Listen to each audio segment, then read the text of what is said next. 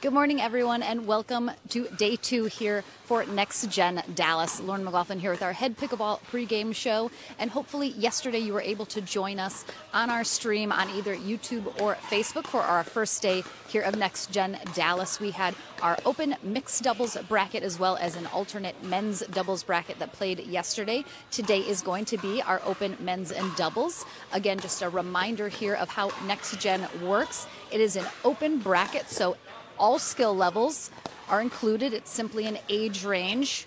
Our youngest, I believe, is 12 here this weekend. It goes up to 23 years old. So all skill levels are combined into that age, into an open division.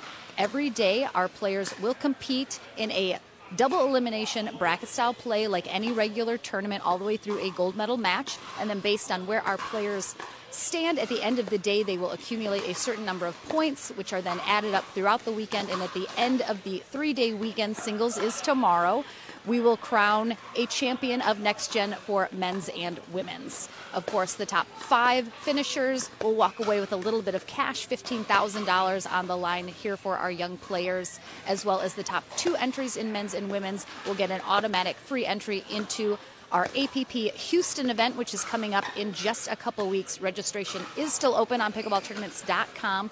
It is a golden ticket tournament, so it's a super big deal. First time in Houston. Definitely plan to join us, and the top 2 finishers here will be joining us in Houston as well. So again, thank you so much for joining us. We are going to get into a quarterfinal match here in our open men's doubles bracket. Our ladies are playing as well, so we'll get them on court today. Don't worry. But thank you so much for joining us. We'll take a short break, and then we're into the action here at Next Gen Dallas right after this.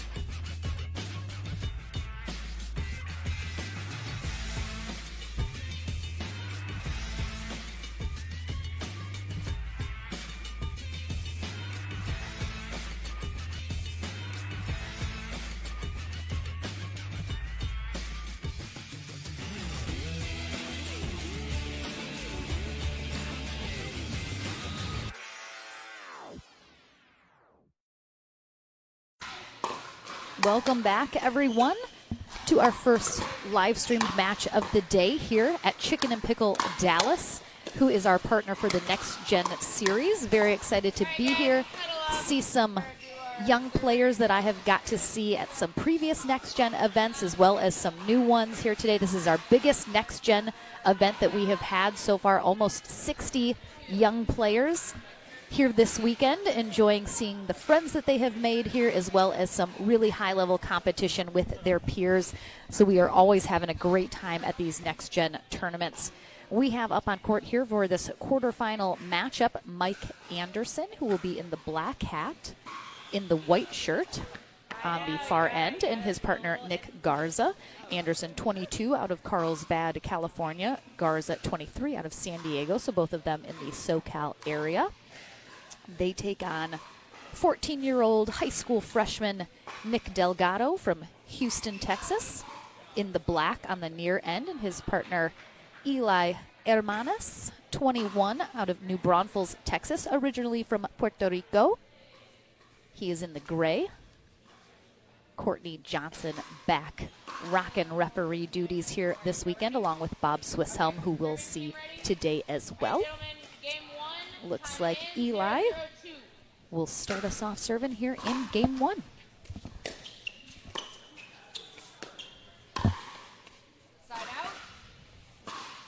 Got to see both Delgado and Hermanas in some previous Next Gen tournaments. Sometimes I can't remember everybody because there's so many, and then I see them again, and I'm excited that they're back because I remember them being great players, and getting to see them play is always super fun.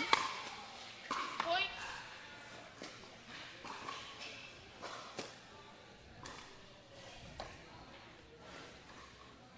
One, zero, one.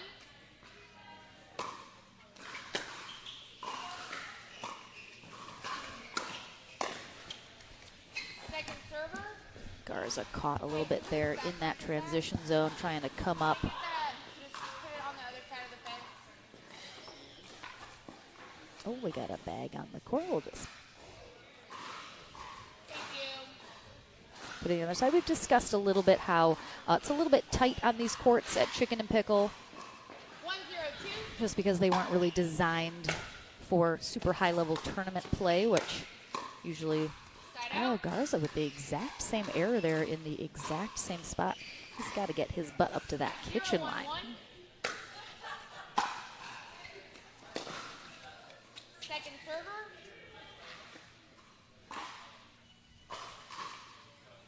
Zero, one, two.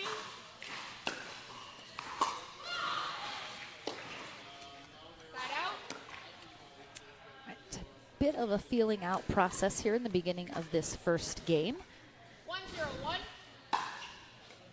Most of these players have never played against their opponents, or if so, very minimally. So a lot of the times that first game is figuring out your opponent a little bit, see what they're trying to do, what perhaps their strengths and weaknesses are.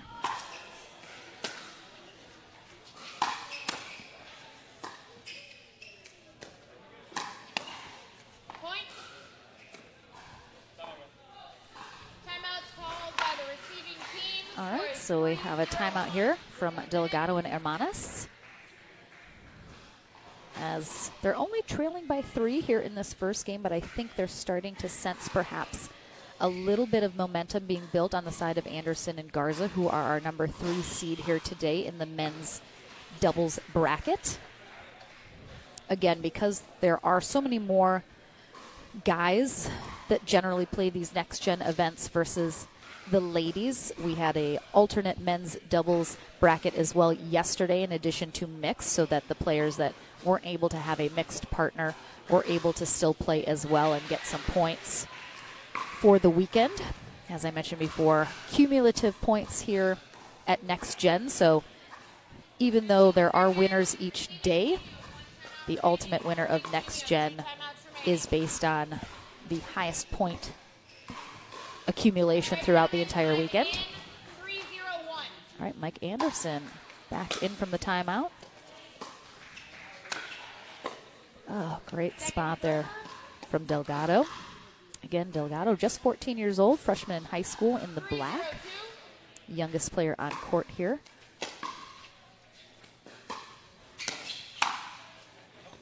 I like that poach attempt from Anderson. Just didn't quite get on top of that ball to keep it down enough. 3-1. Second server.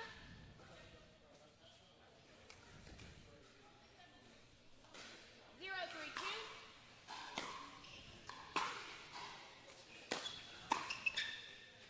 Point. Anderson, Garza mixing up their stack a little bit, but again, Garza just getting jammed a little bit in that upper body. Had his paddle in a bit of a funky position. I think if I'm Delgado and Hermanas, I'm going to have started to notice that Garza is the one making a couple errors, perhaps having just a little bit more trouble. I'd probably target him a little bit here. Anderson seeming a little bit more steady, but we'll see if they notice that or focus on that at all. And again, the lighting indoors is a little tough sometimes. It's not the most ideal situation. Again, Chicken and Pickle's not designed necessarily for tournament play.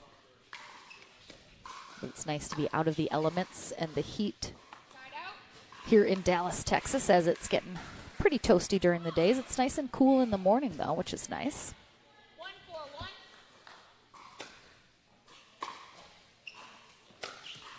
Second server. Hermanas has missed the last couple third shot drive attempts that he's done. And he goes for a drop that time. I think very smart of him. Struggling a little bit with the drive, so switches to the drop. Oh, just long, but I like that idea from Delgado. Up the middle. Just floats it a touch too long. But they are on the board here in game one.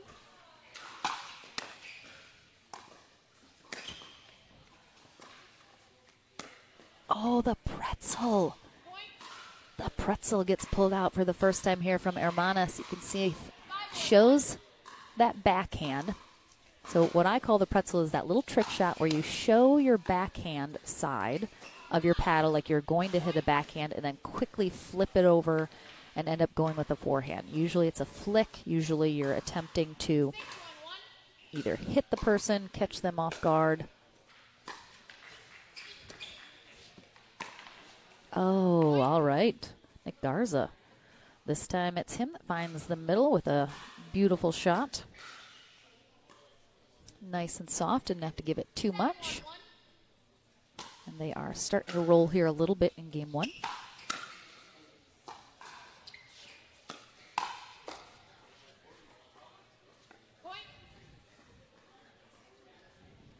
Another pretzel attempt there from Hermanas. Gets the pop up, and fortunately a bit of a miss hit on that attempted put away. Haven't had too many dinks going on in this first game. Not necessarily a very aggressive, fast-paced game. It's still fairly low-key, but not too many extended dink rallies.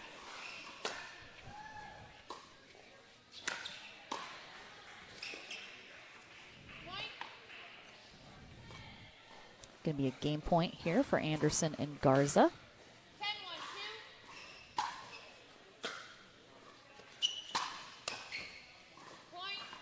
Just a bit of a miss hit there from Delgado will seal the deal here for game one. We will switch ends of the court, take a very short break, and then back into the action here at Chicken and Pickle Dallas for Next Gen right after this.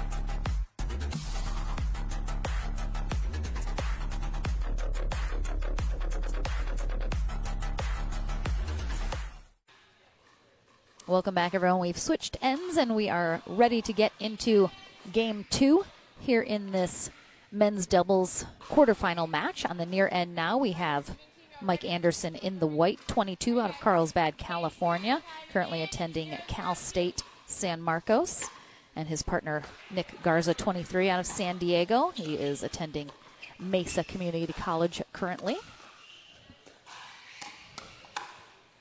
Their opponents are 21-year-old Eli Hermanas, currently in New Braunfels, Texas, but originally from Puerto Rico, and his 14-year-old high school freshman partner out of Houston, Texas, Nick Delgado in the black. Anderson and Garza able to get something going, slowly but steady. Put points on the board in Game 1, ultimately taking it 11-1. I think Delgado and Hermanas had a few too many errors in Game 1. They never really seemed to be able to tighten that up and get into a bit of a groove. We'll see if they can make that happen here in Game 2.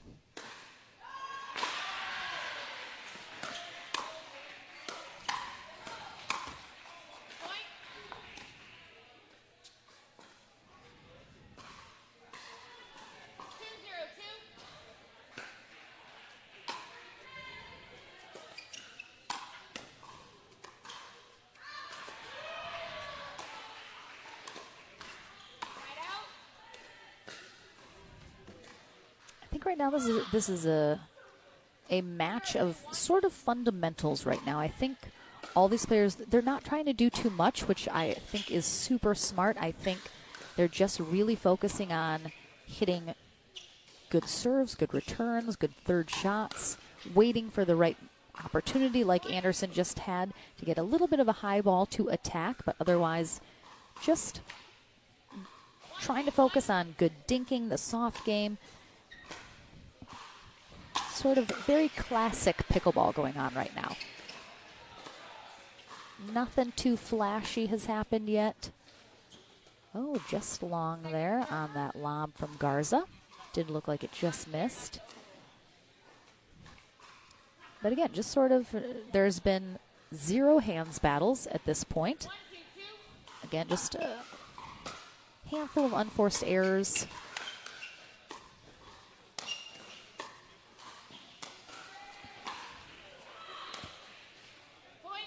It's a little tough.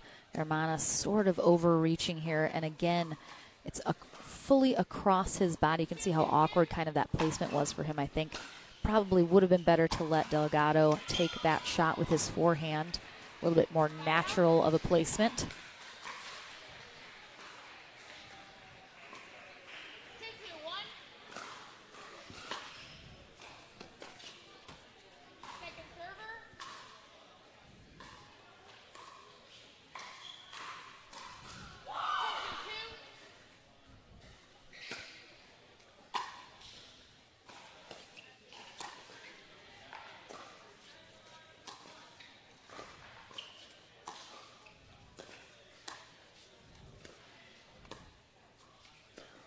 Nice dink in here. Bit of a more extended dink rally than we've been seeing.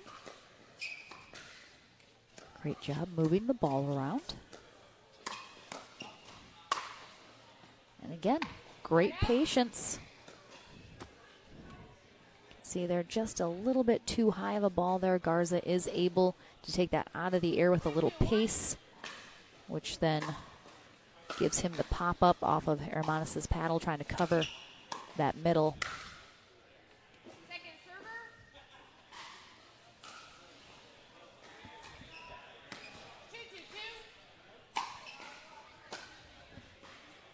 Point. 3-2-2.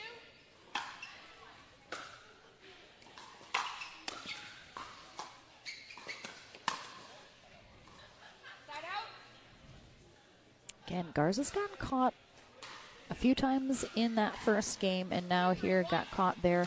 Again, in that transition zone, sort of in no man's land. Oh my gosh, what a pickup from Hermanas.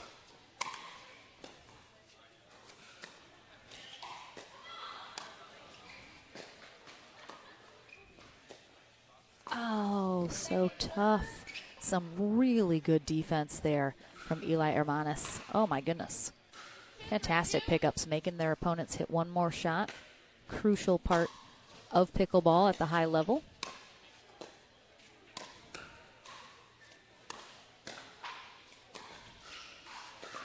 Good resets.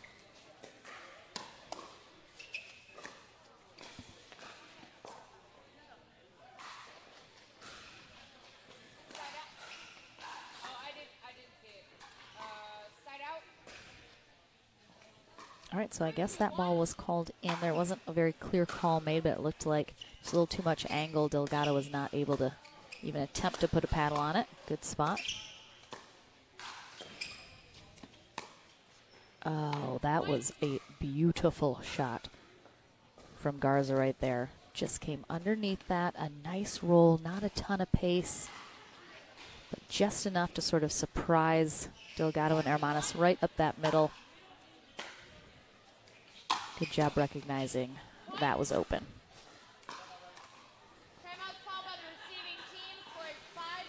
All right, we have a timeout here from Delgado and Hermanis as Anderson and Garza pulling away a little bit again here in game 2. And as I've mentioned, it's just sort of a very slow classic pickleball game right now. But big announcement. Our Mesa Open at the very end of November, early December is now open for registration on pickleballtournaments.com. That is our final tournament of 2022. Beautiful Legacy Sports Complex there in Mesa, Arizona. We have been there 2 times before, and we are headed back again. It is definitely going to be a highly attended tournament, so come and join us. Get out of the cold weather wherever you are. Come join us in Mesa, Arizona for that tournament. Get on pickleballtournaments.com for all the details. Check that out and come see us. Close out the year with us.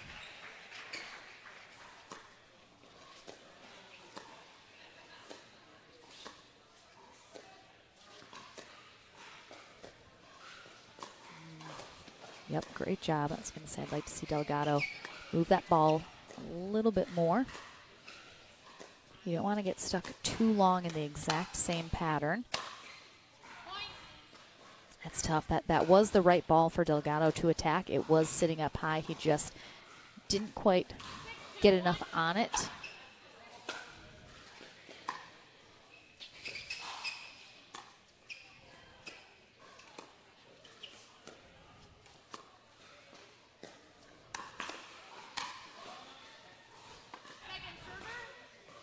Just too open on that paddle face from Anderson with that one-handed backhand attempt. Very flat. Sails that long.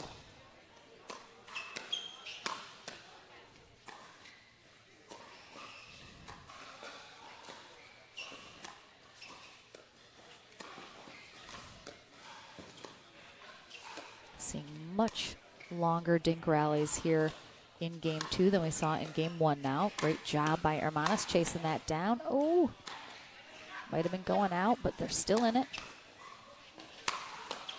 Oh my gosh, what a pickup. Oh, these pickup from Hermanis have been phenomenal. Oh no, they both went for it, and I'm not sure if they pulled back because they thought they were going to hit each other. Yeah, it does look like they both kind of went for it and then pulled back just a little, so they didn't end up hitting each other. That was a really nice rally. Some phenomenal defense there from Delgado and Hermanis. And the score has been a little lopsided here in... Oh, incorrect server there for Anderson and Garza. Tough break, but you've got a good lead here. It's not going to be bothering them too much. Oh, another just beautiful spot there from Garza. And again, like I was saying, the score's a little lopsided, but I don't think the play has been wildly lopsided at all. I think Hermanis and Delgado, unfortunately, have had, if we were going to look at a stats sheet of unforced errors. I think they definitely have more on their end right now. And they've just been in some really good rallies that just haven't gone their way, which has sort of created a bit of a lopsided score. But I think cut out some of those unforced errors, and they're right back in here with a much, much closer score.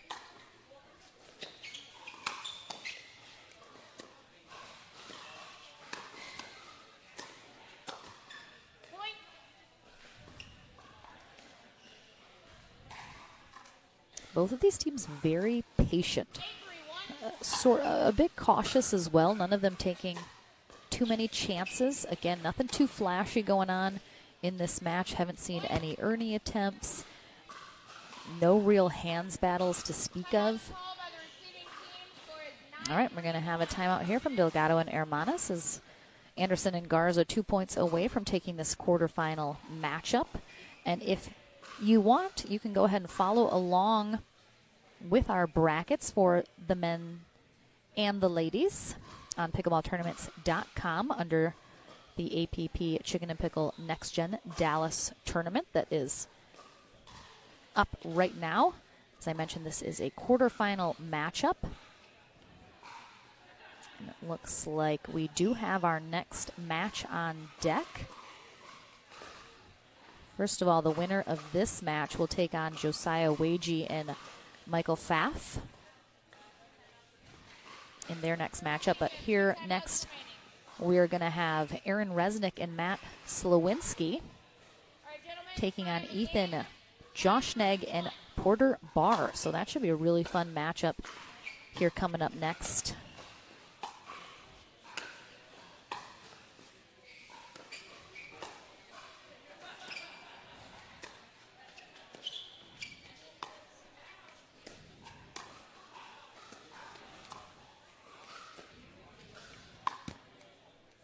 And excuse me, this is not a quarterfinal match. This is a first round match for Anderson and Garza. They had a bye, but this is the second round matchup for Delgado and Hermanas. But coming up next will be a quarterfinal match. Excuse me. Misspoke there as I'm looking at the brackets. And don't worry, we will definitely have some of the ladies' matches here on center court as well, but a match point right now for Mike Anderson and Nick Garza. But they will not quite get it done. Again, saw Garza struggling a little bit with those third shot drives earlier in the match. It seems he's still having a little bit of trouble with those.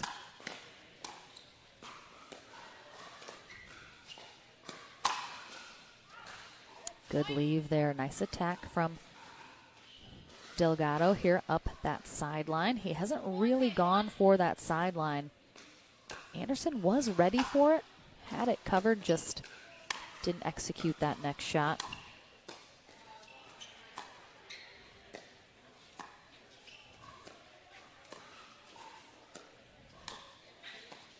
Ooh.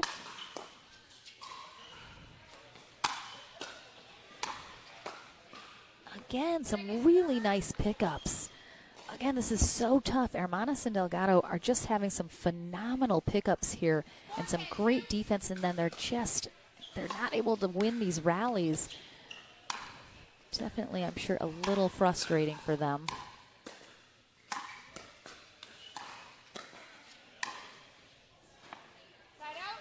Yeah, Anderson doing a good job of being able to keep Delgado and Hermanas sort of pinned in that transition zone.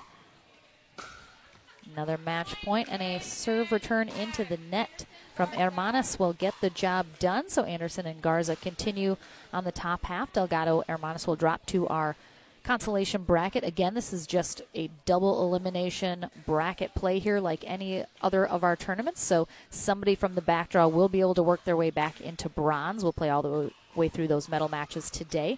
And again, coming up next, Aaron Resnick, Matt Slowinski take on Ethan Joshnegg and Porter Barr. That's coming up in just a few moments. Don't go anywhere. Back into the action here at Chicken and Pickle Dallas right after this.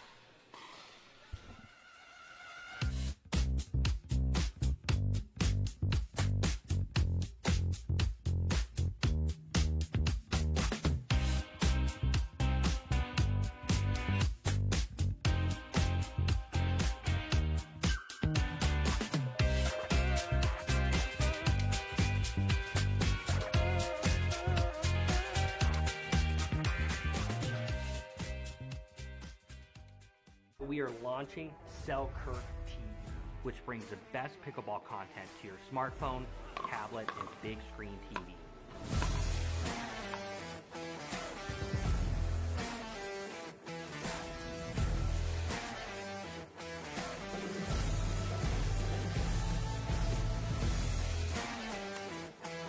This is 24/7 Pickleball, proudly brought to you by Selkirk.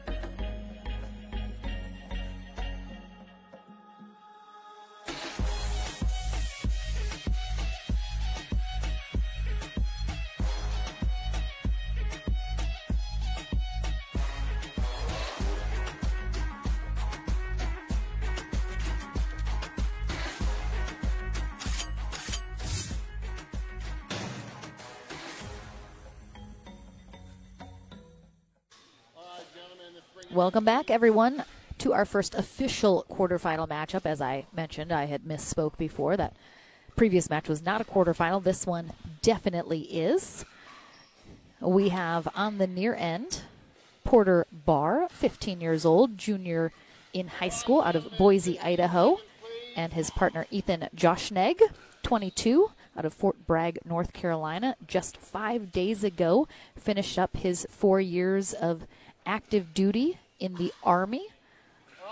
Did one tour over in Poland earlier this year, but his time is done there in the Army, so just a big thank you for his service and glad to have him back safe and sound.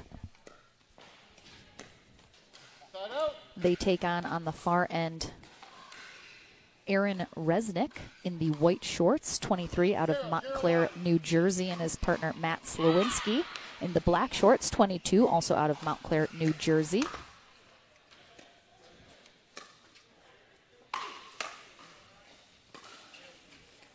Resnick is a lefty, so you'll see him on that right side pretty exclusively, I imagine. Resnick and Slowinski are the founders of the Pickleball Clinic. You may already follow them. One of the biggest groups on Facebook right now. They both played college tennis, started a tennis academy up in New Jersey, and have turned that now a little bit towards pickleball. We are super excited to have a strategic partnership with the APP with the Pickleball Clinic. You can definitely find them on Instagram, or you can look for the Pickleball Clinic group on Facebook. Don't look for the page, look for the group. It is slightly different, but absolutely follow those guys. Tons of amazing content that they are putting out. Put on a lot of clinics as well and sort of expanding that. Resnick played tennis at the University of Maryland with a up-and-coming pickleball pro, Ben Johns. You may have heard of him. While Matt Slowinski played his tennis at Holy Cross. Bob Swisshelm, USA pickleball referee for this match.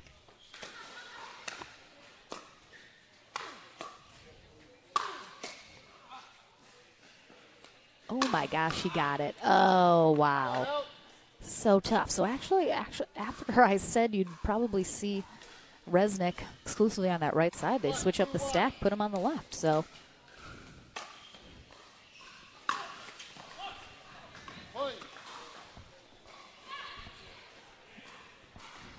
ooh. Thanks, Deej. Thanks, Deej. DJ Young's here. He's the ball boy for the day. All right, so a much, much faster paced game than we saw in the previous match. Going to be a lot of hands battles and speed ups here with these four players. They're looking for a little bit more pace.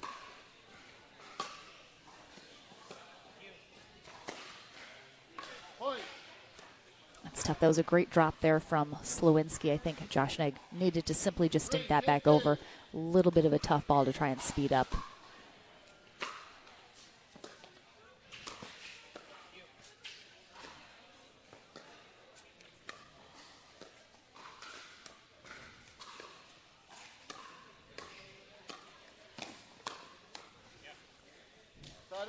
Wow. That was an interesting stab there from Resnick. Sort of made that last-minute decision to take that previous ball out of the air.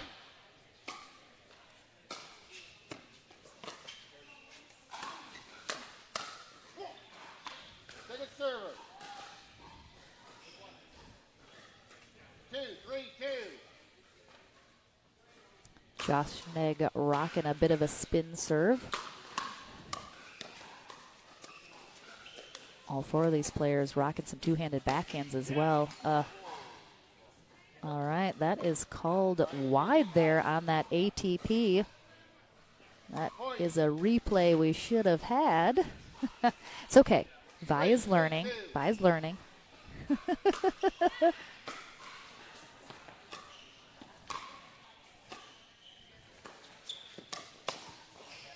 Good attack there from Barr. Putting that sort of at that left shoulder of Slowinski there. Jammed him up just a little bit.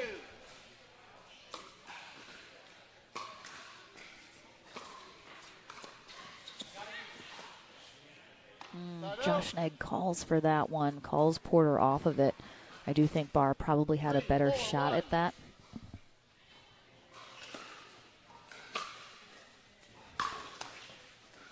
Oh, it almost hit the fan. It's good, though. Slowinski going for that Ernie.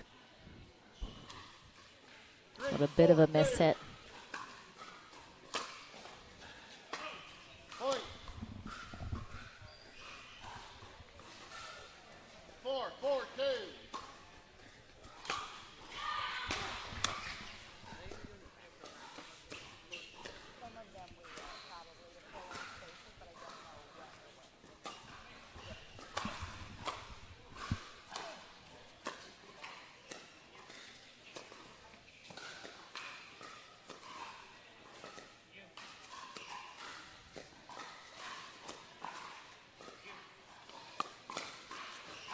Good speed up there from Barr.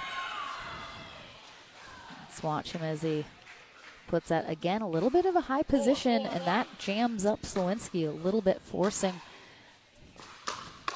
him to put that wide. And again, that time, Josh Negg with a really big drive, and Barr rocking that serve. Again, as long as he can, he's going to do it. To December 31st, everybody. 6-4-1. Gets a free point off of it there.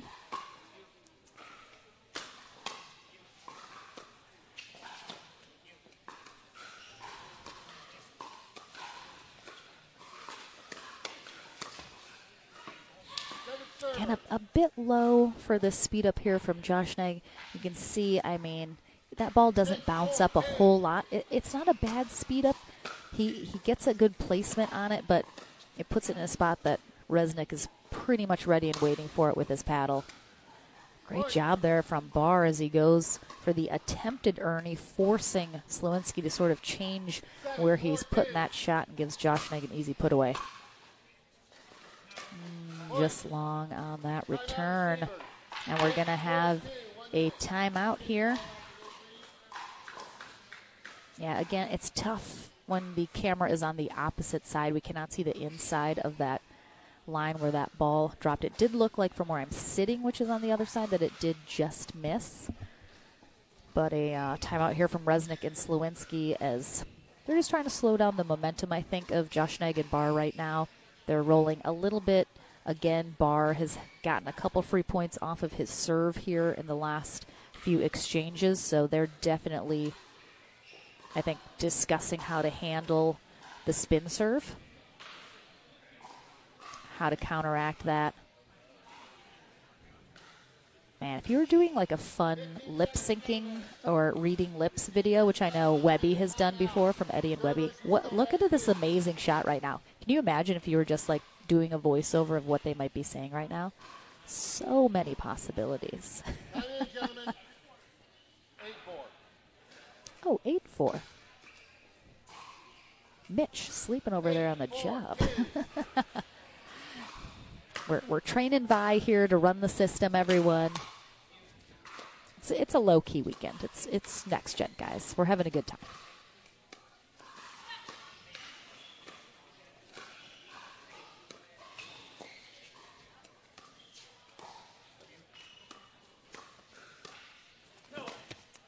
Oh, Barr goes for just a little too much here on this angle.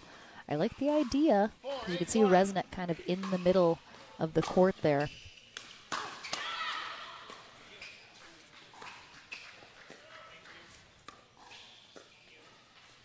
Does look like Barr and Josh Negg are really trying to open up either the middle of the court or those sidelines for a speed up. Really hitting the angles. Ooh, that's going to be long. They're hitting some pretty angled dinks to try and pull Slowinski and Resnick wide, opening up that middle, or they're focusing more on the middle, trying to open up those sidelines.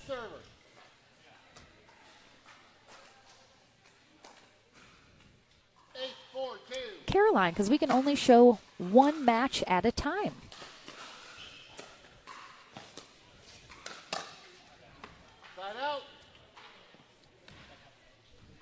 It's definitely hard to show the ladies at the same time as the men when we only have one court.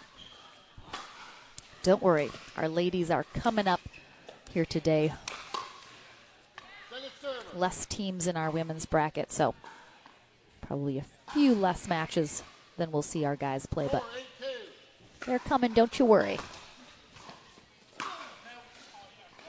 Great lead there from Barr. That ball never even dipped a little bit.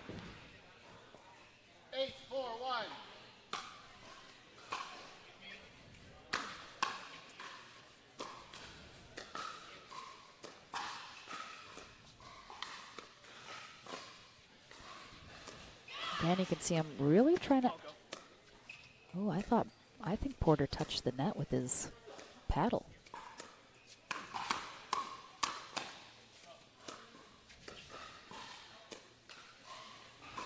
So it looks like they're trying to set up the Ernie. So they might not be trying to open up. I mean, they could be trying to open up the middle as well, but it looks like Josh Negg and Barr are trying to create an opportunity for that Ernie there. Point. 9-4-2.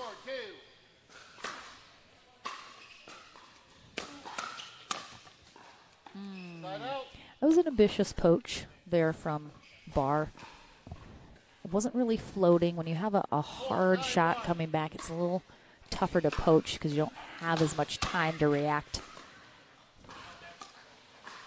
Resnick being a little too tight to that sideline. 4-9-2.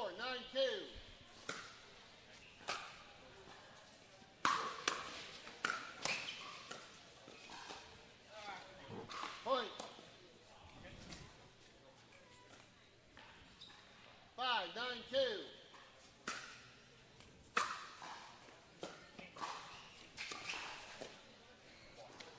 Just a bit of a miss hit there from Slowinski, but a good spot there as well. 9-5-1.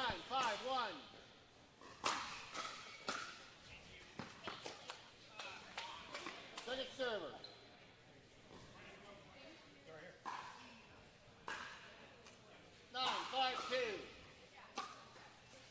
Ugh.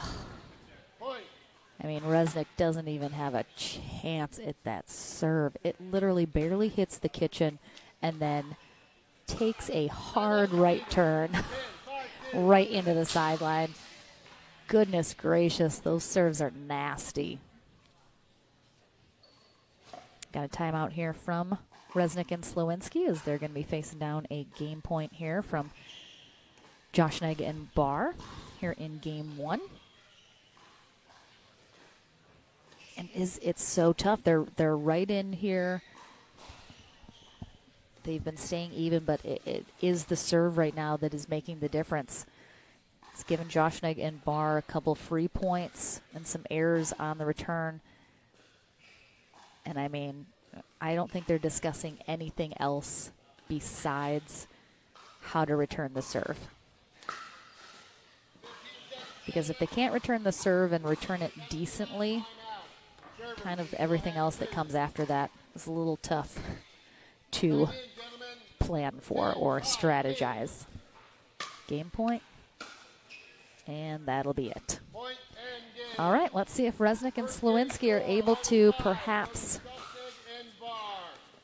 get a better handle on these spin serves in game two. We're back into the action right after this.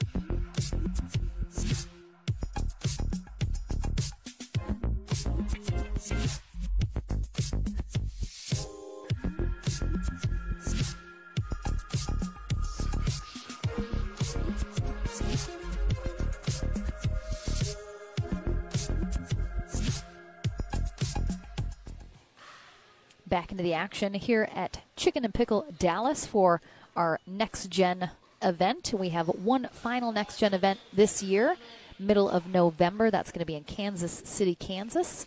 That is open for registration right now on pickleballtournaments.com. If you have a young pickleball player that has not experienced Next Gen yet, got one left for this year.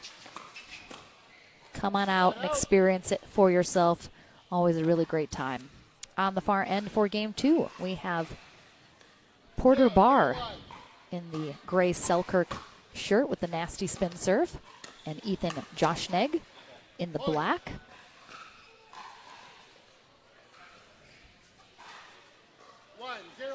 They take on Aaron Resnick in the white shorts, Matt Slowinski in the black shorts. Good spot there from Resnick. They are the co-founders of the Pickleball Clinic, as you can see on their shirt. They have a massive Facebook group, as well as a big Instagram following. They originally started a tennis clinic together and have branched into pickleball now as well, putting on a lot of clinics, expanding every day to meet the demand, but they're doing an awesome job. Happy to partner with them at the APP Tour. 0-1-2. Oh my gosh, that drive from Resnick. Oof. 1-1-2. I mean, it was just...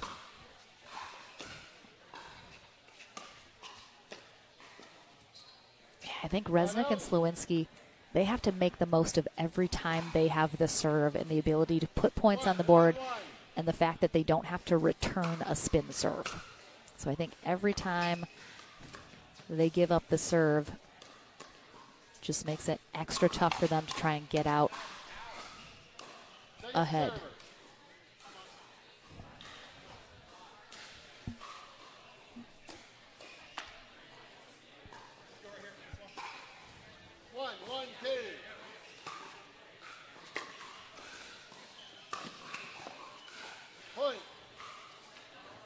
Tough. Slowinski went for a little bit of a fake there. Ended up kind of putting himself a little off balance, I think, with his footing to be able to counter that drive. I mean, that is just a rocket from Joshnegg. Oh, Barr tries to pull back. DJ Young's on it. Ball boy. Oh, yeah, tries to pull off of that one. Ends up tipping him with his paddle. Oh, thanks, Slim.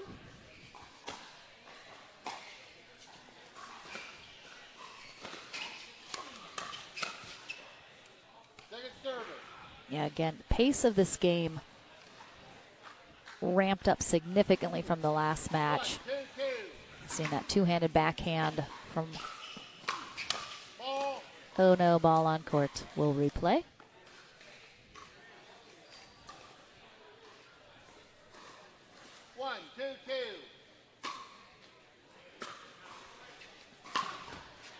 Oh, a little net cord love there for Resnick as that pops up into Joshnegg. Absolutely the Joyful Hermit. I appreciate that name as well. Shout out to Porter Barr Pickleball. Porter has his own YouTube channel. He's making great content.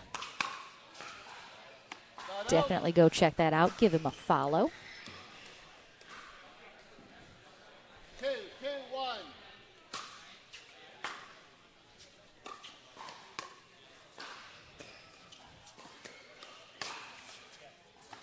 Point.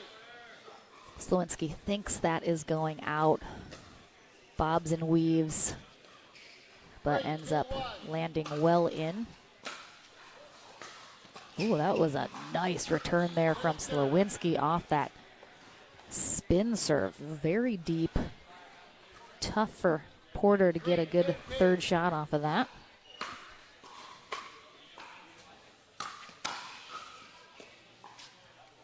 All right, let's see if Resnick and Slowinski can get a little something going here. Get out in front on the scoreboard.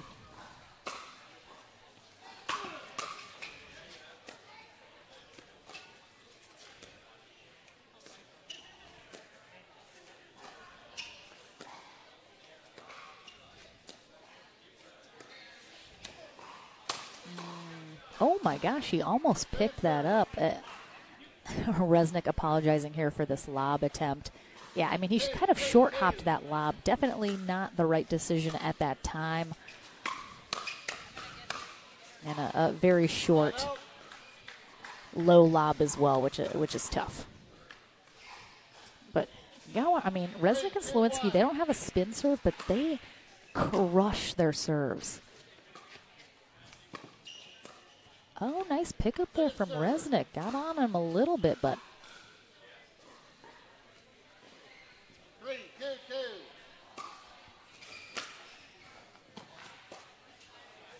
all right. Does seem like Resnick and Slowinski have kind of cracked the code on the spin serves here. They're definitely returning them much better. Oh, and get a free point of their own. Again, watch Resnick here. Doesn't spin the serve, but he just... Oops. It's okay.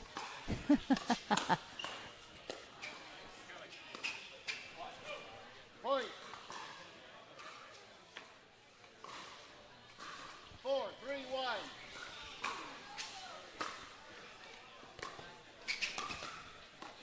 Point. Timeout receivers. 5-3-1.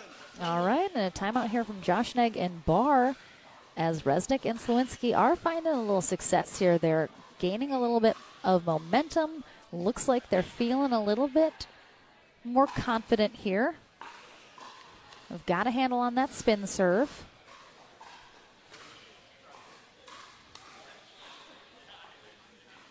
And now it's Josh Negg and Barr's turn to make some adjustments of their own here. Definitely are relying on their spin serve for some success, and when they're not able to get the success they were in game one, they've got to figure out a backup plan of how they want to handle their strategy and play going forward. Receivers, you have 1 remaining timeout. Servers, you still have 2. 5-3. And you are the first server. Time in. 5. Resnick has a smiley face of sweat on his shirt. Does everybody see this? Get a close-up.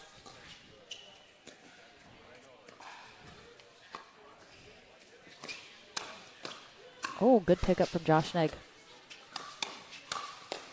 Oh, Slowinski almost picks that up, ends up hitting Resnick in the process. Some good defense here, though.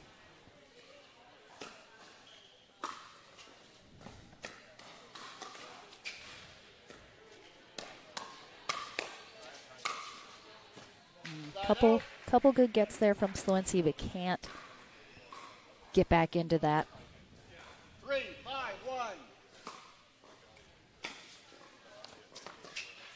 Oh, just a miss hit there from Barr. Look at that smiley face. Look at that smiley face on Resnick's shirt.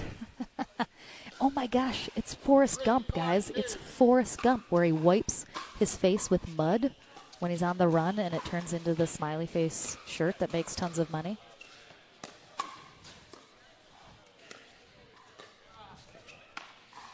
Timeout.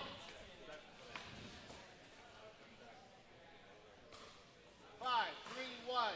Sorry, I will recall. My bad. 5-3-1. What just happened?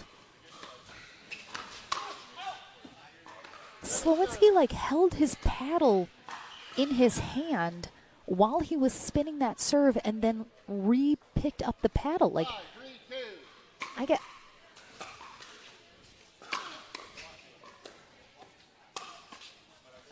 Timeout. I still have no idea what just happened there. I don't know what I saw. I gotta see it again. Hopefully he does it again. That was wild. 5-1.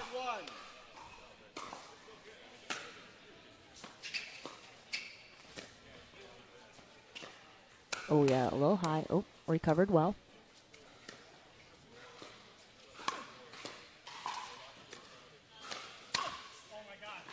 Point. Yeah, Resnick's right there. Got what he was looking for here. 4-5-1.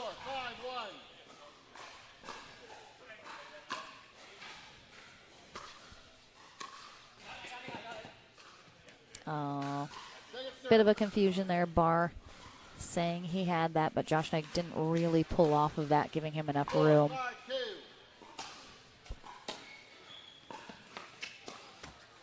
5-2. Wow, so Slowinski actually slices that return, and then the spin off of his return pulled the ball away from Josh Knight, giving him a bit of an issue. Did he do the serve? I missed it. I wasn't looking. Second server. 5-4-2.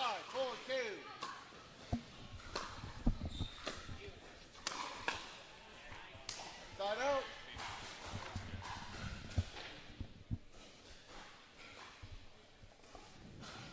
All right, Resnick and Slowinski not able to add to their 1-point lead. Again, he's slicing that return. That seems to be the best way for him to counter that.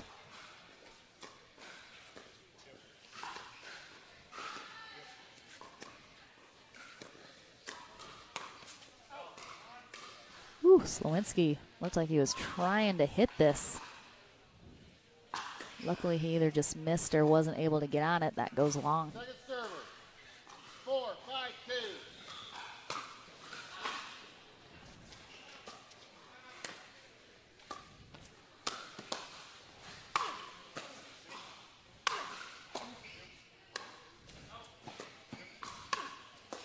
Oh, a tweener, it's good. Oh, wow. Wow, what a great rally. Some really good gets from Josh Knight and Barr to stay alive, and that is Slowinski and Resnick just throwing everything they got at him.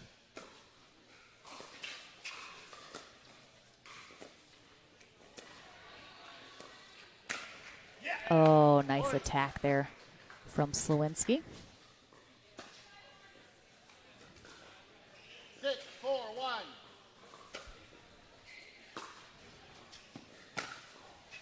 Oh my gosh, Josh Knight thinks that is sailing well long, and it sort of looked like it was. And then just dips down. Oh my gosh, he holds the paddle in his other hand. What? Oh, that was a fierce hands battle there. 7-4-2. Resnick ends up pulling it wide at the end.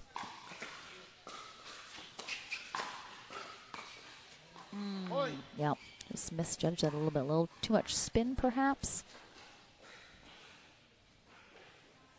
Yeah, just a little too slow on that ball. So just a hair behind.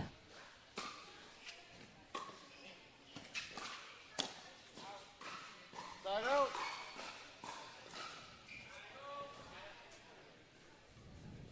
All right, so 4-8-1. they have extended their lead now out front by 4.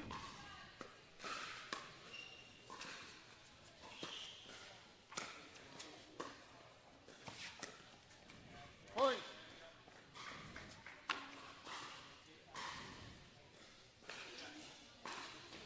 Five, 8-1.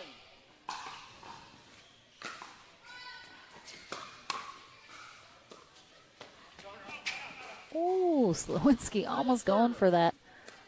Trying to throw himself into the booth here. Lets it go at the last second as he kind of runs around that so he doesn't get hit by it.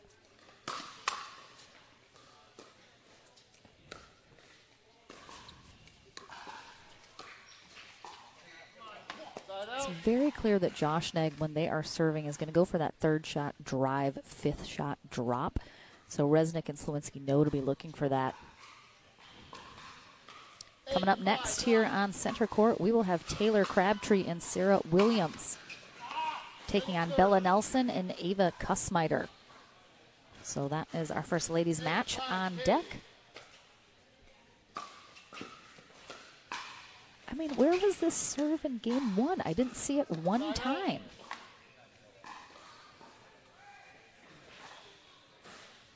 Five, 8-1.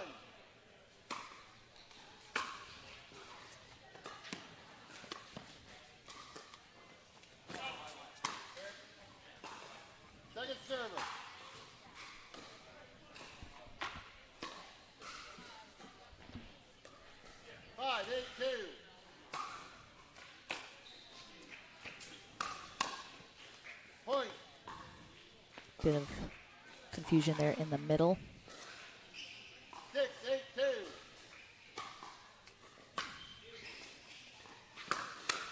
Again, there's the third shot drive, fifth shot drop from Josh Negg. Point. And even though they know it's coming, his drives are so powerful. It's so tough to be able to block them and block them in a good position or to counter them. A lot of times when a drive is that powerful, it's hard to counter it with any sort of pace of your own, simply because it is coming so quickly. It's tough to judge where exactly it's going to be, so just trying to get a good paddle on it is usually what you're hoping for, and to not pop it up. But Josh Negg and Barr back within one of tying it up here.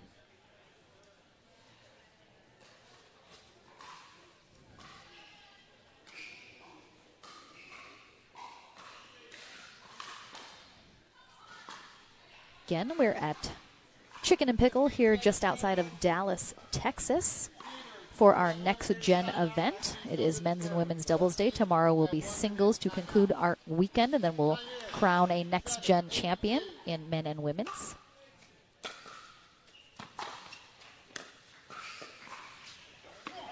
Start out. 8-7-1.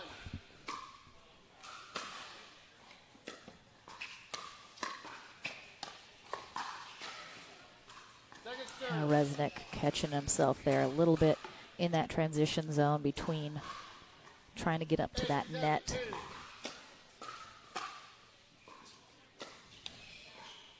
Start out.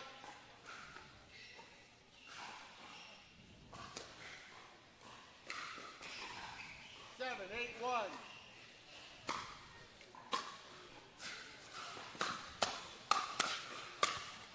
Oh, I like that little shake and bake here from Porter Barr. You can see just kind of commits to that. And, oh, he's right there. He gets exactly what he wants.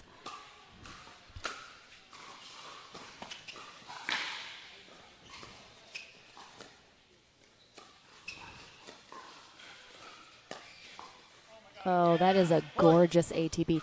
Barr knows he doesn't have a lot of room to work with here, so he waits until the last moment and doesn't do too 8-8-2.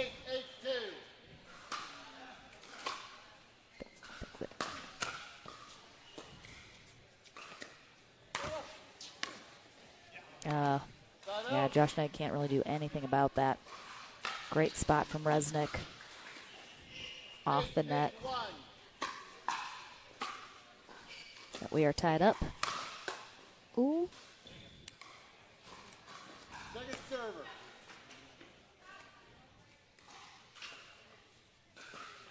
8-8-2.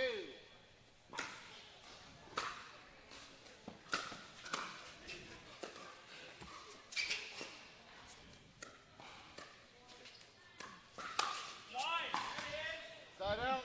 Again, Resnick with the lob attempt, but a very low short lob. And he knows 8-8-1. that that's not going to get the job done.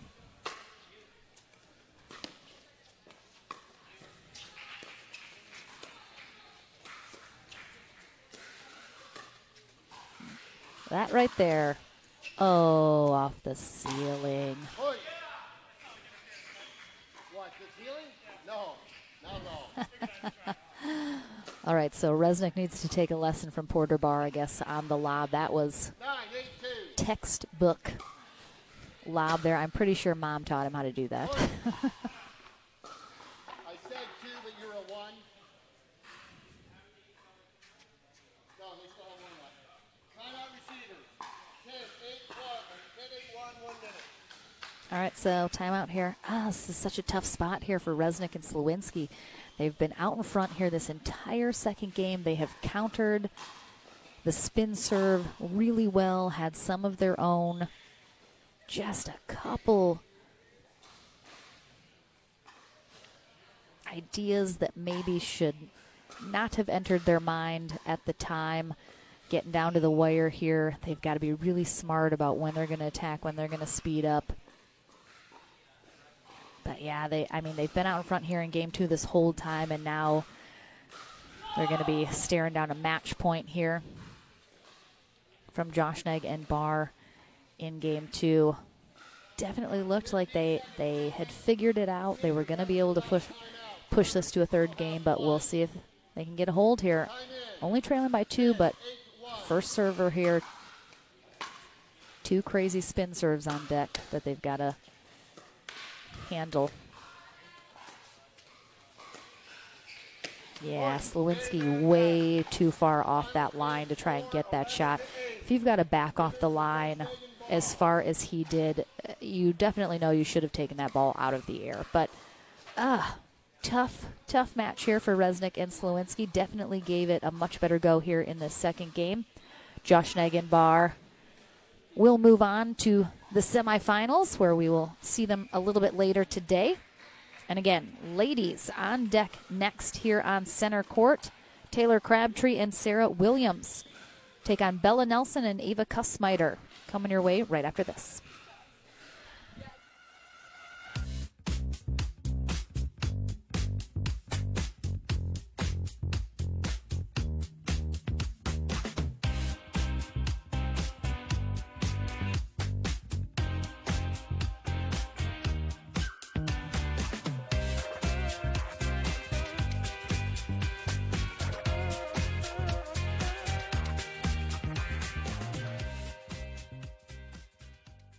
We are launching Selkirk TV, which brings the best pickleball content to your smartphone, tablet, and big screen TV.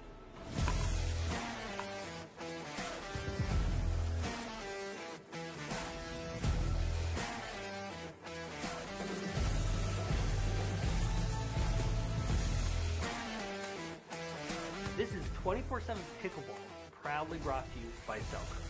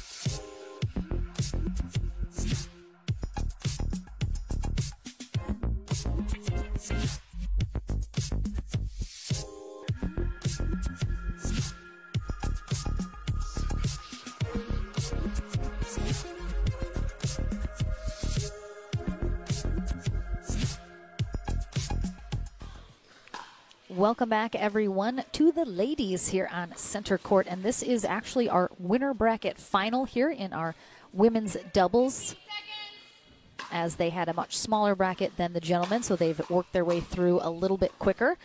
So again, winner of this will head to gold, loser will head to bronze. We have in the blue Taylor Crabtree, in the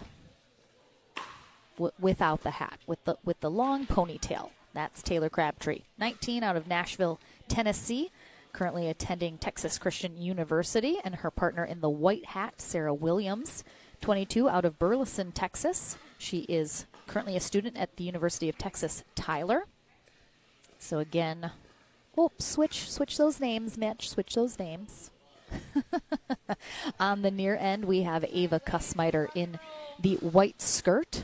That is, yes, the younger sister of Jake Kussmeiter. And Luke is their Jake's twin brother. But she is 22, out of Charleston, South Carolina. And I just learned that she graduated college with an associate's degree at 17 years old. So, girls a smarty pants. Her partner is 16-year-old Bella Nelson, out of Deerfield Beach, Florida, currently a junior in high school, in the white visor.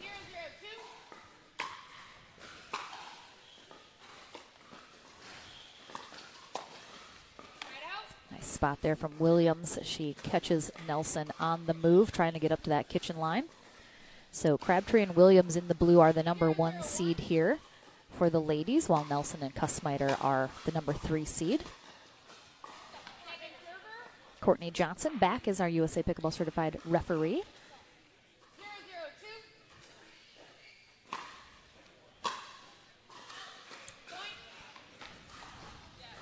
Crabtree and Williams defeating Lauren Mercado and Dylan, a.k.a. Rainbow Champagne, in their semifinal. Very tight third game in that. It was 2-11, 11-3, 12-10. So nice match. Nelson and Kussmeiter took out Riley Bonert and Ellie Smith in their semi, 11-7, 11-1. Nice pickup there from Nelson. Again, she's a little off that kitchen line, giving herself that extra moment of reaction time.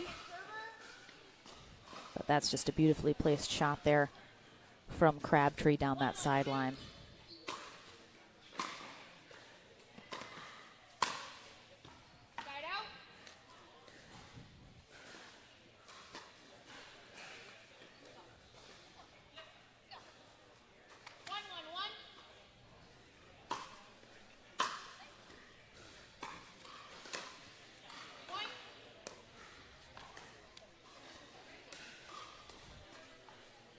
Kussmeiter just needed to get a touch lower underneath that ball to give it a little more roll, a little too flat on that shot.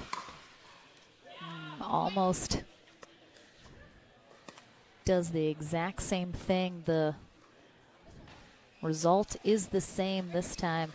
She was going straight up, but again, just a little too flat. Needs to come underneath it as she tries to roll it.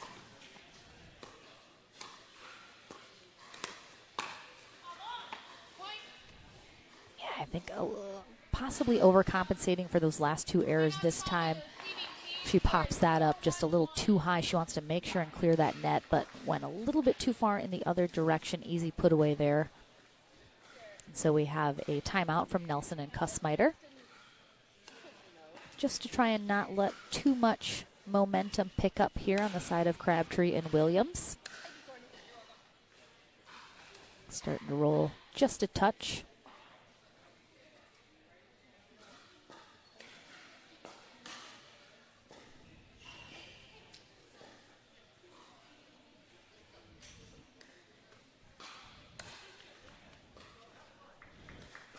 I just want to say, doesn't Courtney Johnson, with her gorgeous face and her beautiful, light, almost silver blonde hair, I feel like she should be an elf in The Lord of the Rings. What do you think, Mitch? I feel like you're a Lord of the Rings guy. Right? Don't you think she could put some elf ears on? Like, Legolas who? Please. Courtney Johnson's where it's at. You are. I'll recall the score. That was a random tangent. I apologize. It's next gen. It's a little more relaxed. We have fun here. Oh, great get from Kussmaiter. Oh, so tough. Nelson's there. I want to see her hold steady a little bit more here. You can see she jumps a little bit and kind of shifts her weight backwards as she's going for that.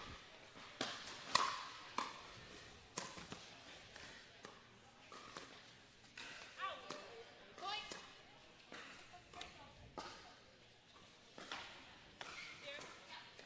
6-1-1.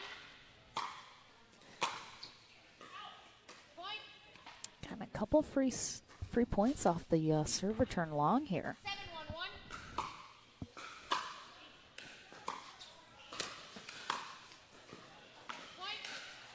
It's tough. Nelson lets that one sail by, thinking it's going out, but catches that back corner. And Crabtree and Williams definitely feeling good, feeling confident here. They're just hitting the shots they want to. It just seems like Kussmaiter and Nelson, they're feeling a little pressure, a little frustration that things are not really working for them. They've had some errors. And sometimes when you're trying to correct those errors, you can go a little too far the other way, or it can make you tense up a little, play a little tighter, which then creates more errors. So, of course, not what you want to do, but it's so tough. It's so tough when things are not going your way to be able to still play loose, try and shake that off, and simply get back to playing the game you want to play, hitting the shots you know you can hit. So much easier said than done. But a second final timeout here for Nelson and Kussmaiter as they're going to try to do just that. Shake off everything that has come before. They're still in it here. It's not done.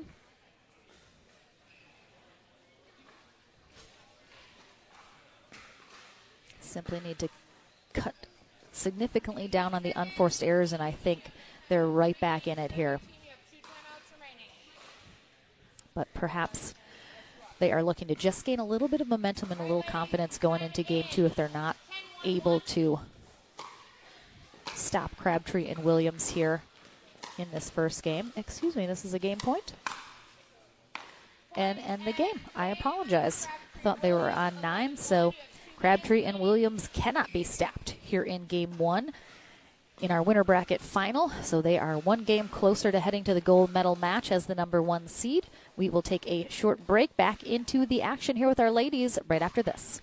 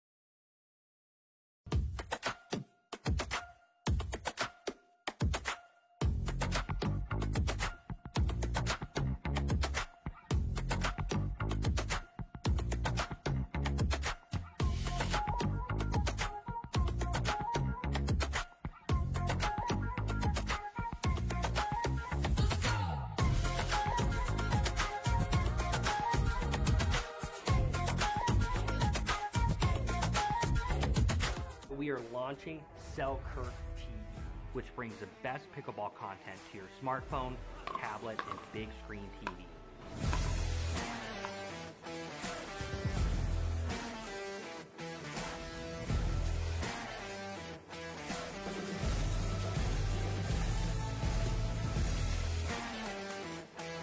This is 24/7 Pickleball, proudly brought to you by Selkirk. Back into the action here for our women's doubles winner bracket final. On the far end, we have 16-year-old Bella Nelson in the white visor and her partner, 22-year-old Ava Kussmaiter. They take on Sarah Williams in the white hat and Taylor Crabtree with the long ponytail. Crabtree and Williams rolling fairly easily in game one into the second game. Nelson and Kussmeiter, I think, just plagued with some unforced errors that they can't have if they want to be competitive in this match. So we'll see if they're able to cut those down significantly here in the second game.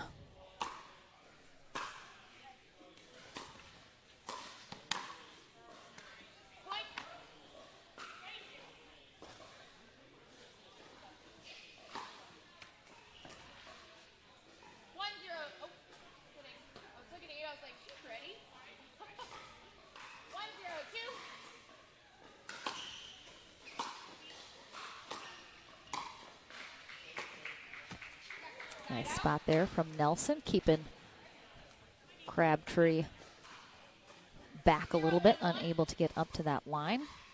Let's see if they can convert now on their serve. Just a little high on that third shot drop attempt from Nelson. Gonna try and keep that down just a little bit, not allow that to be taken out of the air.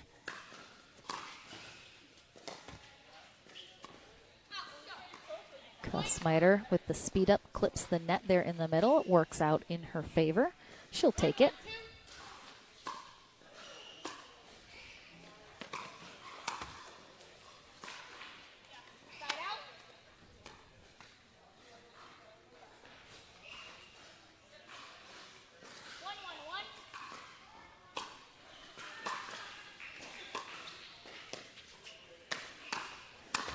Oh, great dig there from Nelson after that pop-up here from Kussmeiter. Short hops that, sends it up. She knows they are in trouble, but Nelson staying steady.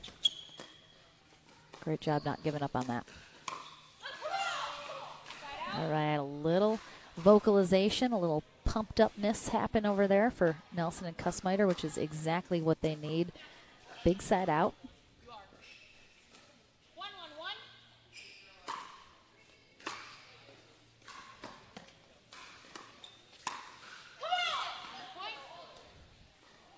All right, they're finding some success now. This is exactly what they needed to do here in this second game. Playing very confidently. They're hitting some great shots, which is then building their confidence even more. Seeing some good body language.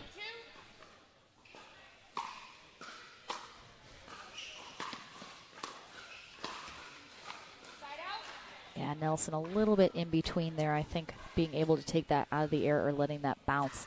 Bit of an awkward spot.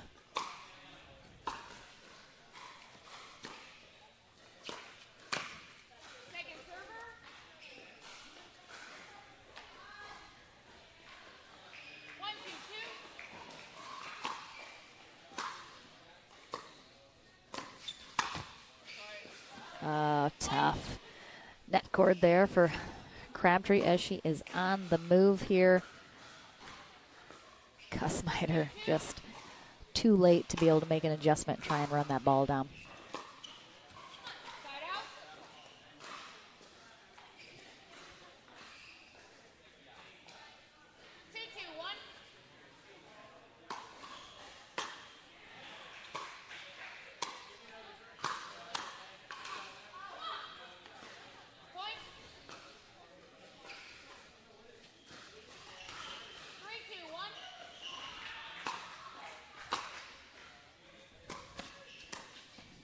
Nelson getting a little close to side-arming that serve, but again,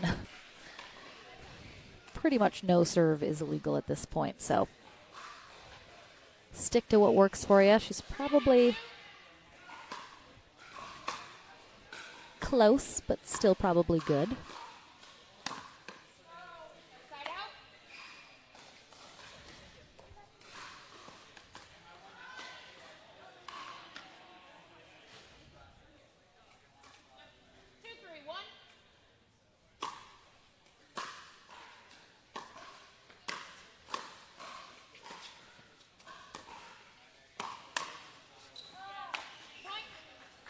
Nelson's there for that shot, but saw Kussmeiter out of the corner of her eye attempting to go for that as well. Ends up pulling back And then neither of them get a paddle on it, unfortunately.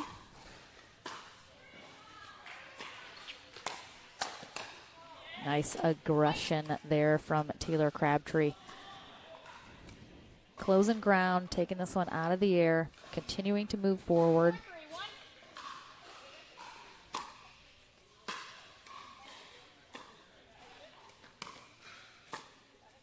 Nice pickup.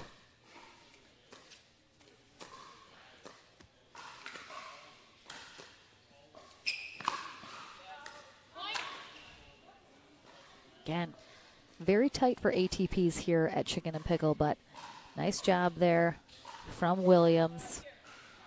Goes right at the body of Nelson. 5-3-1. That's just going to go just long on that serve. That's tough. I mean, Nelson and Kussmayer had a lot of momentum in the beginning. It has sort of faded now. Oh, but Williams is definitely letting that go. Would have been out, but I think she got caught a little bit about not knowing where exactly on the court she was.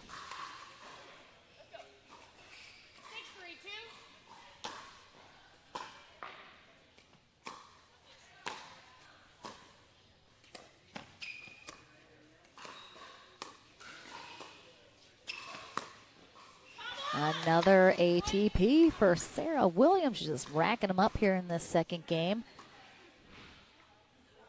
This time does not hit Kussmayer, but is able to float that to that back corner. She's very patient, though, on those ATPs. Side out. Perfect spot there from Nelson, right at the feet of Williams. 3-7-1.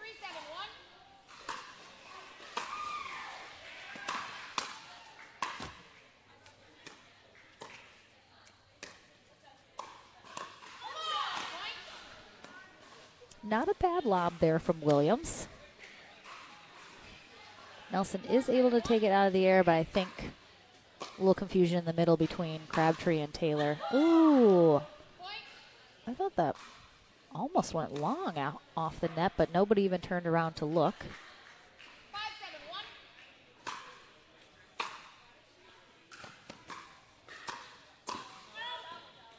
Yeah, it's really tough. Kussmayer has had success sort of driving that third and closing the net on the fifth, being more aggressive as well.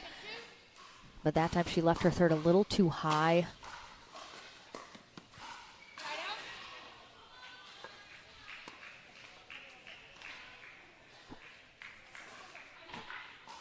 7-5-1.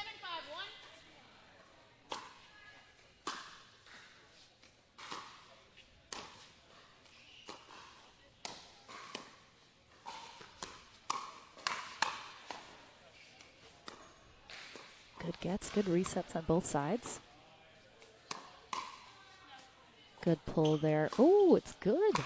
I thought that was, I mean, Crabtree definitely thought this was going out. She's done. It ends up hitting the line. She's got that paddle behind her back. Way to stay ready, though. 8-5-1.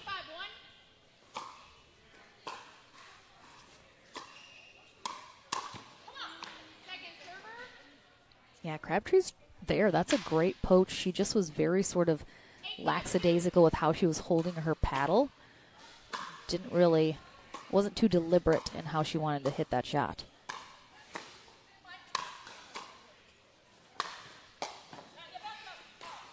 Side out. Nelson off the court. Well, I mean, nice step over that kitchen line. Great court awareness of where she was and not stepping on that kitchen line at all. 5-8-1. Point.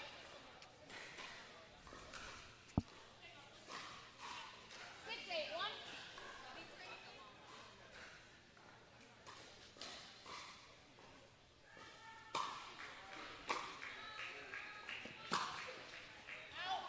Second server. Sails just long. That wasn't terribly long here. This third shot drive from Kussmayer. Yeah, maybe only an inch or so past that line.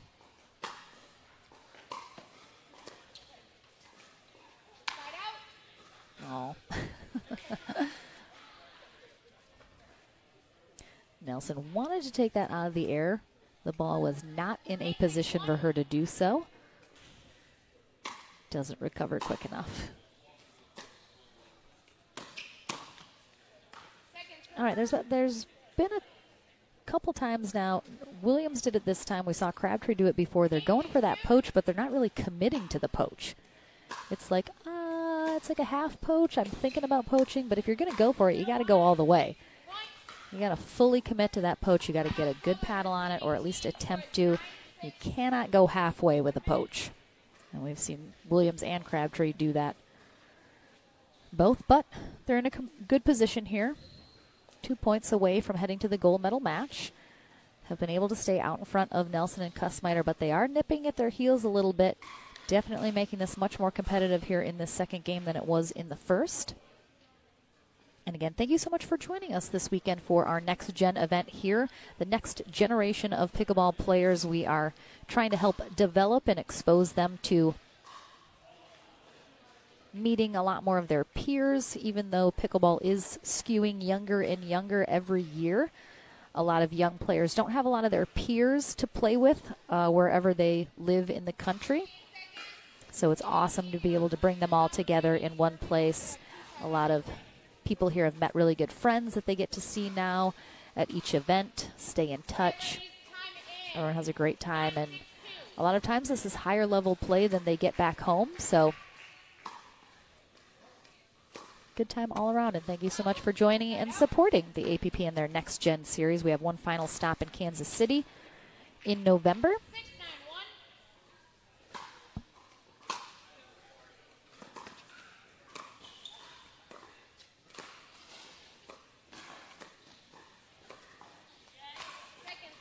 Kussmayer doesn't really get a lot of roll or spin either way on her dinks. They're very flat. So she's got to be careful if she doesn't get underneath them enough and create enough lift and kind of arc over the net. She ends up being a little too flat and putting those into the net because she doesn't have that top spin that a lot of players do on those dinks. Oh, great drive there.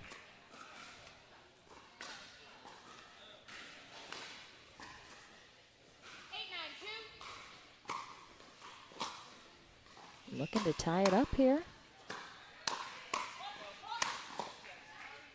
Great job. Crabtree just kind of staying out of the way, letting Williams take those forehand putaways in the middle. Big side out for them, maintain a 1 point lead.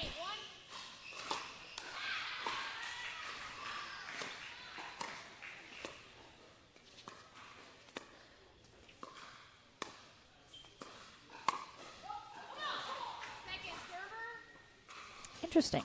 Crabtree and Kussmayer having a straight up dink exchange there.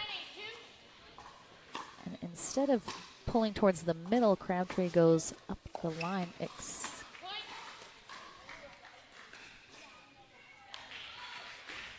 But they have got themselves a match point here now.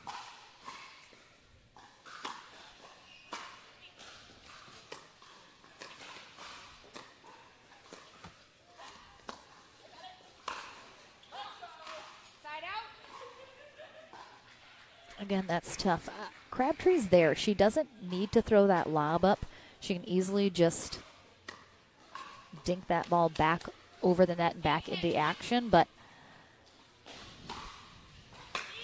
not a bad time for a lob as your opponents are up at that kitchen line sort of leaning forward. But I think when you have a match point, that's a risky move. Didn't necessarily pay off for them. Good blocks.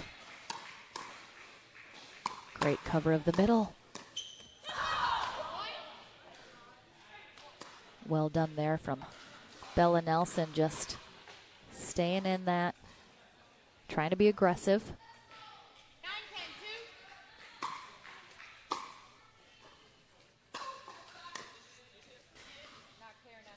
Did look like that just missed on that back line. Tough to see, but I do think that was probably the correct call.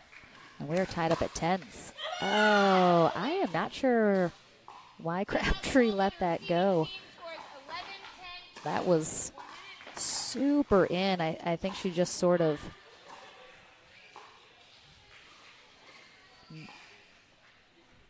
maybe instinctively knew that Kussmaiter has hit several shots long, gets a hold of them sometimes a little bit too much, was expecting perhaps that one to do the same.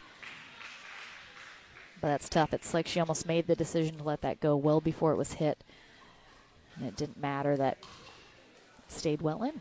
So it is going to be Nelson and Kussmaiter just hanging in here, hanging tough.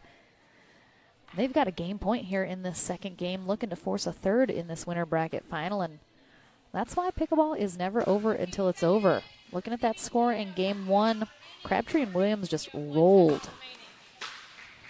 But Nelson and Kussmaiter fought back. They didn't give up. They mixed up some strategy, cut down those errors, and now let's see if they can force a third game.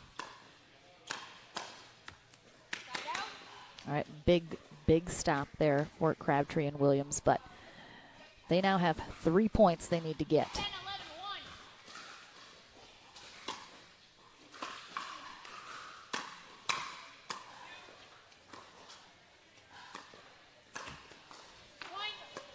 And again, you see a lot of, especially on the women's side, that two-handed backhand coming into play. Occasionally, there's a player that does not use it, and that player in this match is definitely Sarah Williams. She is pretty much a strictly one-handed backhand player. I suspect she does not have tennis in her background due to that.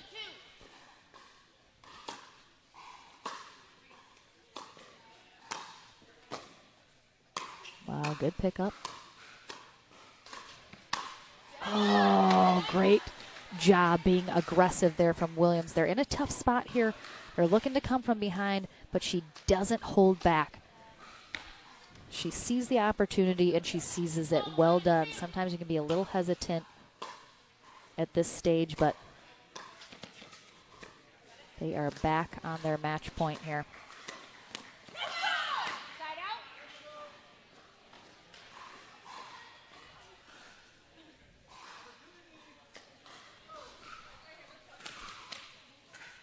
11, 12, 1.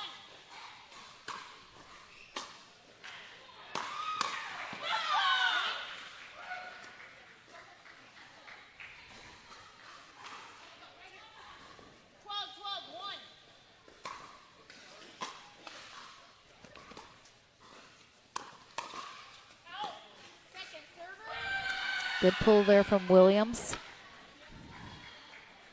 Takes the step back with the forehand. 12, 12, 2. Nelson blocks that wide. Side out.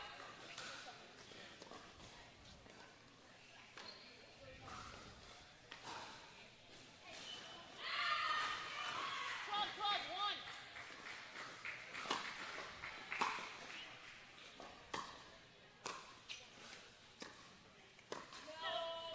Oh, interesting. I think that was a just confusion in the middle there between Nelson and Kussmaiter. That is so tough at this stage. 13, 12, 1. Still on first server and back to a match point. Second server.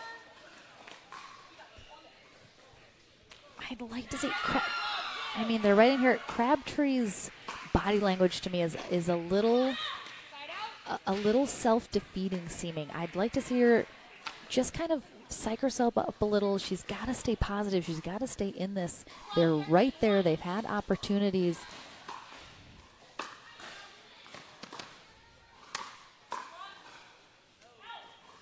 Good lead there from Williams as that sails wide. 12, 13, 2.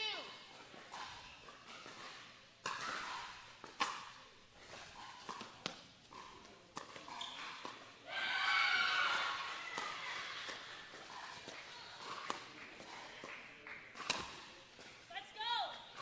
Side out. Luckily for Crabtree, she clips the net. I like the thought going back middle with this attack, but clips the net, just stays in. Perhaps that will give her a little boost of positivity here to try and close this out.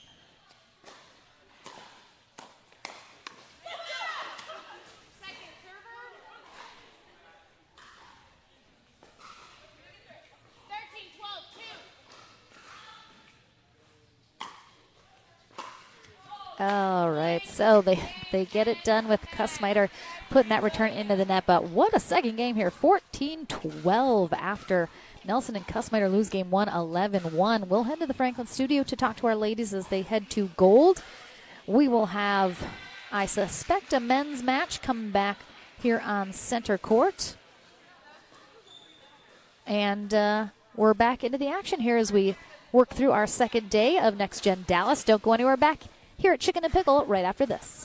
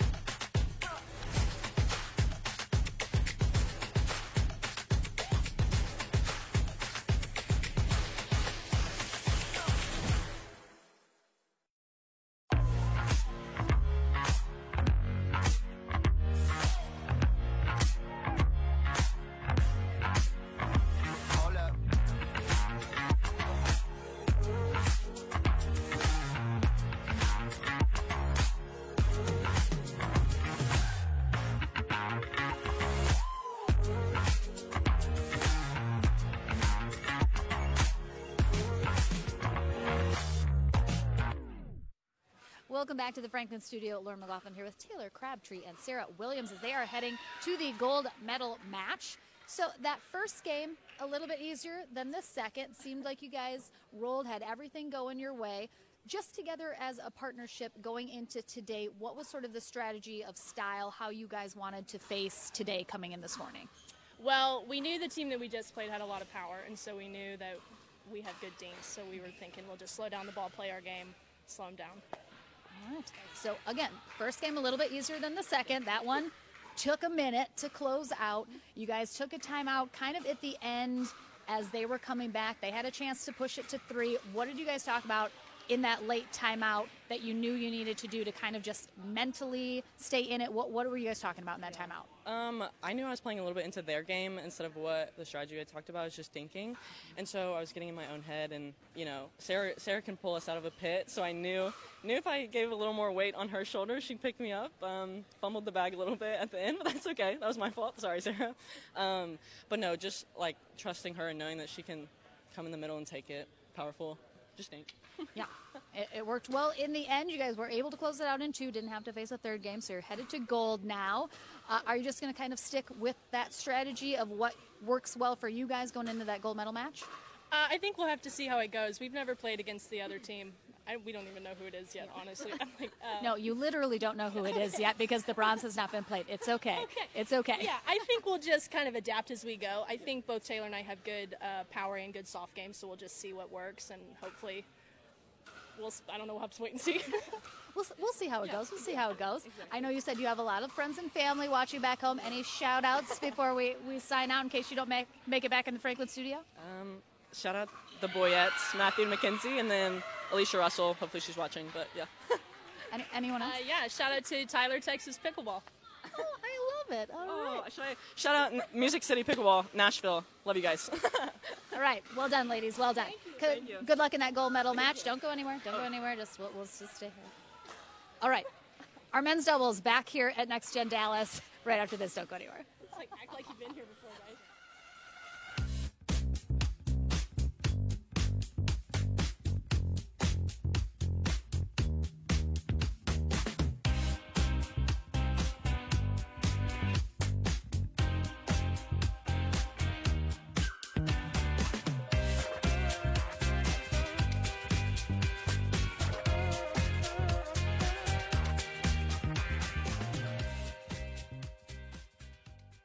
We are launching Selkirk TV, which brings the best pickleball content to your smartphone, tablet, and big screen TV.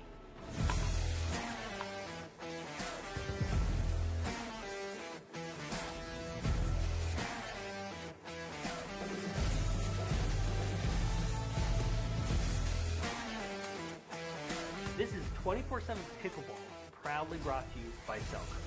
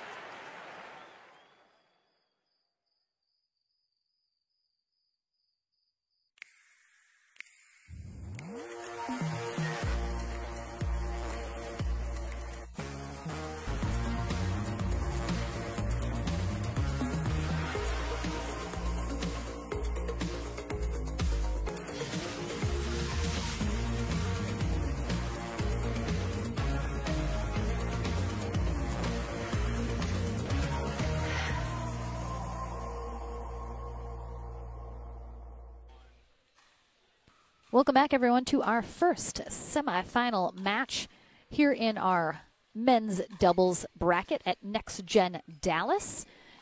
We just had our ladies winner bracket final, and now we are getting close to the end of the day, working towards that winner bracket final in our men's.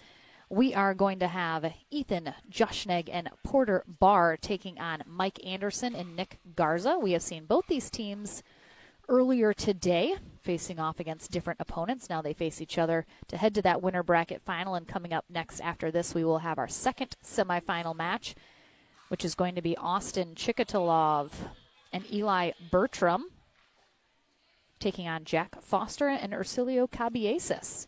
So that's coming up next. Winner of this will face the winner of that in the winner bracket final.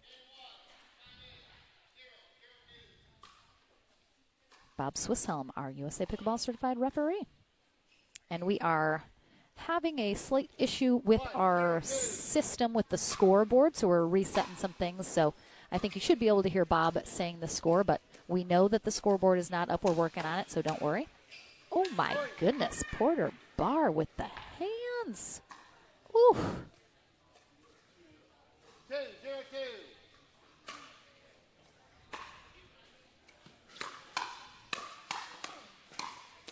Oh, some quick hands already out of the gate. Looks like Mike Anderson's doing a little air traffic control, telling his partner Nick Garza which way that spin serve is kicking.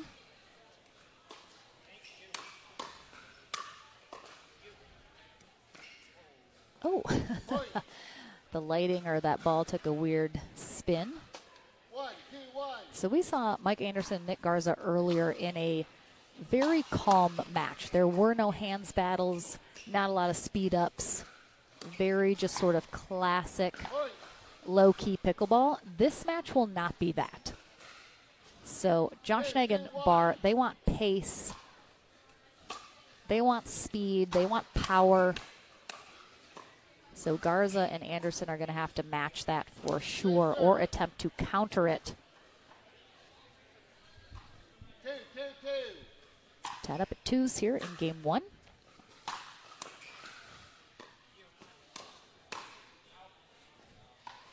While we're working on that scoreboard, can you guys, if you're in the chat on the YouTube stream, will you just let me know if you can hear Bob calling the score? I apologize, I am kind of talking over him, but can you hear him?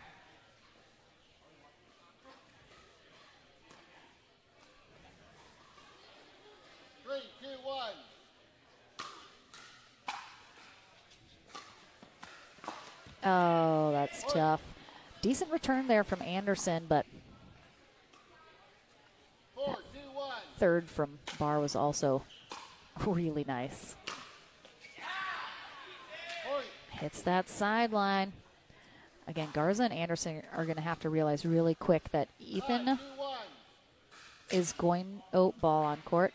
Ethan is going to be driving his third shot every single time. Every single time. Oh.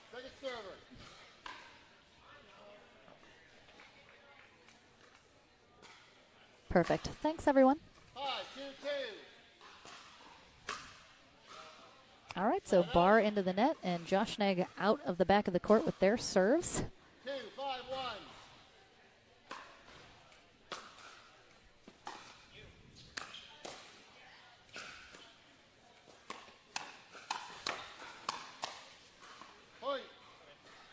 So it looks like Garza and Anderson trying to slow it down just a little bit here. 5-1.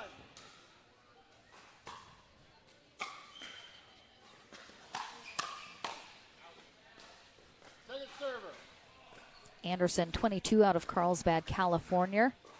California? Or California. Created a new state. 3-5-2. Nick Garza, 23 out of San Diego, California. So both of them in SoCal know each other from there. Side out. And just so everyone knows, in our about 60 players that we have here at Next Gen, we have 22 different states represented amongst the players. So that is pretty cool. Well, that's going to go a little long. Ethan Josh Schnegg, 19 years old. Excuse me, 22. Out of Fort Bragg, North Carolina. Just completed his 4 years of active duty in the Army.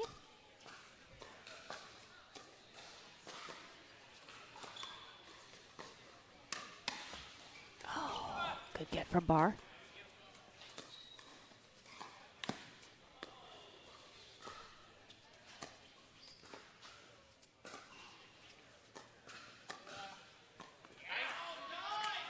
Point.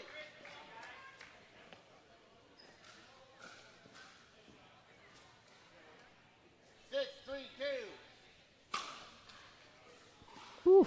All right. That out of control serve is getting a little more out of control. 3-6-1.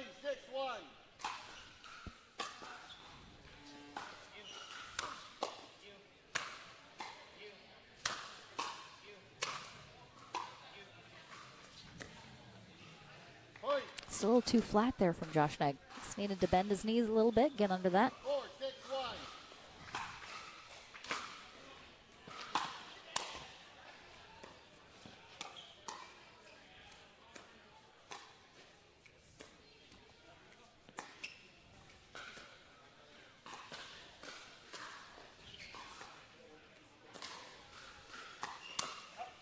Oh, Garza gets tagged there. That's tough. I'd like to see Anderson and Garza stay in that slow game as long as they can. I'd like to see them wait to see if Barr or Joshnegg is going to have an error or create a pop-up. I don't want to see them speeding it up prematurely because the hands of Barr and Joshnegg are so fast. Their reaction time is so fast and they're so powerful with those counters. If you're not sure you got a good chance of winning that hands battle, don't start it. Ace right there for Porter Barr. Mike Anderson with the big eye roll. Second server.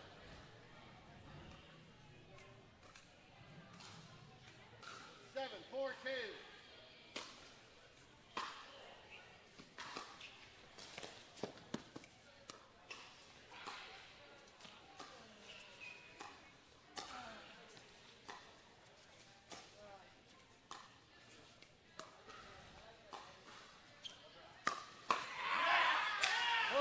Nice ATP there from Barr.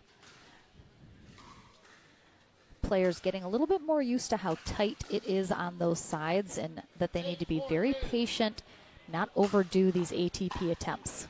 Having a little more success today as the players are adjusting. Good pickups.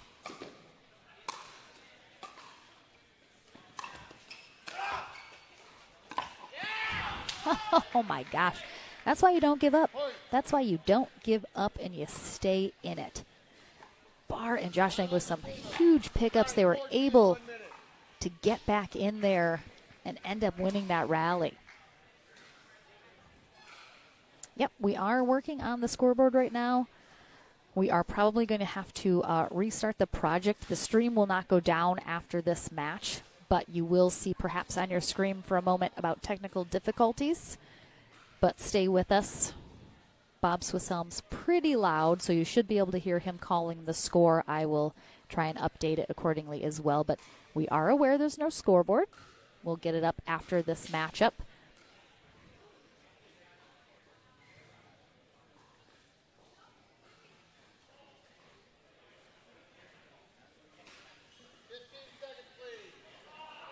Receivers, you have one remaining timeout. Servers, you still have two. Yes, you did. Time in, gentlemen. 9-4-2. All right, 9-4-2 here in game one of the semifinal. Side out. Good side out coming out of that timeout. 4-9-1.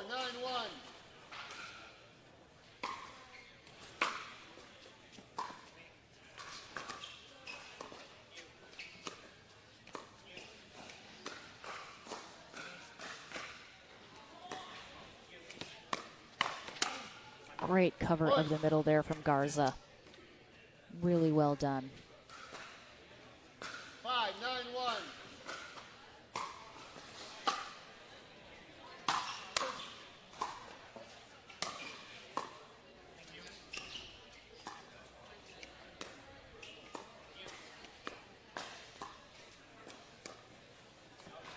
Point. See, that is what Garza and Anderson need to do. Stay in that slow game, wait for an error. 6-9-1. 6-9-1.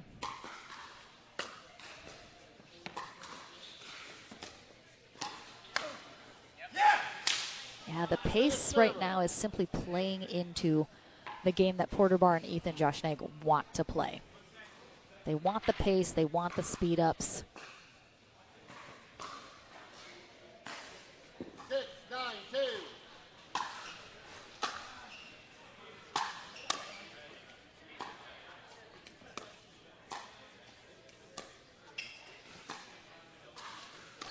Oh, Porter Point. thought that Ethan was taking this. They both just laid off of it. Tough 7-9-2. break. Especially when it gives up a point. A little too much on that lob. Timeout receivers.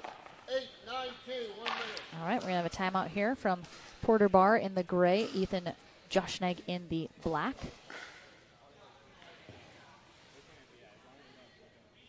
Mike Anderson in the white, and Nick Garza in the blue on your screen behind Bob are within one of tying it up.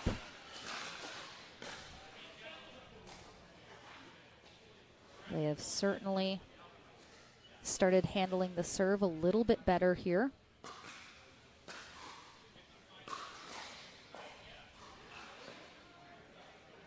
Seems they're recognizing that the slow game is the most beneficial to them. Again, sometimes when you have players like Joshnag and Barr who want the pace, it's tough to get them into the slow game, which is why those drops are so important. You got to have good third shot drops, fifth shot drops.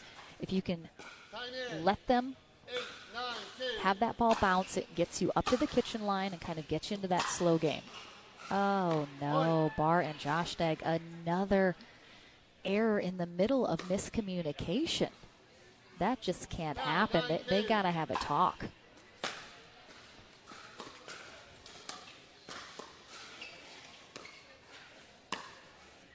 Oh, just misses it. It's a great spot. Garza's had success with that all day. 9-9-1.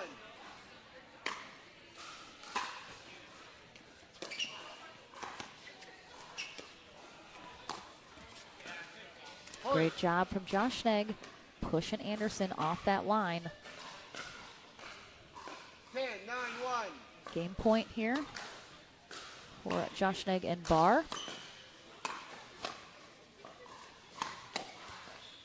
Second server.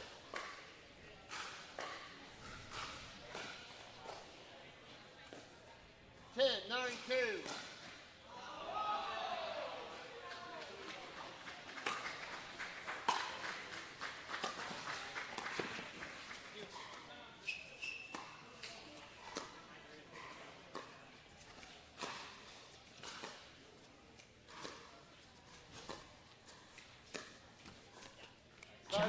Joshnag has a lot of reach. I'm really surprised he didn't take some of these out of the air. I thought with his length and reach, he certainly could, and I think that puts a little bit more pressure on Anderson as he's dinking, because if you can take a dink out of the air, it cuts then just that sliver of a second of reaction time for your opponent. Oh, DJ Young is coming over with some coaching here. I mean, who doesn't want DJ Young coaching you?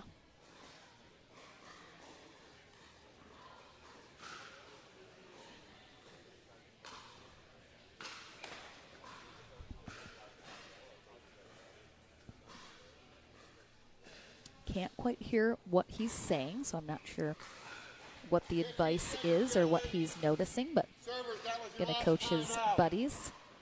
You still have one remaining.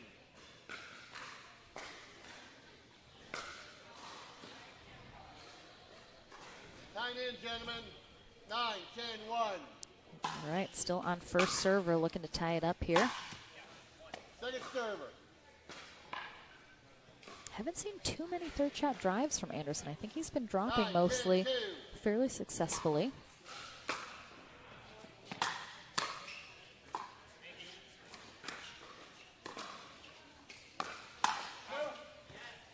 Side out. Yeah, I think Anderson just needed to probably reset that instead of trying to counter it, but another game point here. Oh no, the miss hit off the tip of the paddle. Ah, that's a tough way to end. We'll take a short break, back into the action right after this.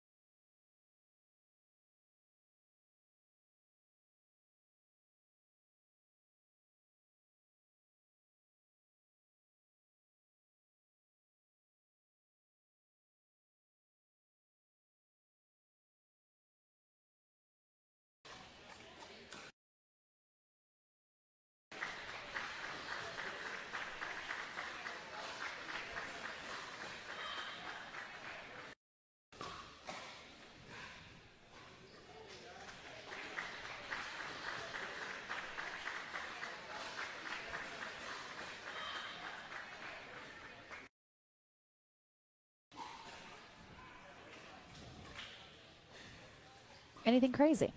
All right, back into the action. I mean, hey, you didn't need to watch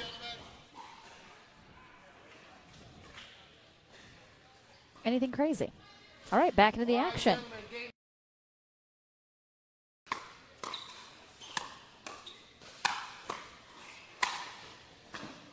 Great get from Meg in the black, Porter Barr in the Selkirk shirt.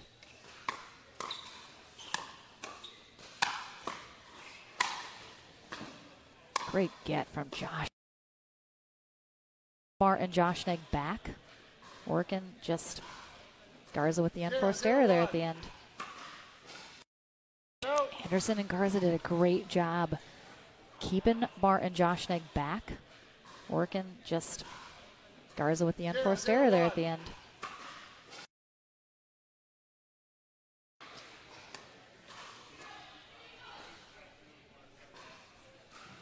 1-0-1.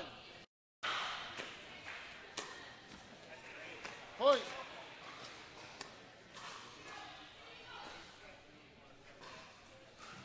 One, 0-1.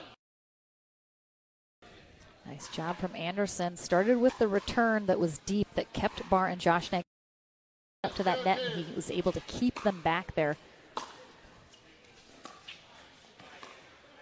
Yeah, Barr just with the error there. 0-1-1.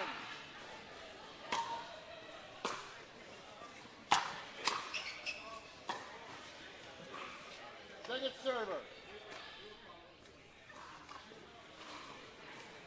0-1-2.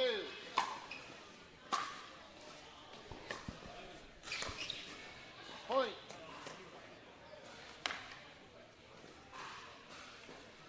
One, 1-2.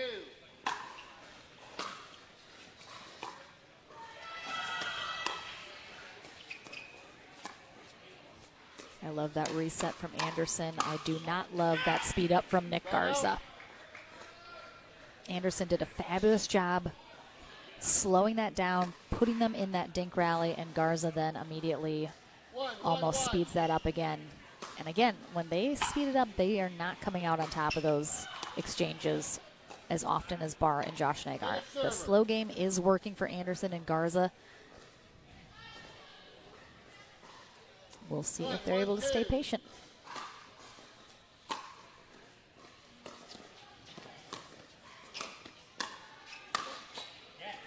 Point.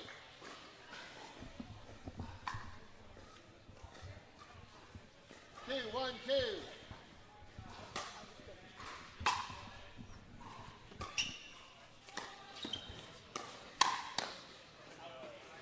It's going to go long. Side out.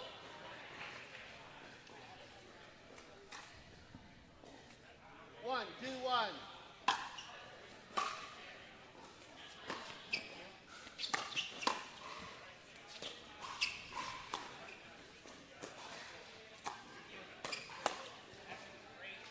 Second server.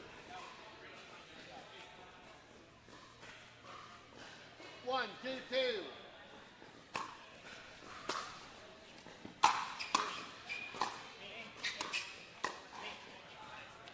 Side out. Yeah, Anderson just gets caught in that transition zone. It's probably the most difficult spot to be.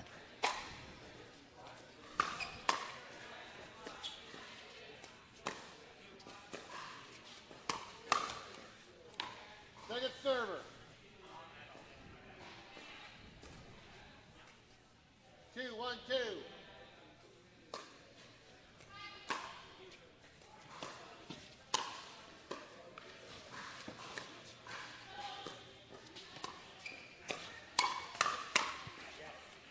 Point.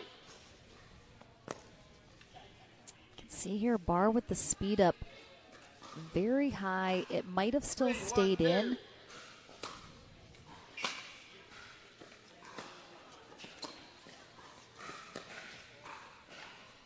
Side Great out. job by Garza. He has been able to have success with Josh Neg kind of slowly working his way to the kitchen. If he can get a good angle on those dinks, we'll have to take Josh Neg is a little behind getting there. Second server. That's the thing. I mean, Anderson's there. He's got what he wants. 1-3-2. But he's got to be able to finish.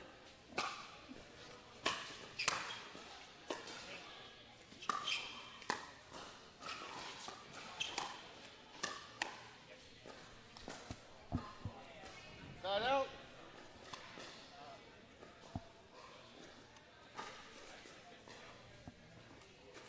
3-1-1.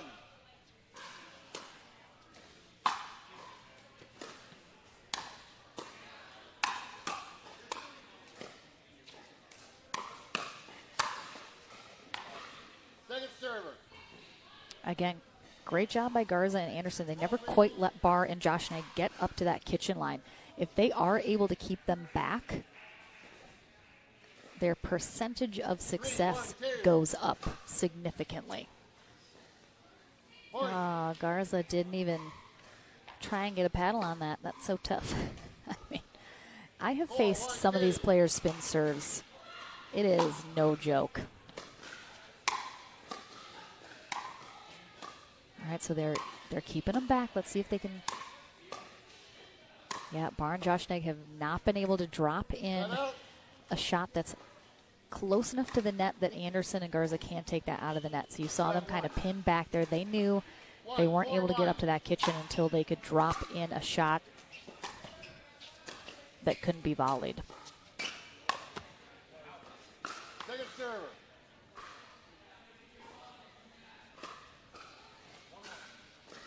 One, 4-2.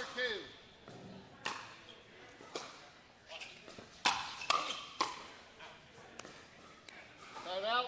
Yeah, both Barr and Josh Knight are so good at countering. Anderson and Garza both have a really great drive, but they can counter that so well, and that's so dangerous.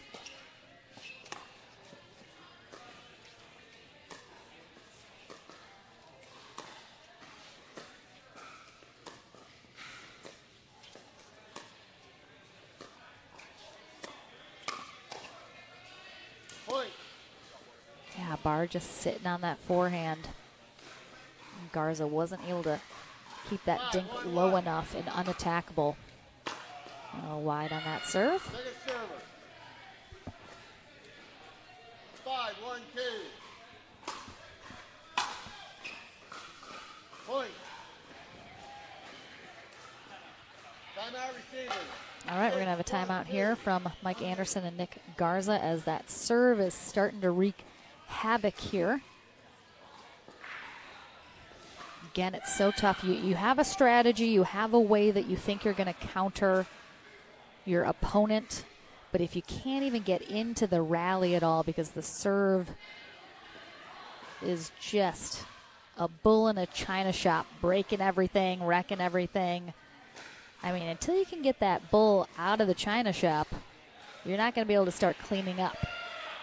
Is that a decent metaphor? I feel like it worked. What do you guys think? Mitch, Vi, do you think that metaphor worked? Did it play? Kind of? A little bit? Vi does not think it played. Receivers, you have one remaining timeout. Servers, you still have two. What I was trying to say is if you can't handle the serve, it doesn't matter what your strategy is because you're not even able to implement it. You guys knew what I meant. All right, that is a really nice return there from Garza. Well done. Hitting the deck, getting out of the way. Again, Josh Knight and Barr are bringing the heat, and that heat means they're not always going to be able to control those shots super well. Point.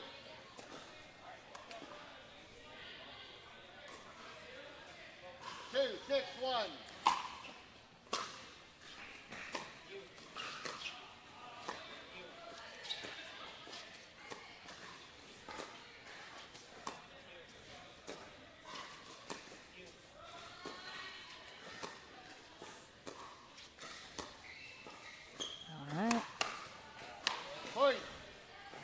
Wondering who was going to be the first to speed that up, and Garza stayed very patient going cross court. Josh Knight mixed it up a little, tried to go a little bit more in the middle, left it a little bit higher. Garza took advantage. Point.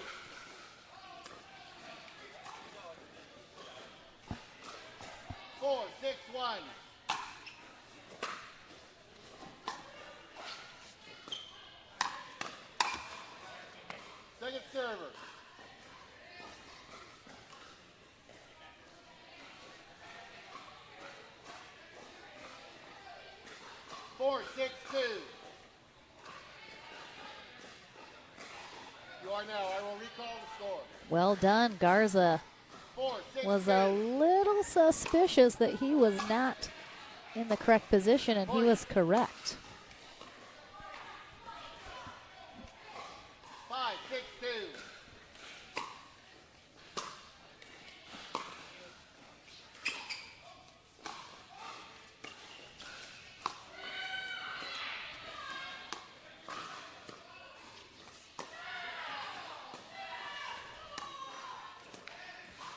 Point.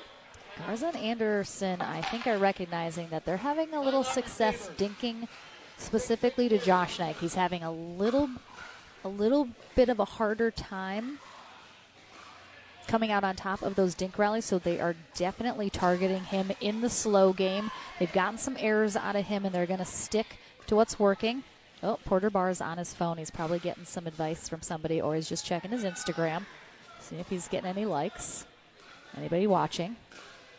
He does have his own YouTube channel, everybody, so check it out. He's got some good content. His mom ate a fly one time. I was there. It's on video on his YouTube channel. I know, it was gross. 15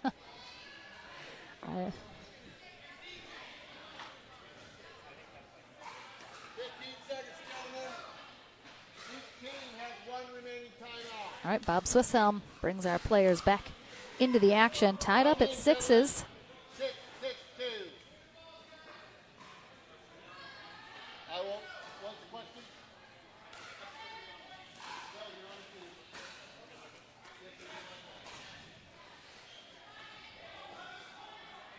6-6-2.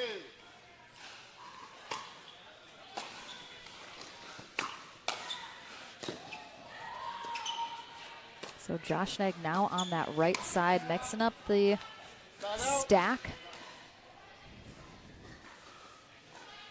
A really great strategy change coming out of that timeout for Josh Knight and Barr, recognizing that Barr is going to go cross court now with Garza, and he might have a little bit more success.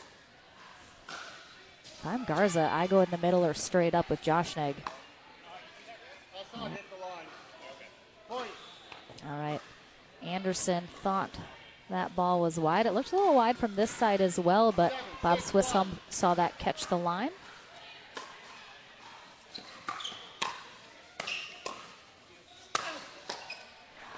Point.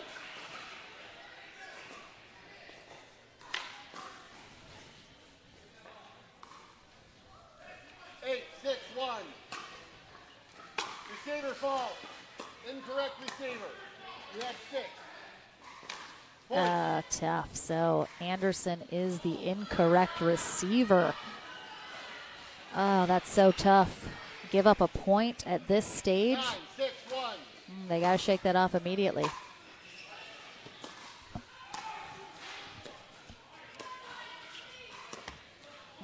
Second Yeah. server.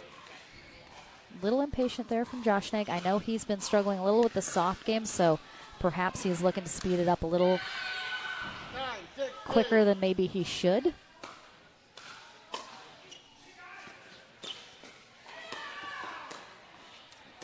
Oh, so Anderson and Garza have switched up their stack now, putting Garza back cross court with Josh Knight, but pushes that a little wide as he goes for a nice angle, and this will be a match point.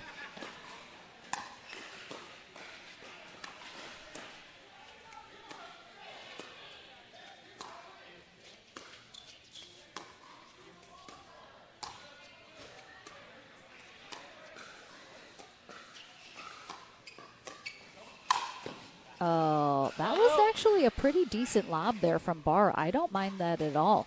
I think Anderson simply was very on top of that, very ready for it, anticipated it well. Might have been a little short of a lob from Porter, but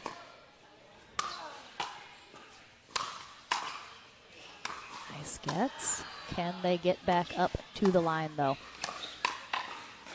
Yeah, again, Anderson and Garza both, they were able to come in a few feet into the court, but that almost puts them in a worse position than if they had stayed at that baseline. That is tough.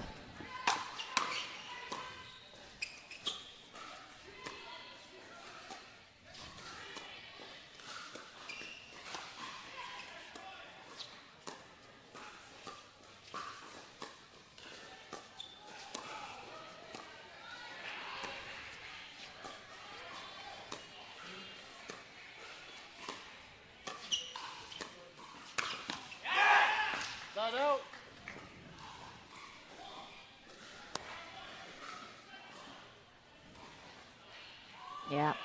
Barr and Josh Negg have really come out of that timeout strong. Mixing up their stack, which is something we talk about at the pro level all the time.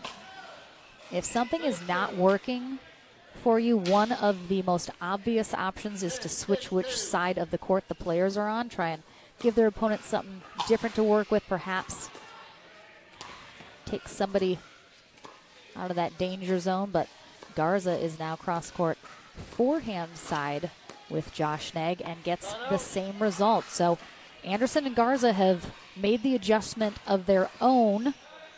6, 10, 1. They are finding a lot of success putting Garza and Josh Negg cross-court. So they're mixing it up based on where Barr and Josh Negg are stacking. But again, just a little perhaps impatience here. Not able to get into that slow game as much as they've been able to.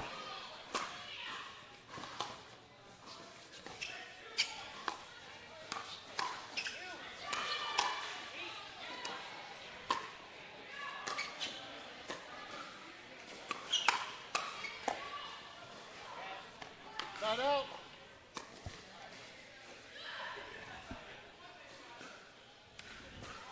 All right, do they have another hold left in them, or will this finally be the match for Ethan, Josh Negg, and Porter Barr? Ooh, very short return. Good pickup. Oh, exactly right. I mean, textbook, why you make your opponent hit one more shot. Great digs from both Garza and Anderson. And Barr going for the winner. Again, doesn't need that much power. He just needs the placement.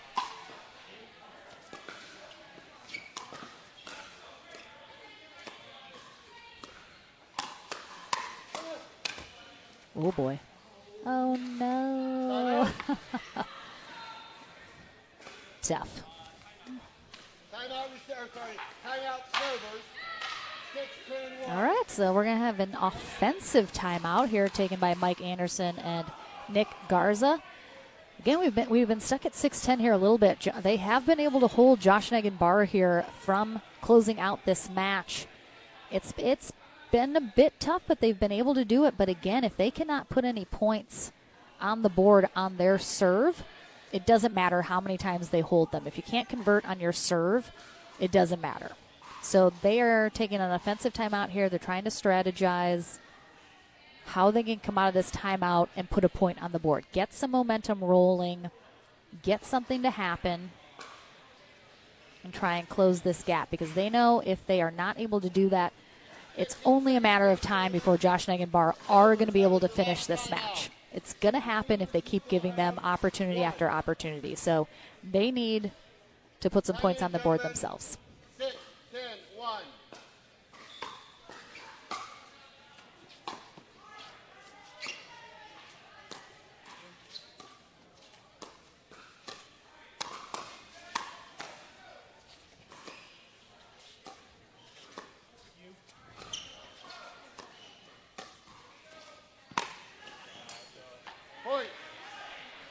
All right, so an opportunity presents itself here for Garza for the ATP, and he gets the job done. Gets a nice angle after that ball clips the net.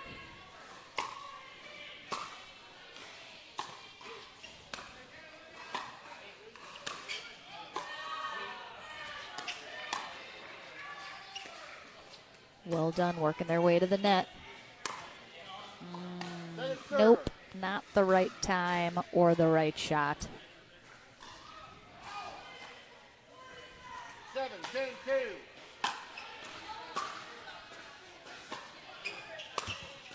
Point.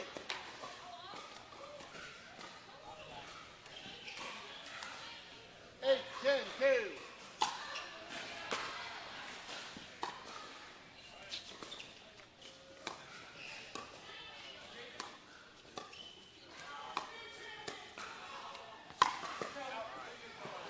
Not out. All right, so I thought Anderson has this, but I guess he was a little short. Oh, yeah. Oh, I mean, 10, 8, didn't even 1. come close to getting that back in. But a good little run, putting some pressure on Barr and Josh Negg to finish this, and I think they are feeling that pressure. They're feeling a little bit of heat here to try and close out this match. 10-8-2.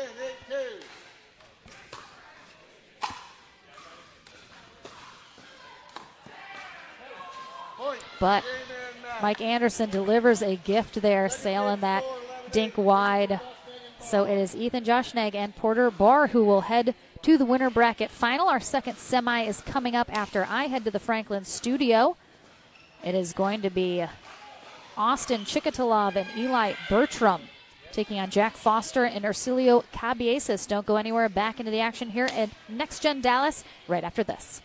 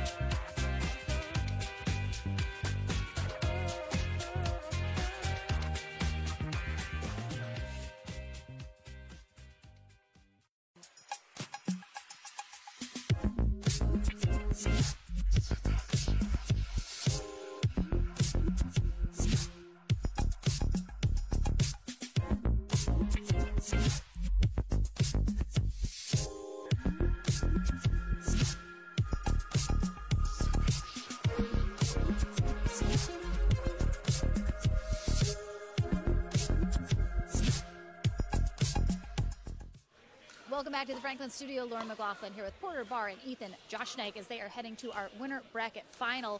So you guys both have, we've talked about the spin serve a lot. You guys both have a pretty nasty one. How much do you rely on that serve kind of getting you some free points during a match, and how much is it strategy that you implement after the serve? Yeah, to be honest, it used to do a lot more than it does now, especially now that we're both playing at a much higher level. Everyone's able to return it. Like in the beginning of that match, they struggled with it a bit, but then they figured it out very quickly because everyone's good at it now. And so a lot of times we're not looking to get aces or anything. We're just looking to get a weaker return or something that we can drive off of, and it does play a lot into the strategy. So I love it. All right, Ethan. Especially in that second game, you were struggling a little bit cross-court dinking with Nick. We're putting a couple into the net. You guys took a timeout and you switched your stack to put you on the other side. Did you guys specifically recognize that you were having a little bit of trouble and you wanted to give them something else to look at? Yeah, we knew that they were picking on me, so we just wanted to put Porter on the left side. He just gives him more opportunity to take control. So. Well, you guys are headed to that winner bracket final. We'll find out who you're facing in this upcoming semi, so good luck there. I'm sure we'll see you again here on court, so congratulations. Don't go anywhere. That second semifinal is on deck here at Next Gen Dallas. We're back into the action right after this. No time to waste under the setting sun,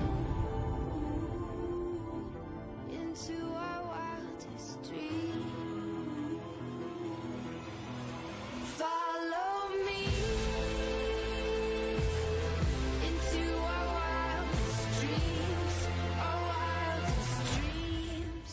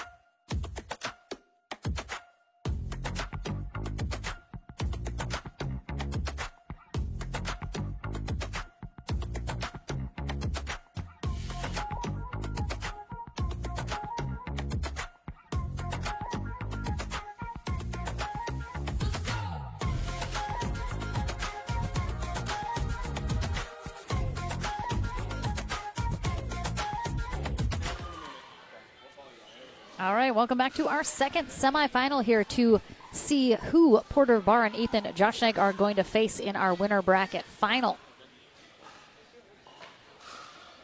We have on the near end Jack Foster in the maroon, Ercilio Cabieses in the white.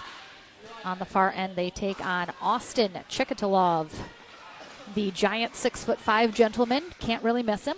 And his partner Eli Bertram, who Porter Barr yesterday said that he has a far better spin serve than he does, which is saying something. So I have no doubt that is going to get some aces here in this match. Probably get some eye rolls from Jack Foster. But this should be a really good matchup. Yeah, we're going to see those Ernies from Chikatilov, no question. When you got 6'5" leg length, you are going to jump that kitchen every chance you get.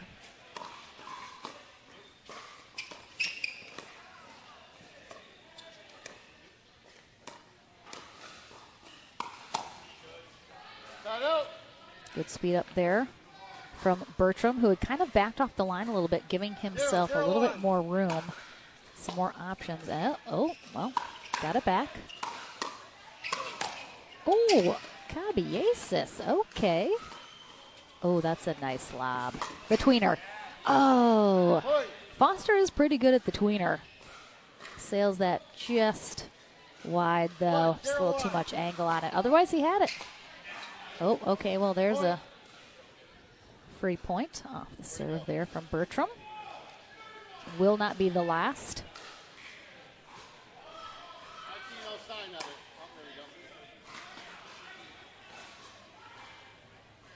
Oh, there we go. 2-0-1.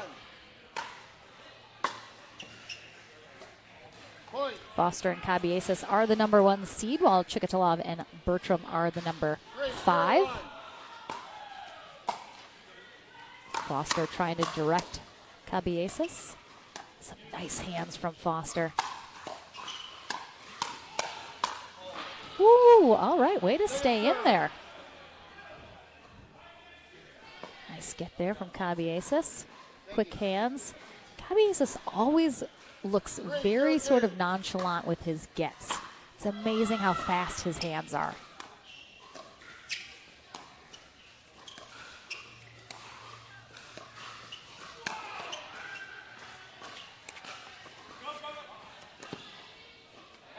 Foster, ever the little trickster.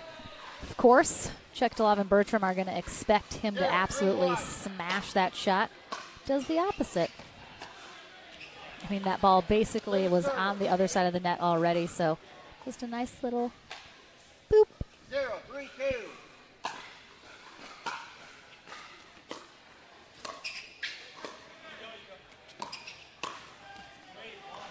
Time out.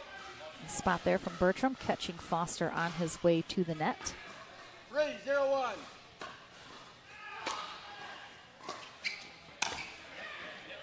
Point.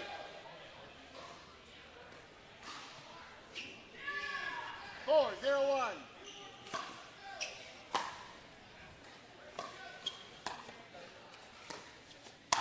Yeah, just much too low on that lob attempt there from Bertram.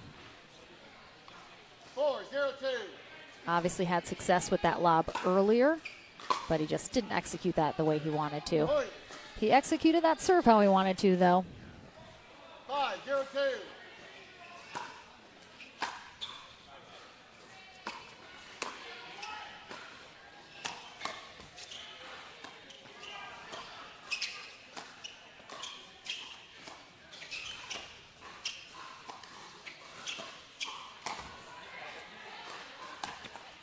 Oh, the only option Ercilio had on that shot was to go right at Bertram. You can see here as he goes for this Ernie, that ball is in a very awkward spot, and he has his forehand out versus the backhand to put that cross court. So he's a little bit low on that shot, but puts it right at Bertram. 5-1.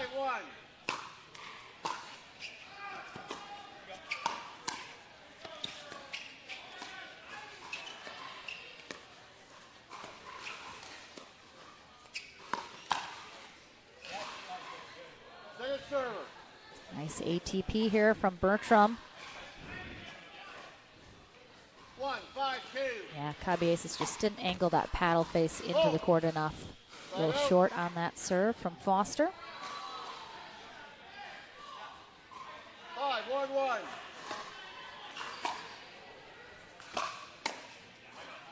Point. Foster and Cabieses have played 1 minute. together before. I think they have struggled in the past every once in a while with covering the middle.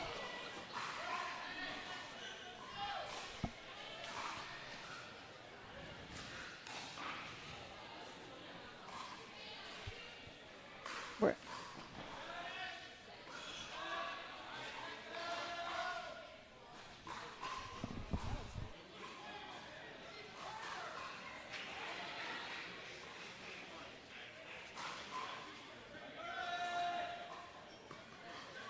Looks like we're ready to come back early. Yes, yes. Receivers, you have 1 remaining timeout. Servers, you have 2. Time in. 6-1-1.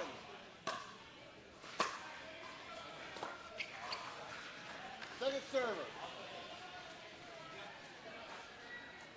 6-1-2. hello? Okay, back. I was like, I can't hear myself, Mitch. It's because I'm muted. Time out. Apologies. Technical difficulties I made up in my mind. 1-6-1.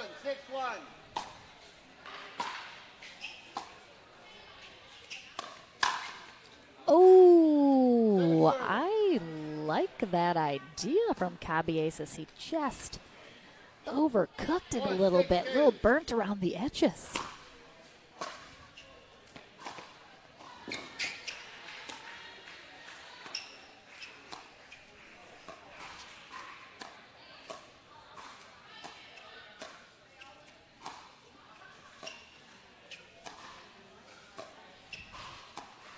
Like, watch Eli Bertram. He's got two hands on that paddle. He is ready for that backhand in the middle. Time out.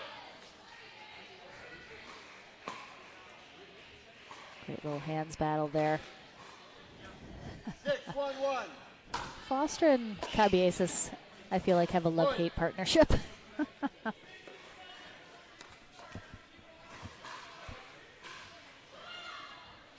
7-1-1. Second server. 7-1-2. Bertram serves that out. Nice counter there from Foster on that big third shot drive from Chikatilov. 1-7-1.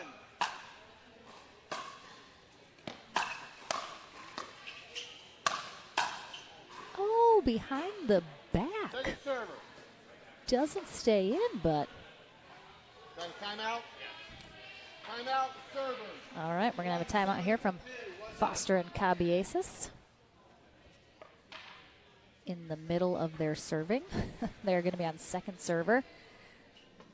It's like they're having they're a little possibly frustrated with each other. So Eli Bertram on the far end. 17 years old, out of Mount Carmel, Illinois. He's a senior in high school this year. His partner right there can barely fit on screen. He's so tall. Austin Chikatilov, 23, out of Fernandina Beach, Florida. He is currently in school to be a chiropractor. You still have 2. Time in. 1. Far end, Jack Foster, 21, out of Vero Beach, Florida, currently in school. He's been doing homework every chance he's got this weekend.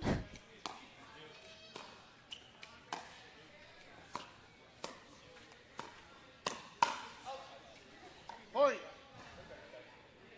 Good patience there from Foster. Cabieses, 23, out of Estero, Florida. 2. One of the areas that definitely was affected by the hurricane this last week. Not nearly as bad as some of the others, but definitely some damage done.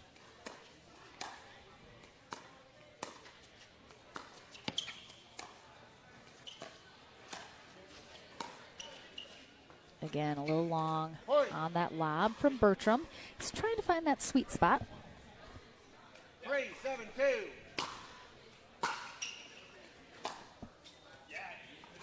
Time out. 7-3-1.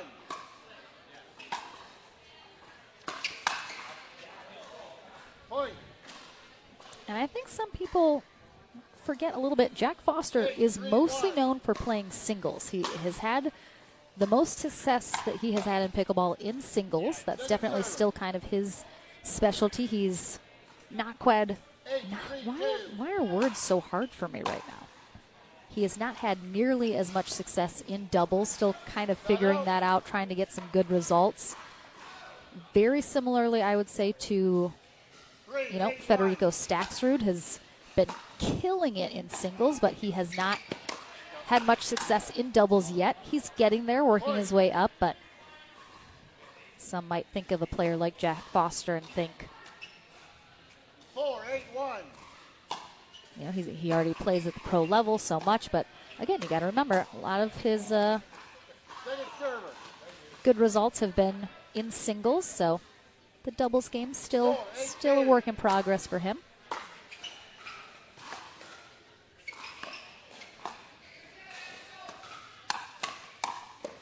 Oh, what a pickup from Chikatilov. Ooh, and that is so tough for a player that tall to get that low and dig those shots out. Really nicely done. 8-4-1.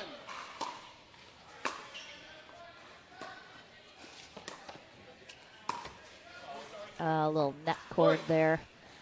Ends up getting a piece of Cabieses. A little off the shoulder / side of the face.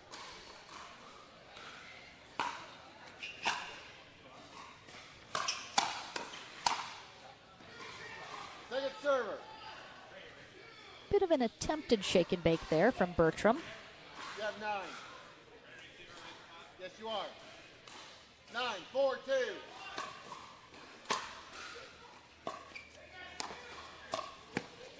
2. Really nicely done there. Again, that was just a very chill Ernie right there from Chekatolov. Just kind of used his momentum moving forward. Split up the middle as he kind of steps over that kitchen. Game point. Time out.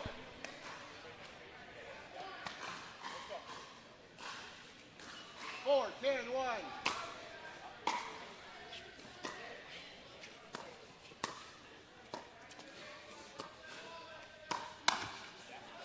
Second server. Yeah, Eli Bertram, I have only seen him at these Next Gen events. He impresses me every single time that I see him. I'm not sure how many bigger tournaments that he plays. 5, 10, 2.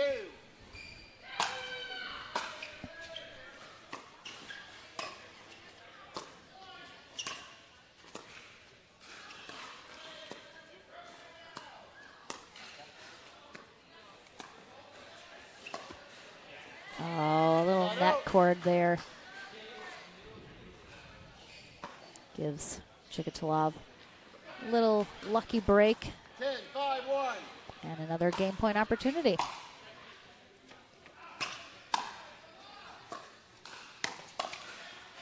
Oh, goes Second server. long. Good duck there from Cabieses.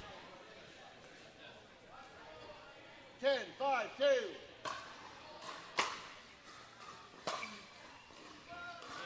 Point and game. Wow. First game, Look at this 11-5. gorgeous two-handed backhand drive right down that line, hitting that back line. We will take a short break.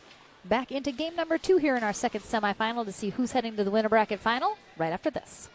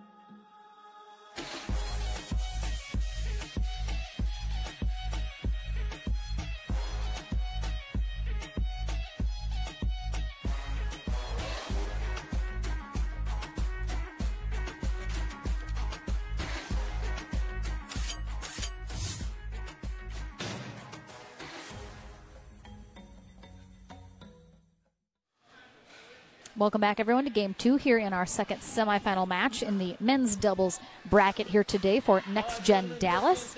Eli Bertram there lounging against the fence, and partner Austin Chikatolov taking Game 1 11-5. They are on the near end here for Game 2. Jack Foster in the maroon, Arcelio Cabieses in the white on the far end.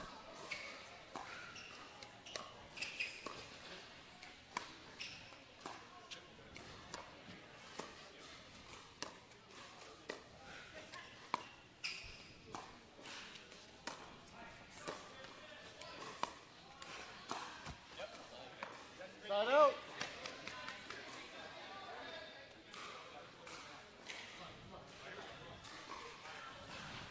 Zero, 1.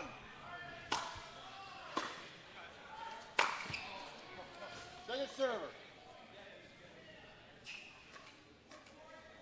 0, 2.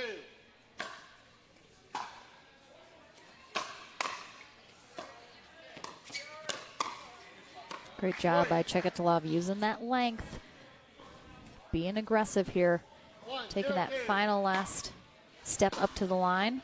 Puts him in a good position to attack that last shot out of the air. Chekadlov thinks he catches a line here. Ooh, I mean, so I thought he might have caught a line as well, but very close. 0-1-1. It is called out, though. Point. Big drive there from Cabieses. 1-1-1.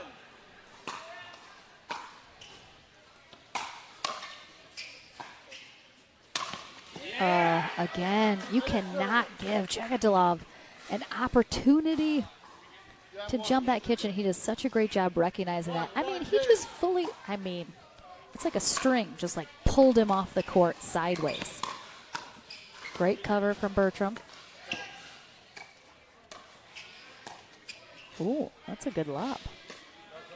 Nice drop. Oh, boy. Point.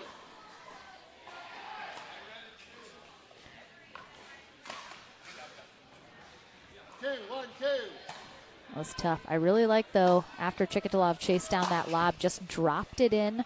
Didn't try to overdo it. Didn't try to smack it. Simply need to get that ball just back into play. 3-1-2.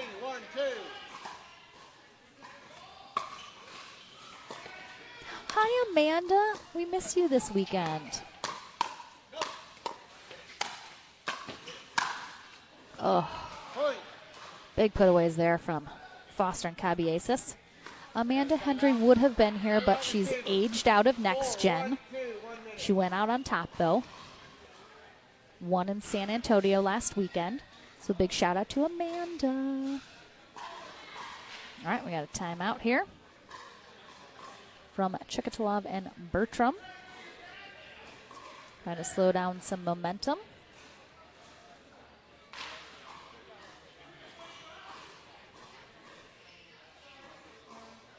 Just kind of slow things down. I think their strategy is going to stay the same. Don't anticipate much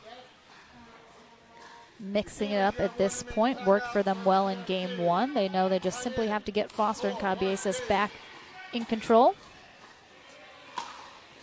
Hi, Paul. Thank you so much. Oh, nice counter there from Foster. Quick hands, ready for that speed up from Bertram. High, 1-2.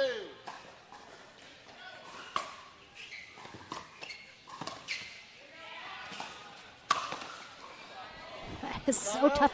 Chekadlov, look how long he waits here. He doesn't know if that's going to be in. It hits. He knows it's going to be played, and he has a perfect opportunity. Immediately starts going for that Ernie.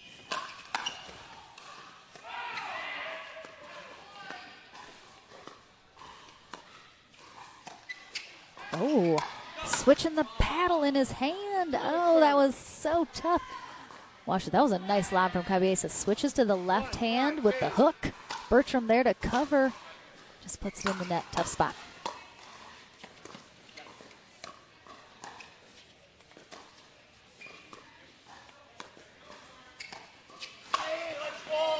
I am a little surprised that Cabieses went for that on the very next rally.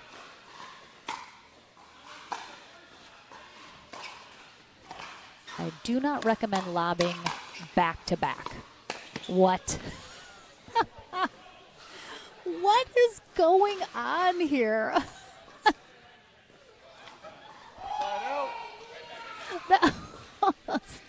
I have never seen that. Mitch, I need get me that replay. Get me that replay. Point. 6-2-1.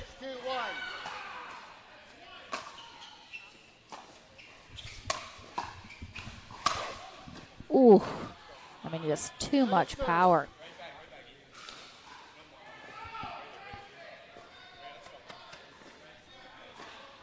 Ken Herman is behind me with all of the other next-gen participants that are out of their bracket play right now, playing some sort of game or drill. It's chaos.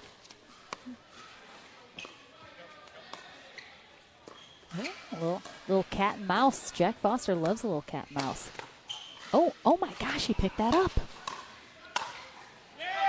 What a rally. So much happened there. Oof. Too much to point out. Well done. Well played on both sides, but ultimately Bertram and Chekatolov come out on top.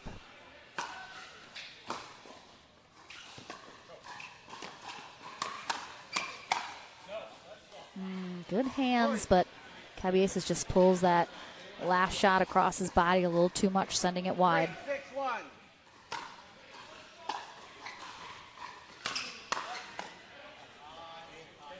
Second service.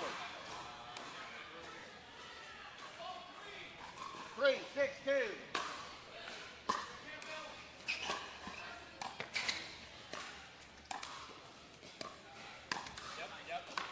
Point. Cabieses going for the speed up, just a little too flat. Cabieses has such fast hands, just quickest reflexes. But a lot of times during those speed ups, doesn't bend his legs all that much. Oh, little boop boop off the top of his head. Timeout receivers. 5-6-2. Sometimes he's just a little too straight up when he's getting those balls sped up. Not quite. Oh, we got it. We got the replay. All right, let's see that double Ernie. The fact that Cabieses was even over there is wild. There's no way neither of them stepped in the kitchen. One more time, Mitch. We got one more? One more. I got to see this again. Someone get Tropical Ball on the line. One more, Mitch? One more? No? We'll get it later. We'll get it later. That was... I mean... Cabieses, that was wild. They should not have been over there, even remotely. I love it so much, though. Chekatolov on the ground. Oh, wow. Some really good pickups there. Bertram and Chekatolov making them hit probably 4 more shots than they needed to.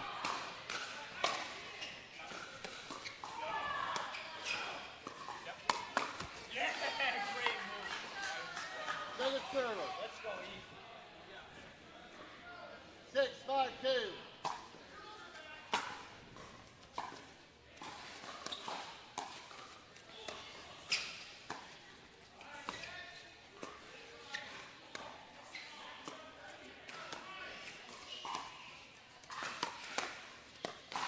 Oh my, again.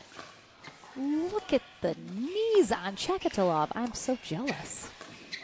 Oh, and then he just gets himself pushed a little too far off the line. I mean, if you're 6'5", and you are bending and squatting all the way down to the court and back up, that's some good knee health right there. Timeout. 5-7-1.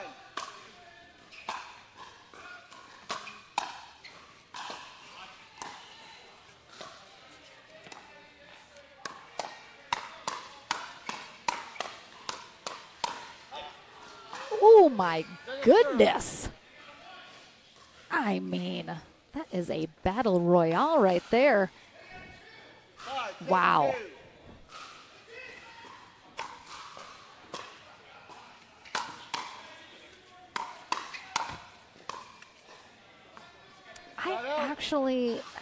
I mean, Chekatolov and Bertram handle the pace very well, but we talk often in pickleball that the team that starts the speed up statistically is not the one that comes out on top.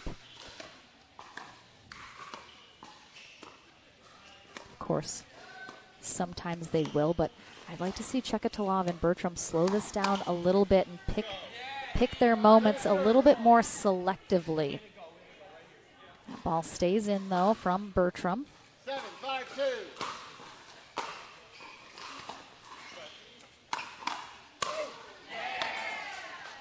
All right, that was very DJ Young-esque. Bit of a growl yell there from Chekatolov on that.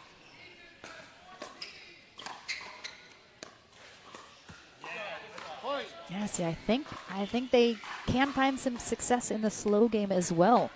I think they did in game 1.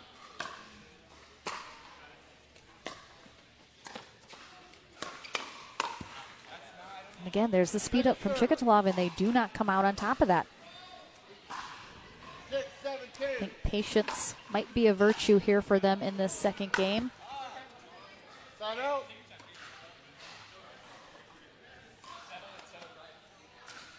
Seven, 6-1.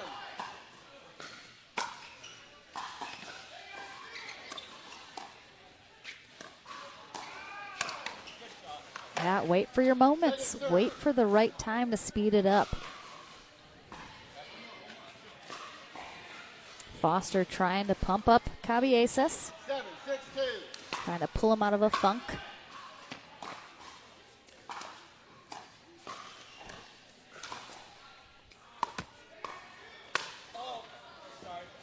Point.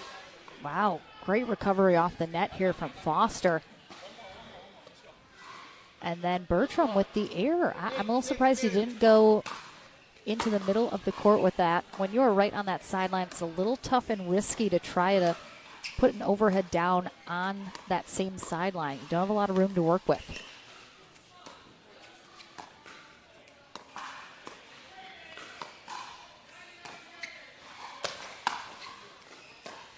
All right, a little bit better of a lob there from Caballesas. Again, Chikatilo. Don't think he's the right person to be lobbing, probably. Oh, good spot. Great patience from Caballesas. Haven't seen that level of patience from him in a little while here in this match. Just picks his moments, hits some great shots. That's what they need to do for sure to get them into a third game.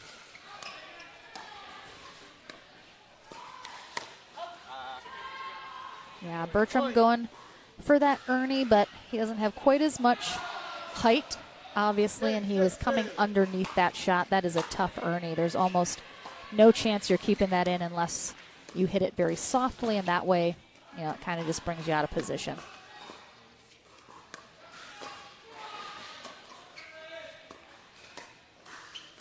Point and game. All right, so Foster and Caballesas find something that works for them here in the second game. Will Chikatilo and Bertram be able to readjust themselves in game 3 and take this match into the winner bracket final, or will Foster and Caballesas? We'll find out. Game 3 underway right after this.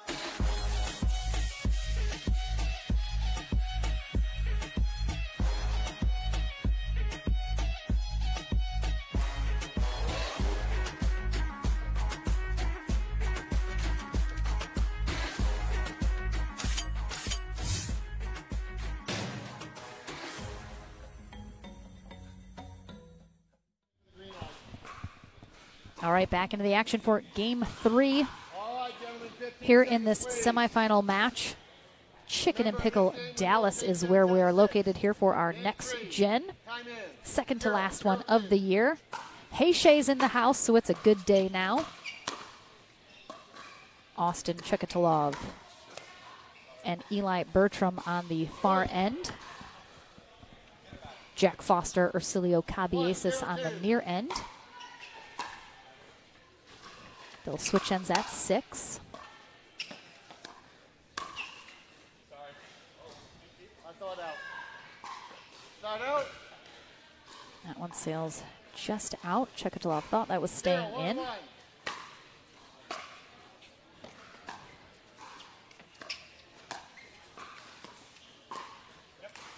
I think in game one, Bertram got a lot of those points off of his serve, and Foster and Cabieses handled it much better in game two, not allowing so many free points to be given up.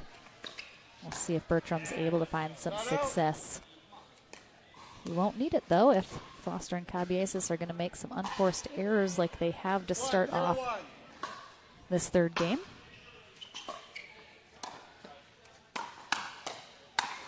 Again, I don't like that speed up from Bertram. I don't mind a speed up. They're very good at it, but it's got to be at the right moment.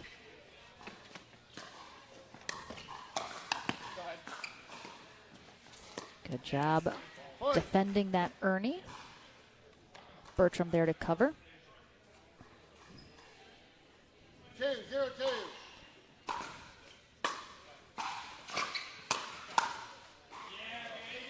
Point. All right, little shake and bake this time. Perfectly golden brown. 3-0-2.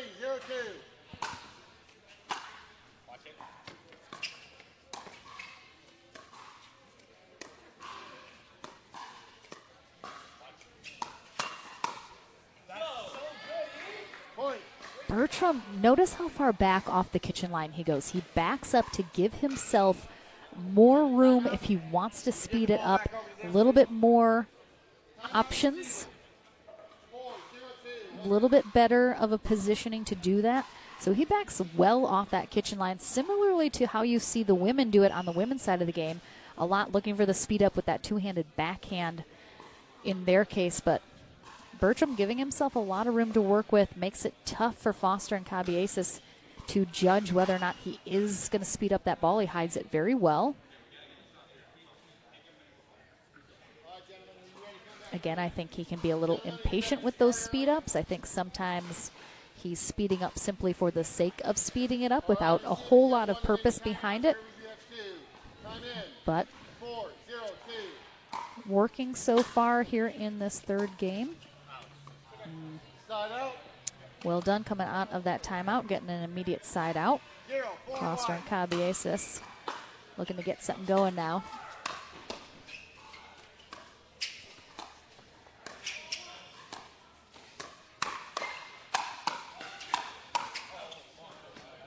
Point.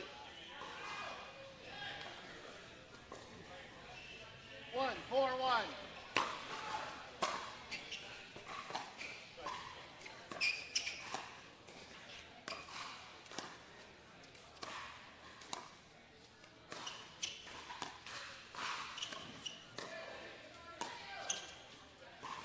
Oh, right on that line. Great lob from Bertram. Now Foster is pinned back. Cabieses gets pushed back as a result because Chikatilo is starting to get some overhead opportunities. Really nicely done there from Bertram. He's gotten a couple of the lobs have been nice. A couple have not.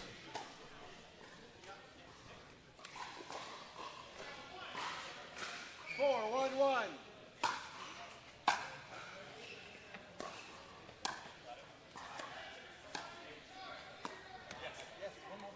Second server. 4-1-2.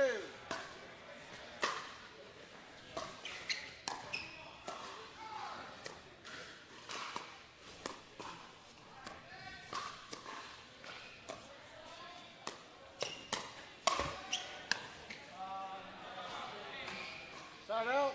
Again, if you are paying attention here, great get there from Foster on that Ernie from Bertram, but pay attention to see which team is speeding up the ball and which team is winning the speed up.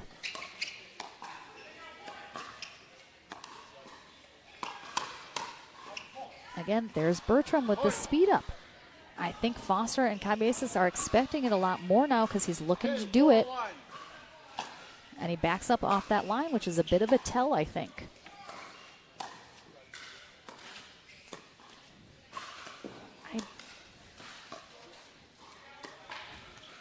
Second server.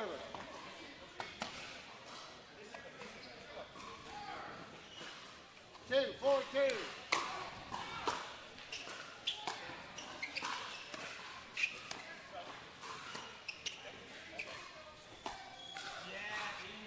Out. Good job pushing them back. Again, we'll switch ends at 6 here in this third game. Winner of this match takes on Porter Barr and Ethan Joshnegg in the winner bracket final. Point.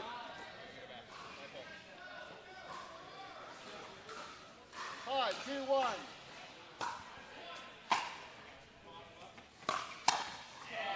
Point. Timeout to change ends, gentlemen. All right, just a couple unforced errors here from Foster and Cabiesis. These last couple rallies have put Chikatilo and Bertram at 6, triggering the end change.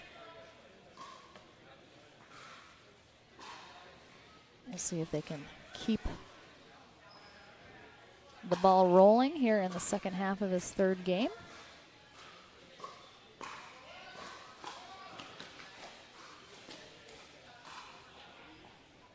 Got a good amount of people watching here today. A lot of parents, some siblings, some friends. Always awesome to be able to kind of have All right, gentlemen, time in. a lot of families here. Doesn't necessarily happen at the bigger tournaments every once in a while, but very family friendly place here. Second server. Six, 2-2.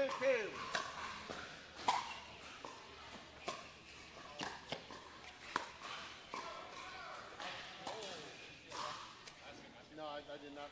Can't overrule it. Side out. That is called just long. 2, 6, If I'm 1. coaching Bertram, I might say, all right, the lobs have worked every once in a while, but let's maybe not lob for a minute. Let's maybe work on something else.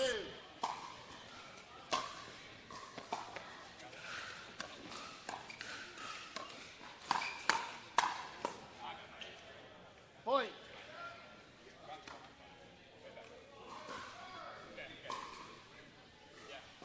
Three, 6-2.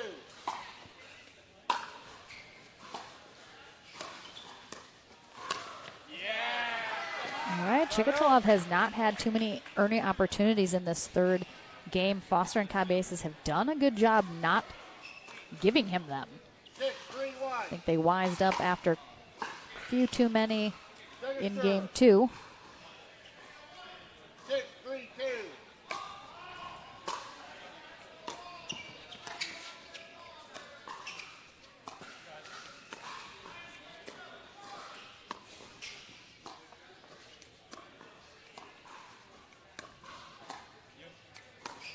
Yep. Oh, he lucks out on that one. I still don't like it. I'd like to see them wait to see if Cabiesis and Foster are going to make an error or give them an attackable ball.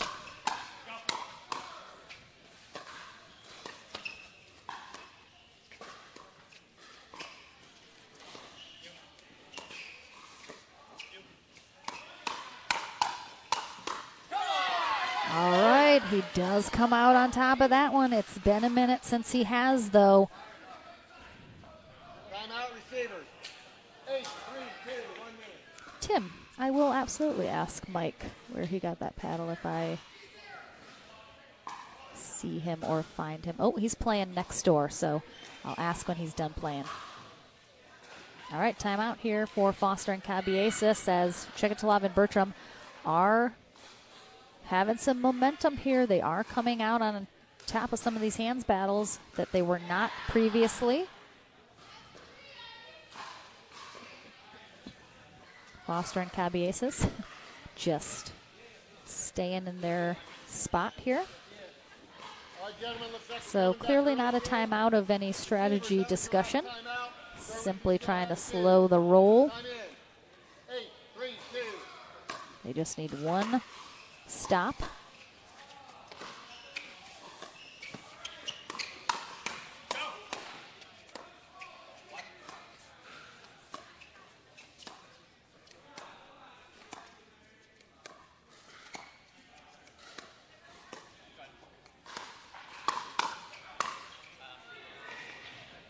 Timeout. Not even going to say it. Everybody knows what I'm thinking. Yes. 3-8-1.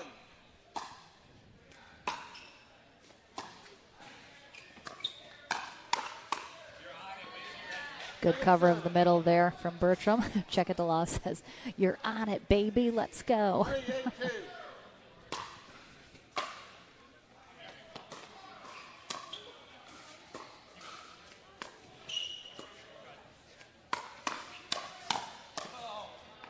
Yeah, Bertram had an attackable ball out of the air right here.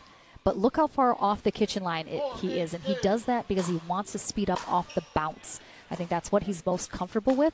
I'd like to see him just get up on that kitchen line and attack it out of the air. Give your opponent less time to set up and anticipate your speed up.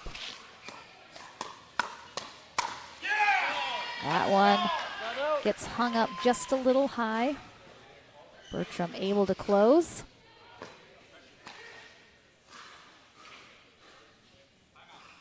Timeout servers. 8-4-1, 1 minute. All right, we're going to have a timeout offensively on the serve here. Chekatila and Bertram will be having some strategy discussion here. They want to come out of this timeout confidently, putting the shots where they want to put them, try and come out on top of this rally, put another point on that scoreboard and get that much closer to closing out this match and heading to the winner bracket final.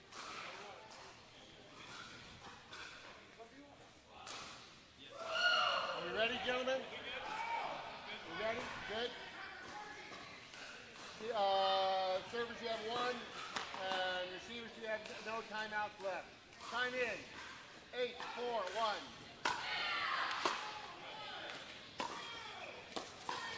8-4-1.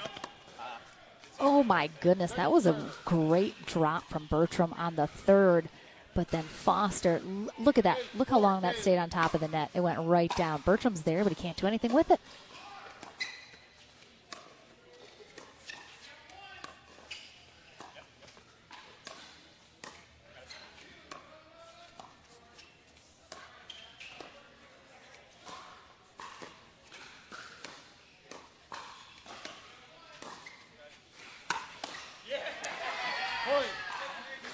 And again, Foster knows it's coming. You can see him kind of anticipate as he pulls that backhand, but he gets a little jammed because of the placement, Bertram.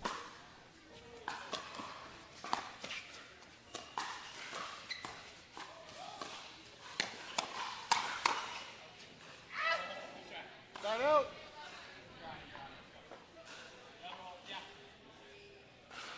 4-9-1.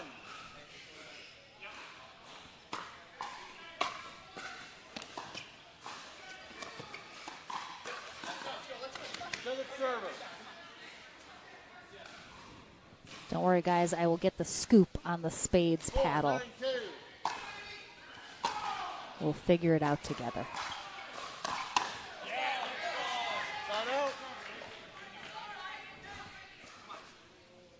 9-4-1.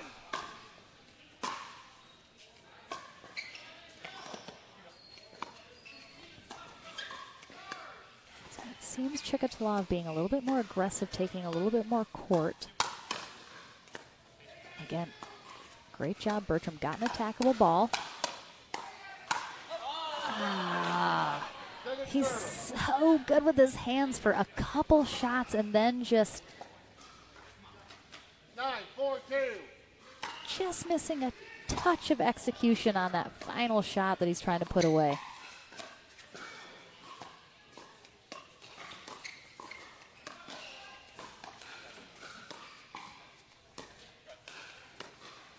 I want to stay at that line, Bertram. I want to see.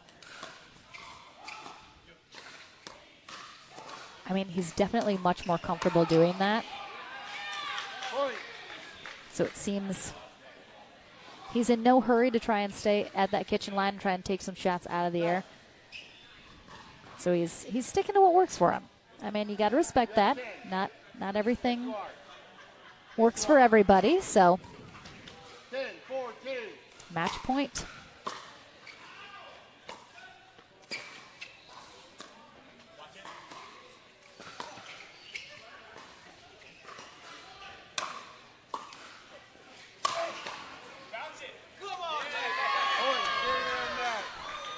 Well done. Austin Chikatilov, Eli Bertram, hold on here, taking this third game and head to the winner bracket final. Jack Foster, Ursulo Cabiesis drop to our consolation bracket, and I will head to the Franklin studio. We will have, I'm not sure what coming up next. We might have a women's medal match. That seems very likely. I will find that out and let you guys know in the Franklin studio. We're back into the action here at Next Gen Dallas right after this.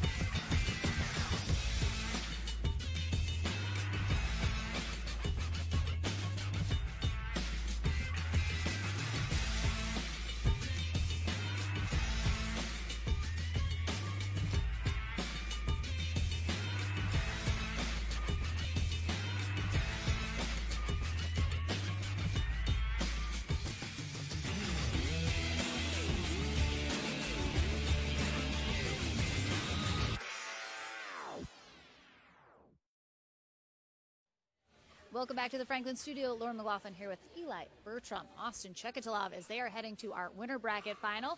This is the blind date. I think it's going well. There might be a second one. You talked about right before we started, this is the first time you've ever played the soft game. Yeah. What? Explain a little. Oh, I always drive the ball, and this game, they had better hands than us, so we had to dink them around, move them, maybe lob them a little bit. All right. I mean, when you guys, of course, with the first-time partnership, you generally talk about what's your style of play, where are we going to be? What did you guys talk about coming into today that was going to be your game plan going into the matches? Yeah, so we know that he has a gnarly spin serve, so that's good to have in the bag. Besides that, we want to work a lot of shake and bake because, like he said, he likes to drive. I like to play fast too. With that game, we needed to slow it down, so we played a lot of middle dinks. We tried to move them around and set ourselves up for offensive lobs and some speed ups. So I think it was really a complete game. I think we played really well, and I'm happy with how we're playing so far today. All right. So, I mean, you had to play a little slow game. Do you think maybe you might start incorporating it into your style, round out that game a little bit more? I would say probably not unless the other team has better hands than us. The honesty. I like the honesty, Eli. Fantastic. Well, you guys are headed to that winter bracket final. Good luck there. We are back with our women's gold medal match coming up next. So don't go anywhere. Back into the action here at Chicken and Pickle right after this.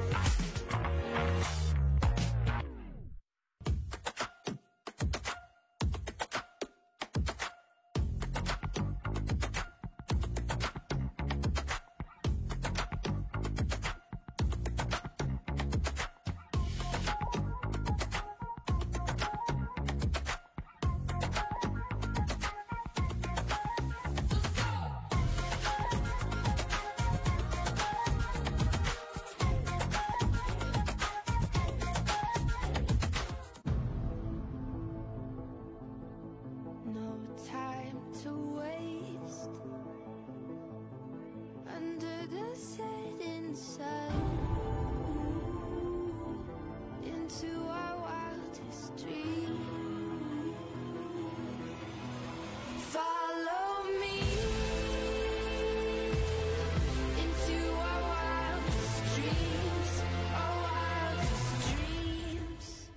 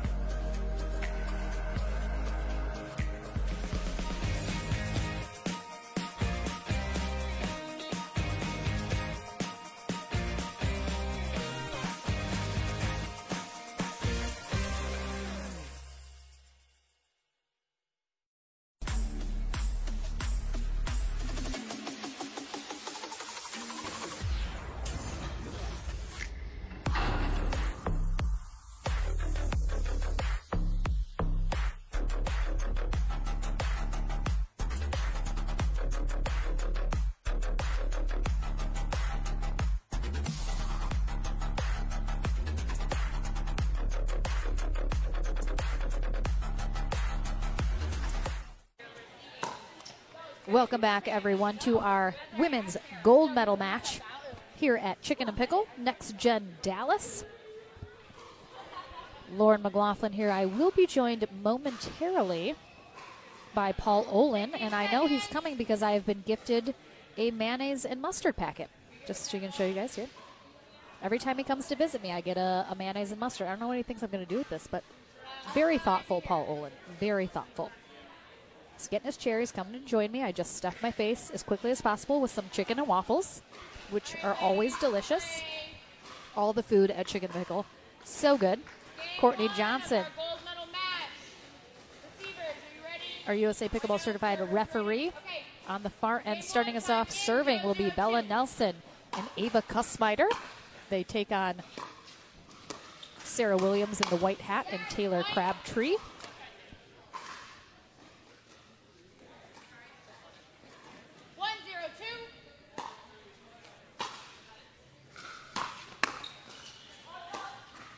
Good pickup from Kussmeiter. It's going to stay in.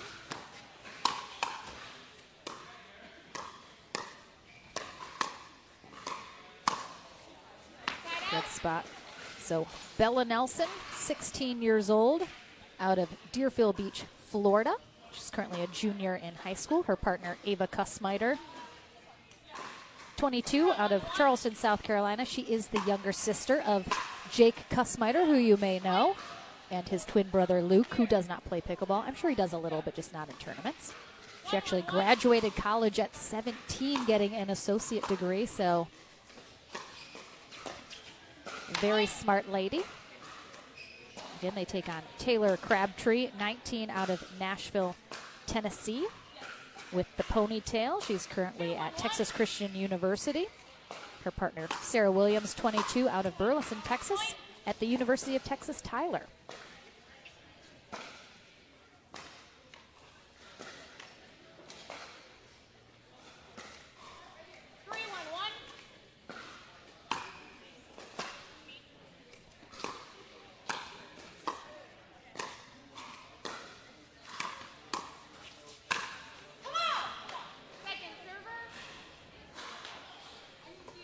Paul's not unmuted. There you go, Paul. Thank you. I had a lot to say. I know. Just such a chatterbox over there.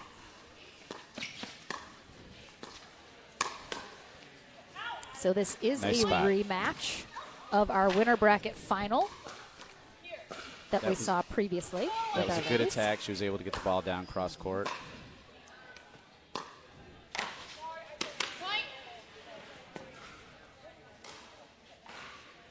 In that winner bracket final, Crabtree and Williams took it 11-1 and then 14-12. So had a little bit more success in game one, and Kussmeyer and Nelson figured some things out in that second game. Almost took them to 3, but just couldn't quite close. Let's see if this rematch plays out similarly. Nice surprise attack there at the body. Nelson and Kussmeyer had to defeat Lauren Mercado and Dylan Rainbow Champagne, who are our bronze medalists. Nice spot. Oh, yep, coming over.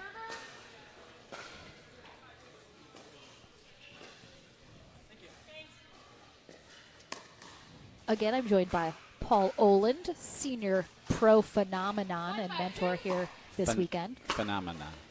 What did I say? No, you did. Oh, okay. Phenomenon. Isn't it like the Muppet Show that song is like na na na na na? Phenomenon. No. No, that's Something. not what it is. Yeah. Phenomenon. Yeah. It's not phenomenon. It's Anyway. just phenomenon. Ava and We Bell have been digress. playing with a lot of energy today. They have and it's for helping them sure. out. Big forehands, and if they get a forehand, they're going to attack.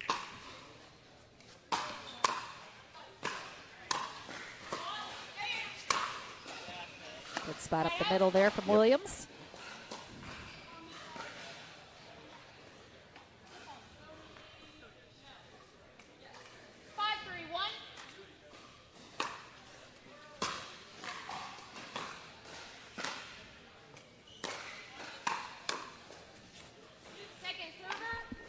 Crabtree struggled a little bit in the winner bracket final with some of those resets and some dinks. Let's see. She needs to get a little lower, just standing a little too upright. But that was a great shot. It's going to be a hard one to get back that last one. I think a couple times too, you'll have to watch Paul and see if you see it. I think she gets caught a little bit in that transition zone, not quite getting up to that line, and that's a tough spot to be for anybody for any shot.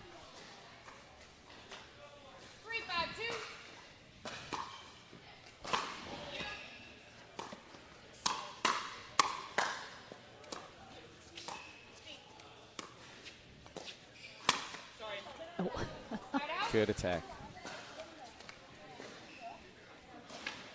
Good shot right on the hip.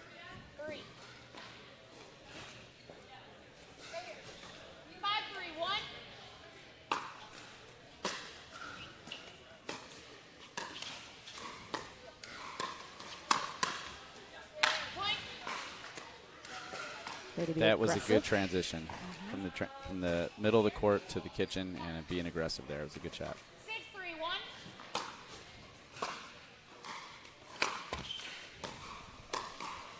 Good hands off the net.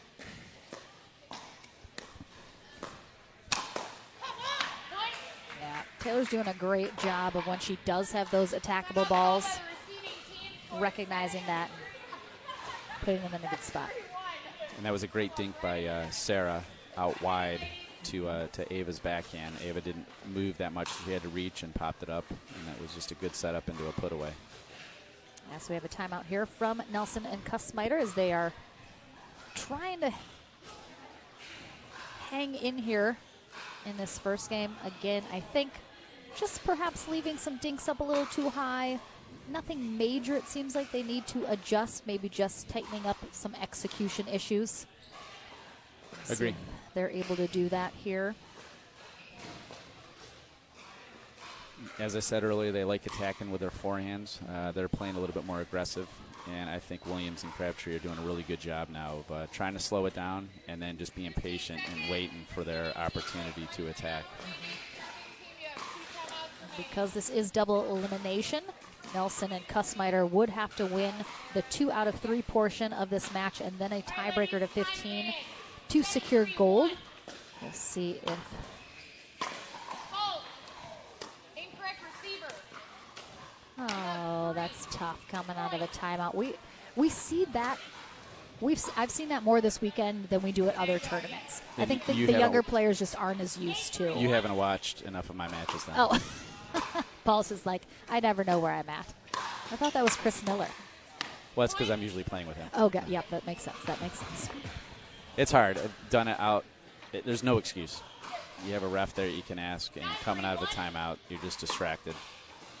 No excuse. Very frustrating. Nice pickup by Ava. Long way to run. Low ball on her backhand.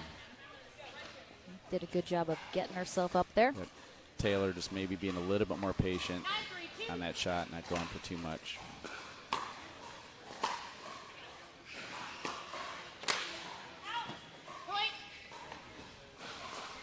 Right now, Williams and Crabtree are doing a great job. I mean, their thirds are in. They're not great, but they're good. And a good third is better than a third in the net, obviously. And Absolutely. They're doing a good job of keeping the ball in play and inducing some errors. They do have a game point here.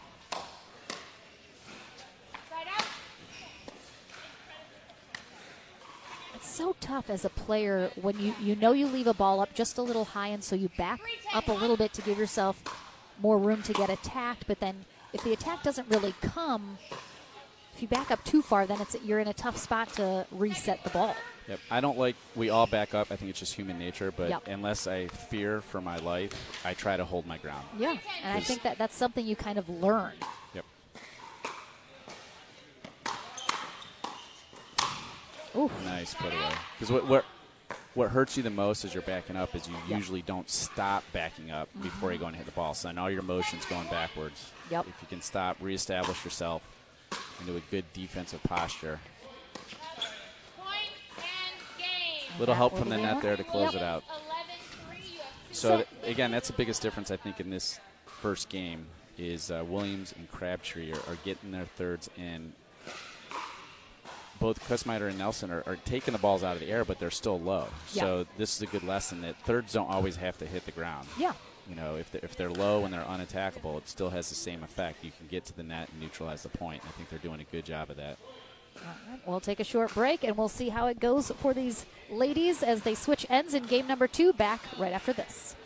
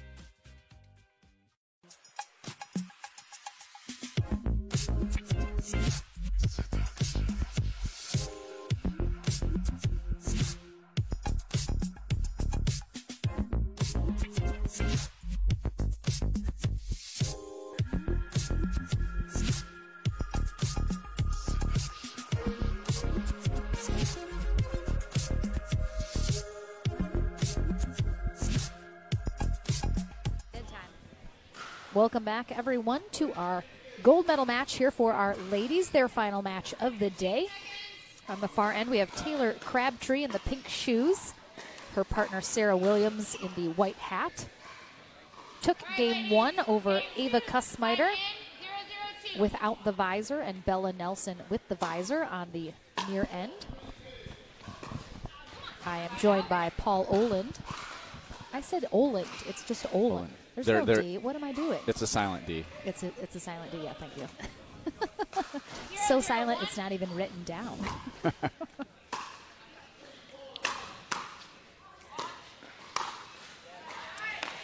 Nice.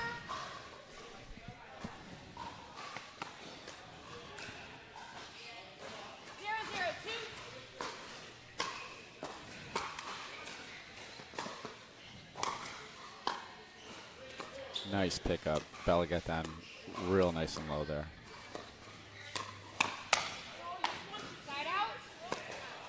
Probably not a good attack. Just starting out off her backhand, right down the middle. A low ball, leaving it up for her opponents.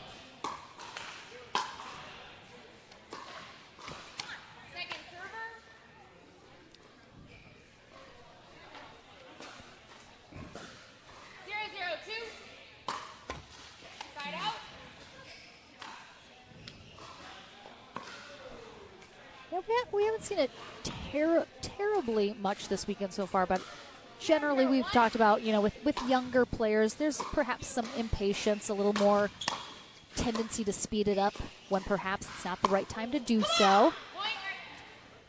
That time it worked out. Yeah. Off the bounce. And again, when you are taking it off the bounce, if it bounces up high enough, it is much more attackable if you kind of take that step back. It's just kind of knowing where's the right height for that ball to be. For me, I feel off the bounce, if I can step into it so I'm ready for the rebound, then I'll take that. If I'm stepping on my back foot, then no. And in that case, Bella was leaning into the shot, so I like that decision, and it worked out for her. Slide there for Williams as she... Good start here. They're starting out here with a little extra energy. Get a good little lead here to start off game 2.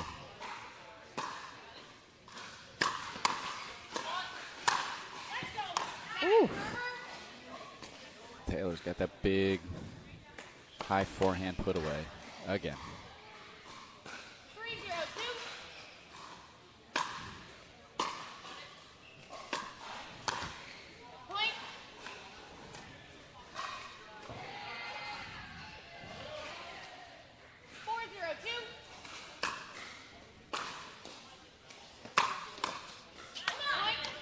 This is very similar to game 2 when these two faced off again. Kussmeiter and Nelson doing a great job. Get back into it, making the adjustments they need to. It's energy. I mean, you could see it off the first point. Bella had a little pep to her step, a little bit of energy, just trying to change momentum. And they're coming out, hitting the ball hard. And I just feel like Williams and Crabtree just came out a little flat. Sometimes that happens after you win a game rather handily. And great timeout. Hopefully stop the trend before it gets too far out of hand here.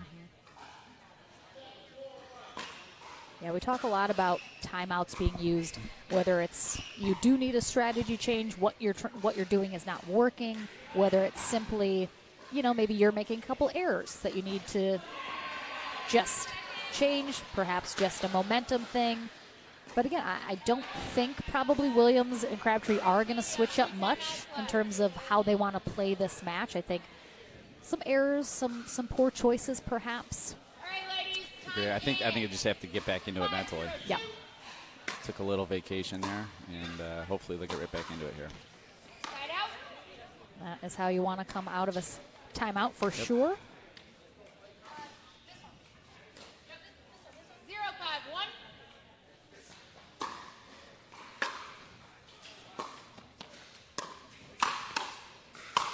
There it is.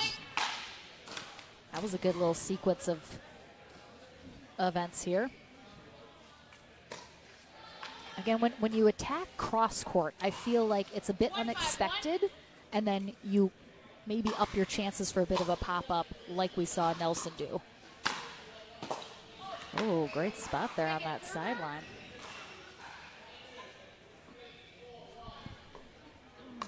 I would say it can be unexpected. You need to pick your times wisely. I like to make sure I'm trying to hit down on the ball instead of up if I'm going to go cross court. Yep. David just said it. She jumped up right on the return. So you need to stay down through the ball.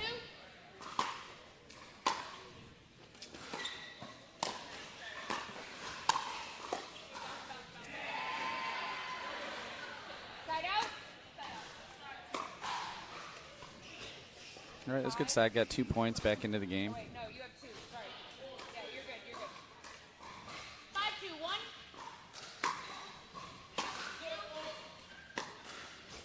Second server.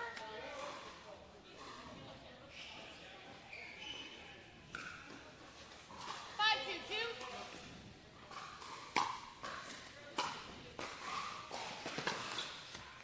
Right out. That's 3 missed thirds in a row by Bella, so I think she's just trying to hit that perfect third. Just get it over the net, make them play it, even if they're taken out of the air. That's okay. Oh. Point. It's like the one shot that goes over. Yeah, I think that does kind of creep into players' minds a little bit, is that you have to hit the perfect drive, the perfect drop. I mean, first and foremost, it's got to go over the net. Absolutely. Everything after that is kind of tweaking it.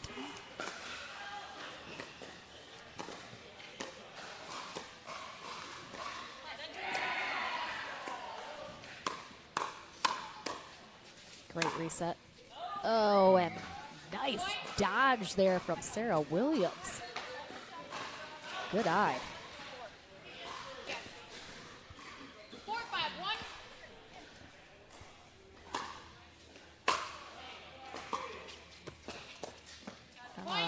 Just clips the net in a funky bounce. Taylor That's tough. has made a friend with the net. Okay, 5-5 here. Yep. 5-5-1.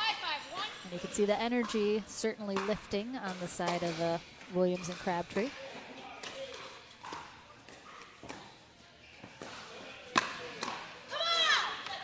Nice shot. Yeah, really nice angle there from Nelson. You can see Williams getting pulled all the way off the court there in a bit of an awkward spot. 5-5-2.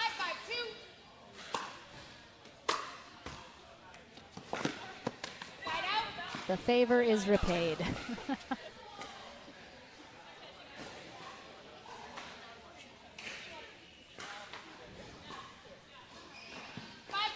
All right, this is an important point. Let's see if they can get off a 5 here.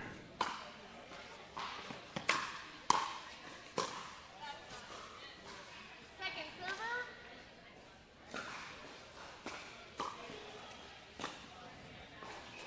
5-5-2.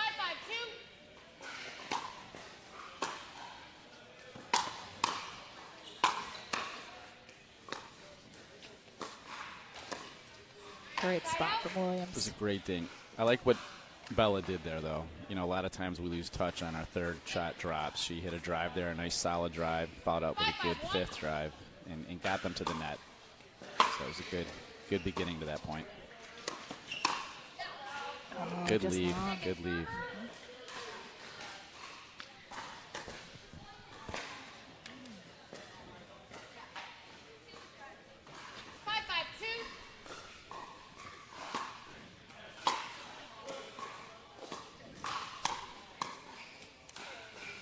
Again, I mean, right in the transition zone again for her.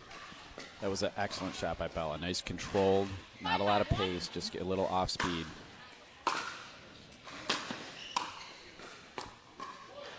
Nice reset. Second server.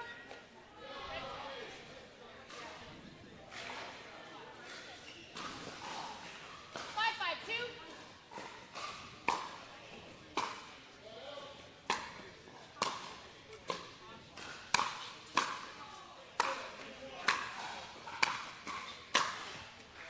Side out.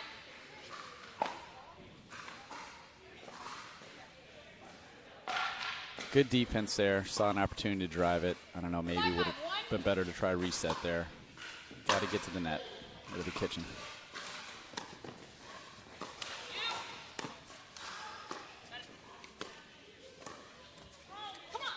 Second server. The net has switched teams here, it I seems. know, it can be bought very easily, swayed either side. No loyalty.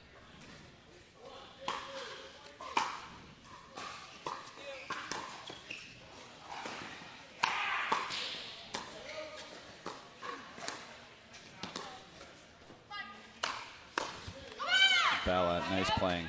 Nice controlled dinks. Good misdirection there. Nice job getting back on that overhead. Every once in a while, I feel like Taylor Crabtree, she has some opportunities. I noticed this in the last time that these two played each other. It seems like every once in a while, maybe that last shot, the energy level drops, or she just kind of lays off the shot a little. She doesn't give it everything to follow through all the way.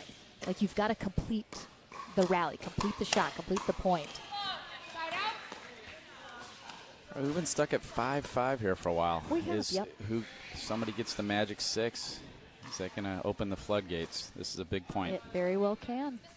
5, yes, you are. 5-5-1.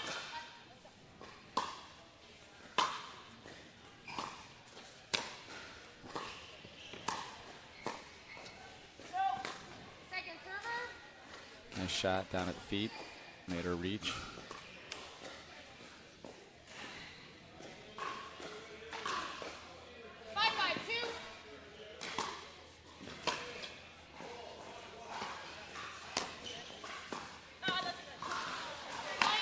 Tough. I haven't seen Nice recognition. Bella go for an Ernie before. What were you saying before I No, it's rudely just cut you off? Ava came over, to cover for Bella's maneuver there. Left the court a little wide open. That was a great shot. I'm not sure if Taylor hit that or. Good setup.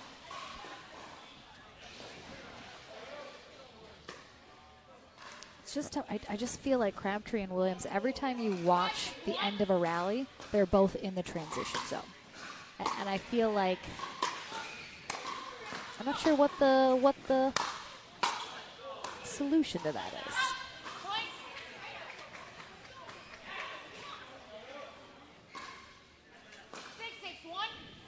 Make him hit one more shot. That's what they did.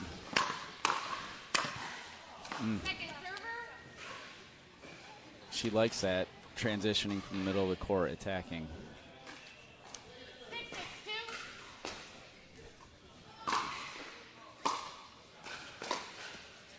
That was a great, nice low return. Bella didn't move up enough to meet the ball, but that was a great return.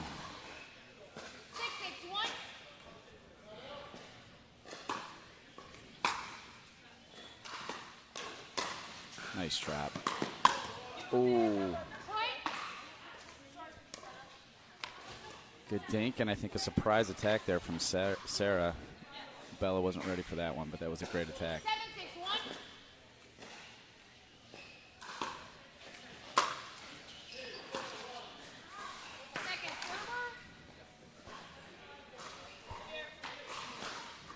Sarah's just a little frustrated with herself. Just missing some shots I think she normally makes. Oh, tough. She said her life flashed before her eyes. Everything slowed down. I think Nelson and Kussmatter could use a timeout here.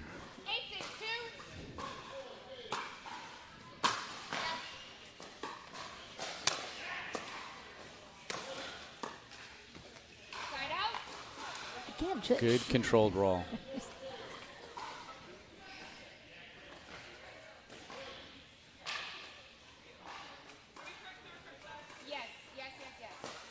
6-8-1.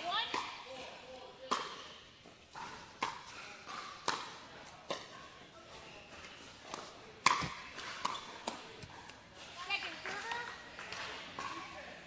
Good job by Sarah being ready for that attack and countering. Caught Bella a little off guard there. Nice serve.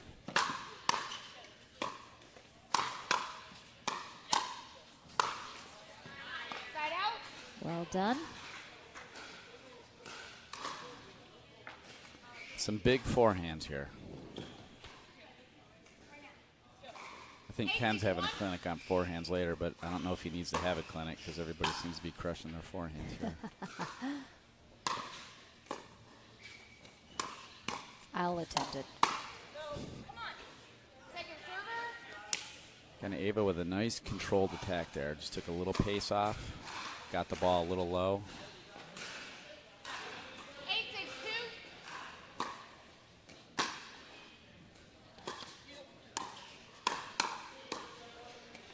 nice reset. I love the hook shot.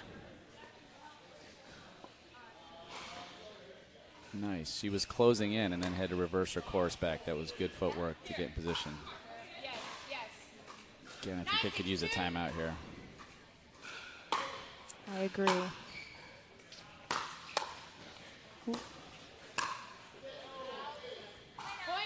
There it is.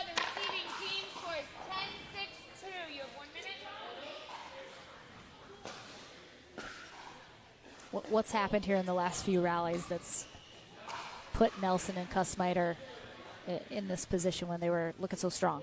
Just too many mistakes on their part now, and I just think Crabtree and Williams have cut their mistakes out. I mean, it's That's nothing what happens special. in pickleball. Yeah, I mean, that's what it's all about. You know, I think Crabtree and Williams weren't necessarily into the game mentally to start it off, and they cut a lot of their errors out and just keeping the ball in play. I mean, they're clearly feeling pretty good now. Laughing, having a good time. Let's see if they can carry that to a gold medal.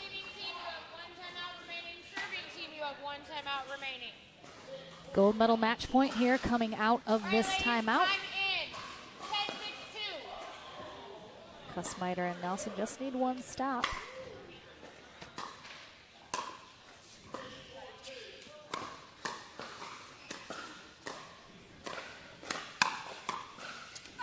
Oh, such a good reset and a bit of miscommunication.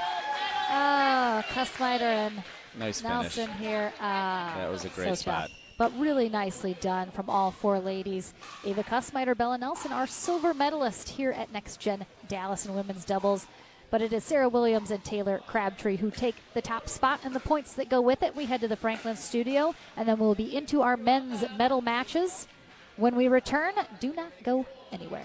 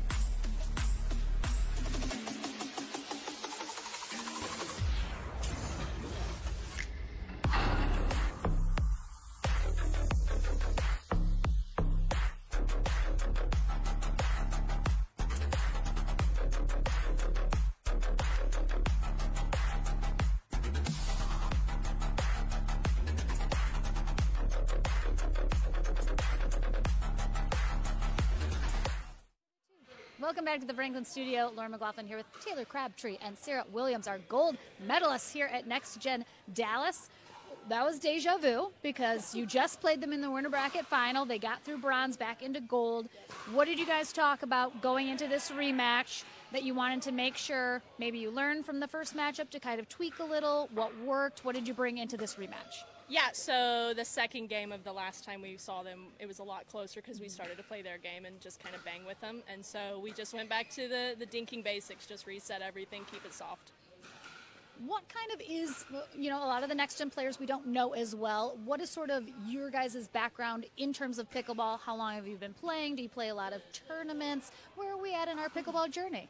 Yeah, so I started in 6th grade. So I'm a sophomore in college now. I go to Texas Christian University. I don't play that much. School's a lot, but that's okay. I have a tennis background, basketball, softball.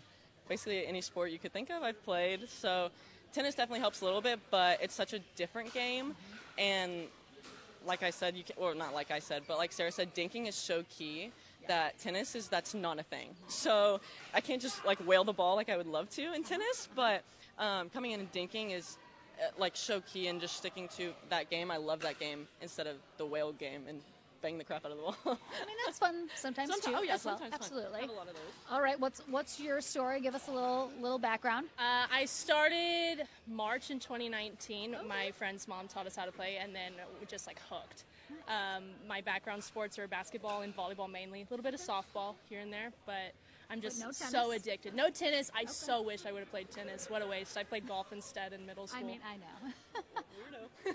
I know, right? Who plays golf? Jeez. I mean, Corinne Carr played golf, Michigan State University, and she's a top pickleball pro. So golf is legit. I love it. Golf is hard, too, right? I mean, props to 100%. We're just like, golf, amazing. Well, congratulations to the two ladies, our gold medalists here, and the points that go with it as they are trying to end up at the top of the leaderboard at the end of the weekend and try and take home a little money, maybe entry into Houston if you guys can get off school and come join us. But definitely such a great day for you guys. Congratulations. And we have a bit of a longer break, excuse me. Oh, no, they're done.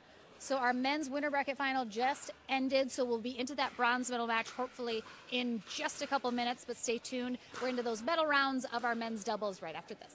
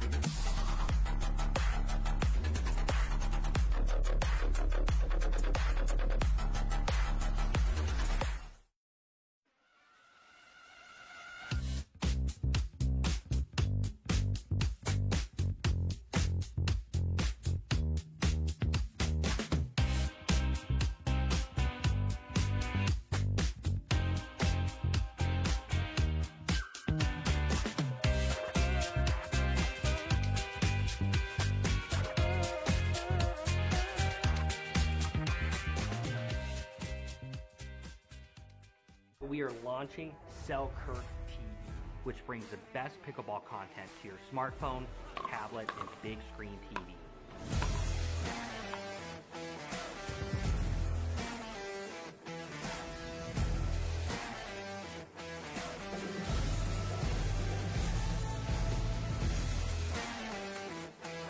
This is 24/7 Pickleball, proudly brought to you by Selkirk.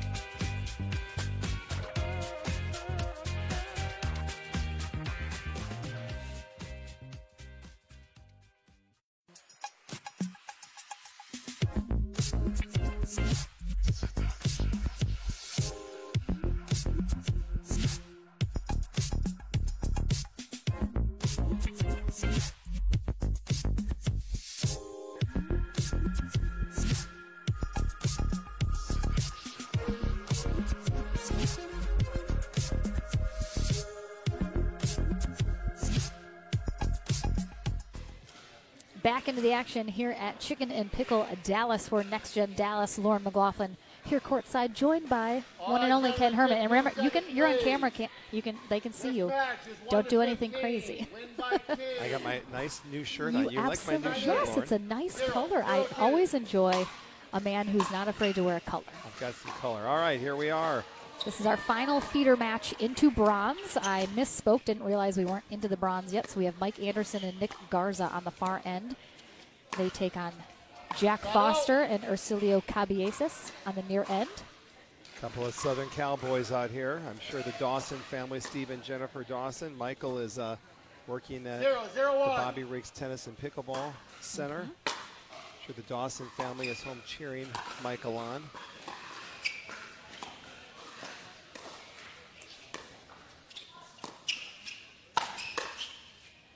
This is just one match to 15. They'll switch ends at 8. Not a terrible lob there from Garza. A little short, perhaps, but Cabieses all over it. Lauren, a lot of excitement here. Next Gen Dallas, Absolutely. 60 I love players. Next Gen, our biggest all one the yet. states that we've had.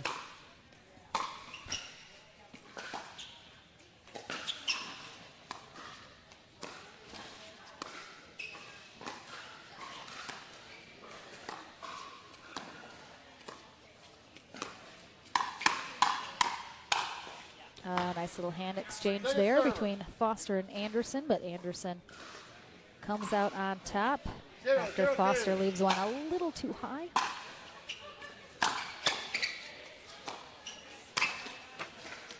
So really, Ken, now that I have you, we'll try not to talk too much over these points, but kind of what was, just in a nutshell, what was your vision for creating the Next Gen series? Sure.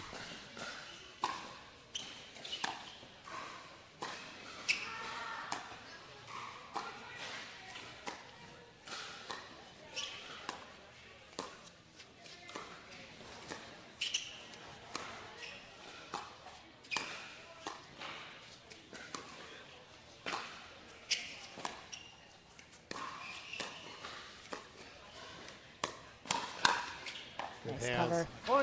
You know, the big vision for me, Lauren, was just continuing to help grow the program, but really focusing on these 16 to 23-year-olds, these players that are trying so hard to transition to the pro tour and be able to not only give them some prize money, but also give them valuable time on the live stream, playing in front of a nice audience that we've got out here.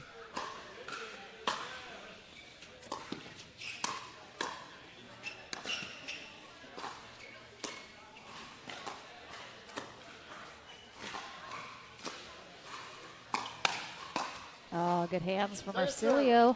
And I Ready think for that also, speed up. also most importantly is the education, the seminars that we do every day with the players and the extra time on court drilling with them.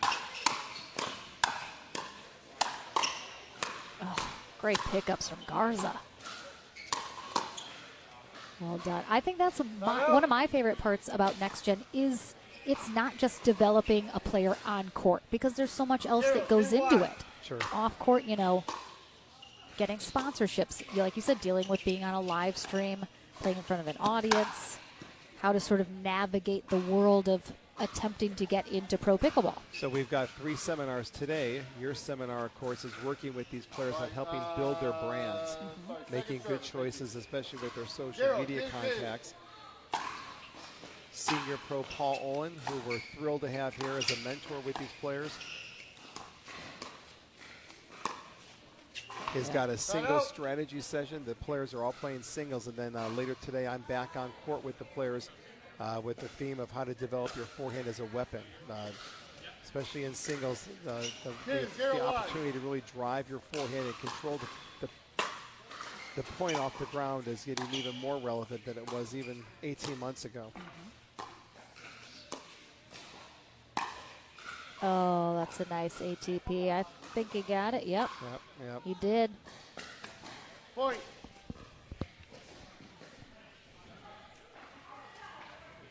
Three, 0-1.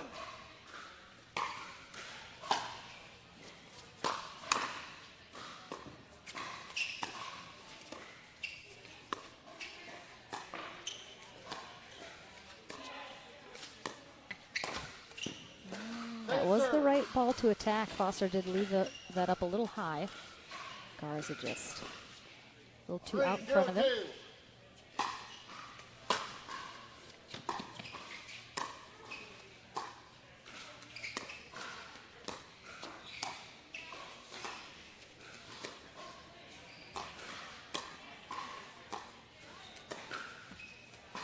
What do you think? Go ahead. I said I've always been very impressed with Mike Anderson's game. We first saw him at Next Gen San Antonio last year. Very calm, very patient individual. Technically, he's very clean. Spends a lot of time on court with probably one of the best pros, teaching pros in the U.S., Steve Dawson, and he's got just a very cool, calm demeanor about him. 0-4-1. Yep.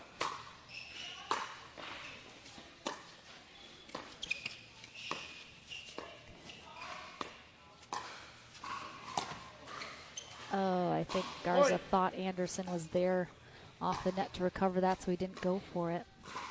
1-4-1.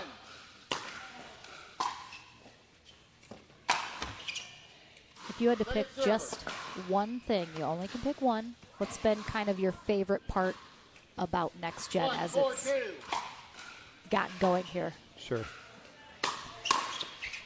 Oh, that's long. I love the opportunity to get on court with these players. Some of these players are coming to us from areas where they themselves are the best pickleball players in that area, and they don't have anybody that can challenge them, and they don't really have anybody that can help them either with their technique or with some of their patterns. So just being able to get on court with them and talk to them a little bit, and just kind of developing that bond and that relationship with them, and also with the parents. The parents play a huge part of this triangular relationship.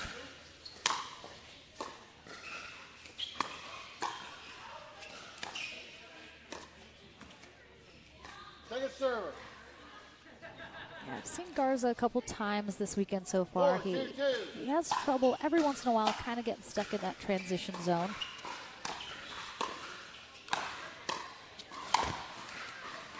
I mean, he had some really nice resets. He needed to move forward, especially this one. I mean, it wasn't terrible. It's not super attackable.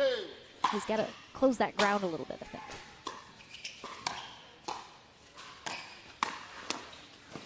Good cover from Foster, but then the middle.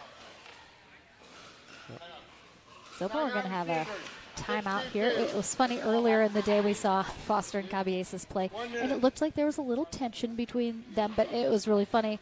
People kind of were attributing Foster being the one kind of making it, but we couldn't hear what they were saying, and actually Foster wasn't upset about anything. He was simply trying to support Ercilio and kind of get him in the match. Look at Jack Foster right there. Speaking of, look at that handsome mug. I'm a big fan of Jack Foster. He's come a long way with his game. He's known as a singles player, and he's here really at Next Gen trying to get valuable court time on court, working on his doubles, working on his mixed doubles. So he is the epitome of being a true professional and trying to round out his game. But we have just announced Next Gen for next year. I know, 3 stops, February in the summer at the end of the year, so nicely spaced out there. We're going back to San Antonio, Texas, Overland Park, Kansas, which we have not been at yet, and Grapevine, Texas, which we also haven't been to. Just, again, very, very thrilled and honored to be working with the whole team here at Chicken and Pickle. The kids love it here. They love Chicken and Pickle. It's so much fun. These are some of my favorite tournaments to come to, easily. People might think, oh, like the pros aren't here. It's not as high-level play. No, easily these are in my top favorite tournaments to come to. Well, it's nice that we're helping these young juniors build their career, and that's what this is all about. These are going to be the faces on APP. Well, some of them already are the faces. But when you look at the players that have come through, JW, Dylan, Georgia. We have DJ Young in the house. DJ Young came by just to support all the players. He's in Texas this week.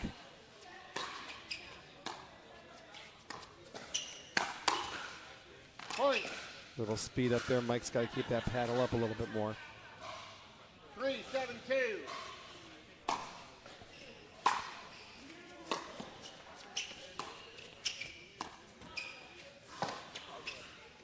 One of the things, Lauren, as these pros are transitioning from being the next gen champion to the Pro Tour is I'm always looking at their return of serves. You look right now, these returns are kind of going down the middle. They're not that deep. They're not really putting the servers on that much defense. I think that's one area for the Pro Tour that they are really putting more. Good pickup. Oh, boy.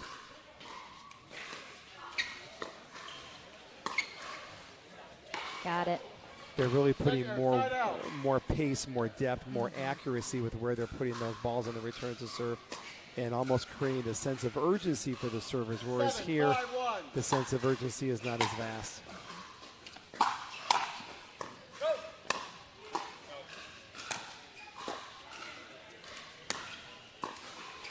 Again, these balls are dropping. You've got to close ground. Ooga, aga, ooga. I mean. Couple of strong kids out here, Lord. You said it, not me. So I just want to point that out.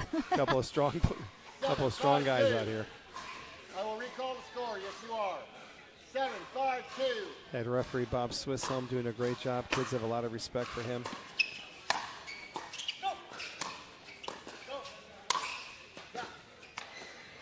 Scott again. Anderson and Garza just having a little bit of trouble getting pinned at that baseline and putting themselves in a defensive position.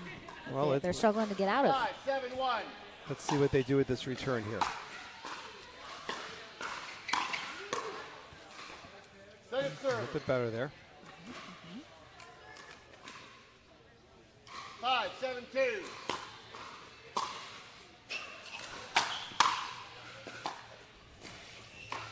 Side out. We mentioned earlier senior pro Paul Olin is here. We have had just some terrific senior pros be involved with Next Gen this year.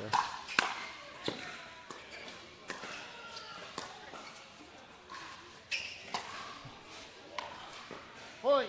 John Sperling, Julie Johnson. Rick Witzkin was with us last.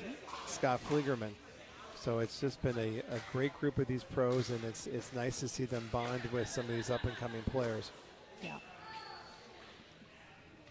This gentleman took over for me when I was in Europe, which I'm very grateful. Adam Stone was commentating at the Oklahoma City Next Gen. He is a big fan of Next Gen, but he and his dad helping put together and coordinate with us this Houston Open for the first time ever, which is coming up, I mean, what, in 3 weeks? 3 weeks. 3 weeks. Registration closes on the 10th. I'm in Houston on Monday doing another final logistics walkthrough.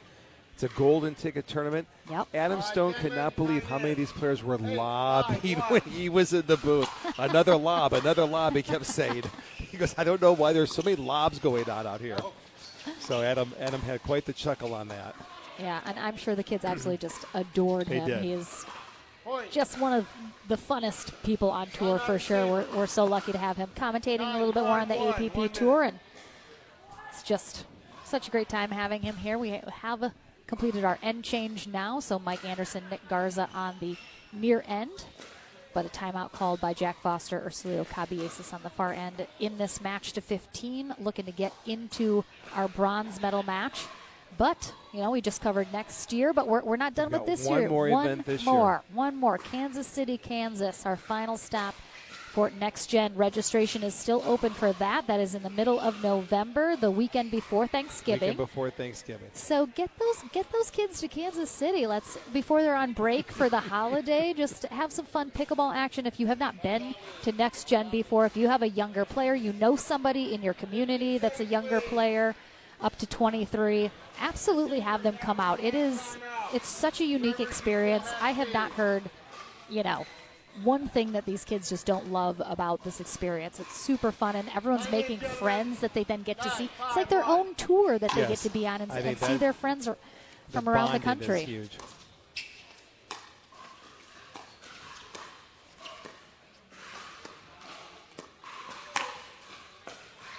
Got it. A little flat from Anderson. I think he kind of wishes he hadn't have cut that so close.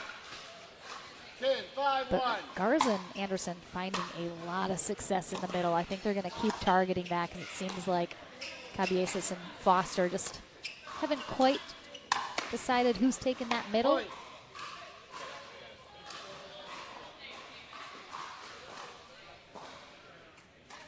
Eleven, 5-1.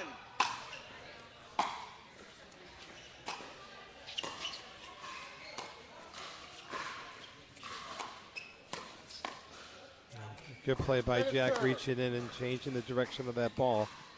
That ball landed in the strike zone, and he had a good crack at it. 11, 5-2.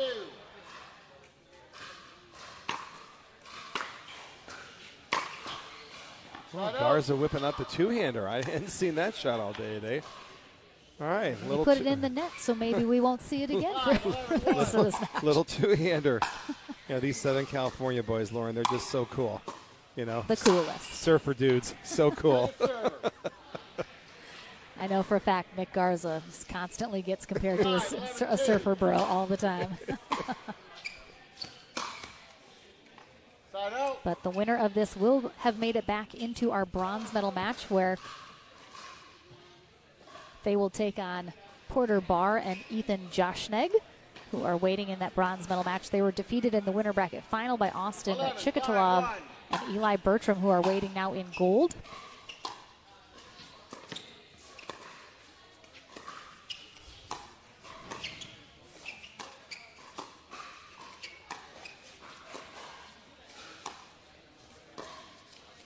Mike's very smooth with that backhand Yep. slice, that backhand drop. Great form, great technique.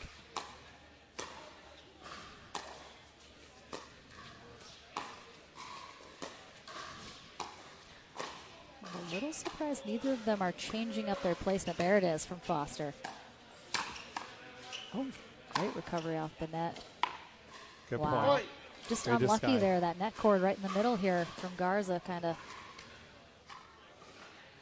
starts off that chain of events. We've got $15,000 as the purse for each of the next gens. $7,500 to the men. We divide that amongst the top 5 finishers after the 3 days of competition. We're encouraging mixed doubles and singles so that we are building not just a specialist, but we're building all aspects of their game. We're developing all aspects of their game.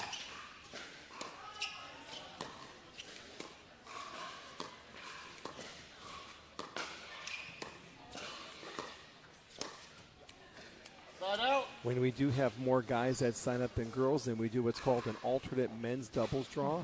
We don't want the players just sitting around doing nothing, so the same equal amount of points are awarded, whether you played in the alternate or the additional men's doubles draw or the mixed doubles draw.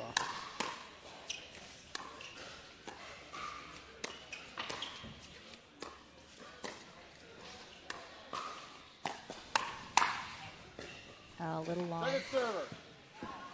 Yeah, and I think we kind of talked about, last year that the pro game on the women's side was a little lacking just in terms of numbers and depth. There's been definitely some movement in the right direction this year. Some sort of an influx of ladies have come into the game, especially from tennis. But we, again, similarly here in Next Gen, we're looking for those young women to get in and play at Next Gen. So especially if you know any... Oh, my. I mean... Garza put that into the ground on his side of the court. I don't know if I've ever seen that happen. Welcome to the Next Gen, Lauren. I know, right? The surprises abound.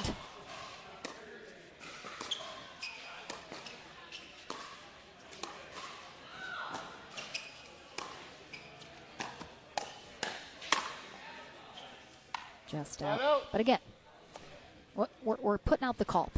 If you know any young ladies that play pickleball that would love something like this, and maybe they don't know that this is happening. They don't know there's this opportunity. Go on pickleballtournaments.com, look up Kansas City, get some more information, possibly for next year can join us. But we need the ladies. We need the young ladies. Oh. Side out. Oh, I think we saw an around the back here. Whoa. We sure did. We saw one in their previous match, but he didn't get it in. So it's not as nearly as impressive.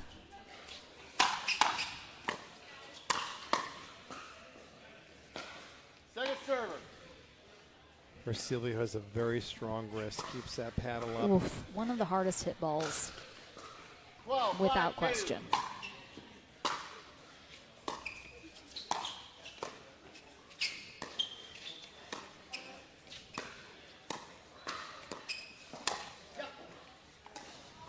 Side out.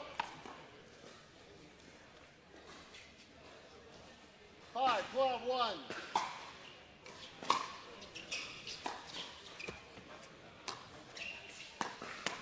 Oh, that was super out. Point. Fortunately, Garza did not recognize 12, that. 1. Lay off of it.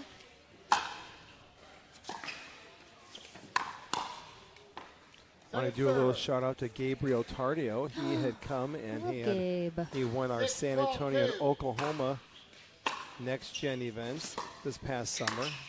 Went home to Bolivia to see his grandparents.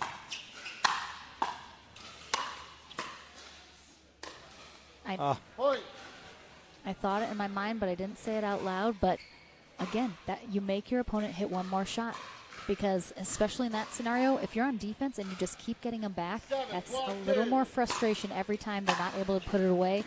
And a lot of times you see them make an error. Side out.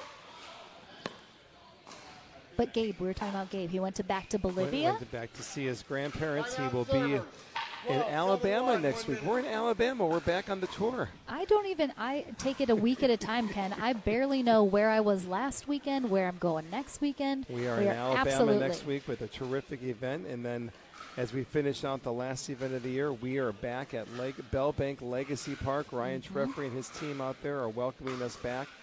We are there for the Mesa Open. This is our season-ending championships there. They're at the... Isn't Boca our season? Season ending for this year. Oh, okay. Just like the end of the season. That's yes. Right, our Boca in January is our Masters tournament. Correct. That's sort of the finale of our entire year. And then I think we're going to be doing the live show again at the think awards we will. banquet. A little red carpet action. Lee Whitwell and myself. You know, it was something. I'll say it was something the first year. Well, seeing all the so pros much fun. all dressed up. I had a drink or two. It changes things. Shout out to Lee Whitwell.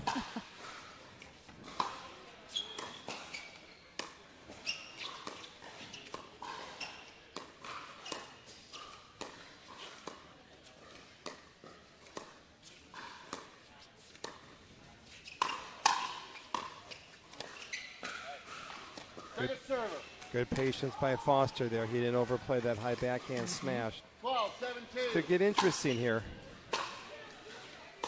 Especially if Garza and Anderson can get off. If they can't get off 12, they've been on this for a while. It's good placement. 7, 12, 1. Good setup. They've got a score here.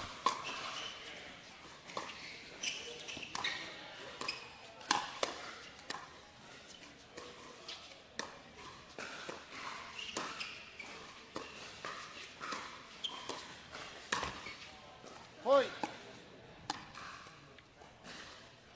I'm a firm believer after all of the pickleball that I have watched. It's pounded into everyone's head, but patience, it is such a key element in this game. Point. Same thing. I mean, Garza, the premature speed up previously put it into the net, and this one, premature speed up from Anderson out the back of the court. Wait for your moment. Makes me want to sing Kelly Clarkson, A Moment Like This. Wait for a moment like that when the ball is attackable, when you have a good option. All right, they're on the 2. Jack saw that coming. Jack saw that coming. They've kind of honed it a little bit on Mike Anderson right now. They're kind of reading his ball. They've got a good sense of where he's going to put his shots. Point. I call a timeout here. Timeout, definitely. I mean, Ercilio 11, and 12, Jack 2. have simply just picked up the pace here. And Anderson and Garza are not doing anything to try and slow him down. And that is what timeouts are for. Point. again, I think that ball was high enough for him to attack. He just didn't get down on it enough. He simply, gave it right back to Foster. And how they're not calling a timeout right now is also another thing I heavily disapprove of.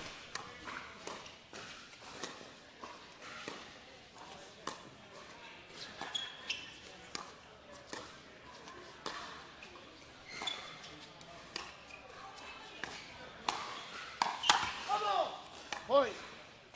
First time they've had the lead. 13, 12, 2.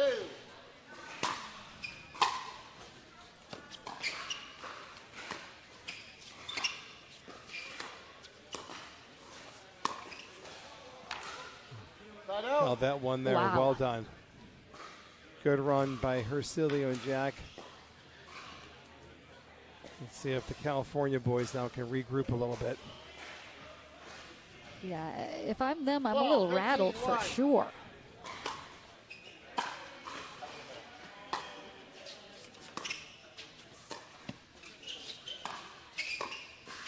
Get back up. Good reset.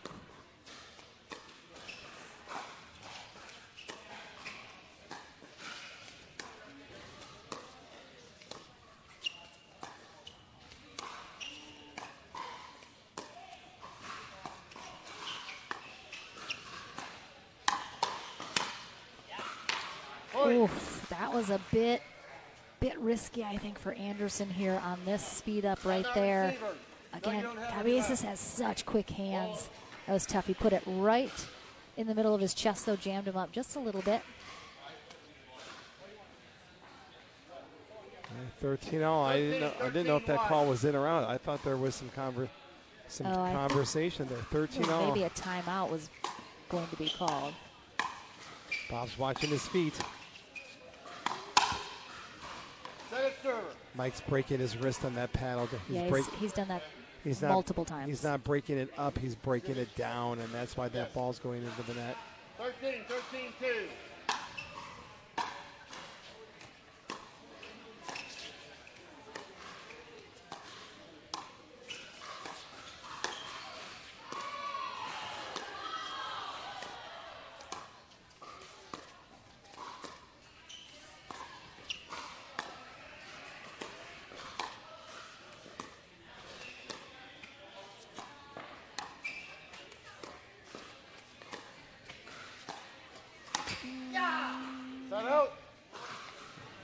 Too bad. Played that well.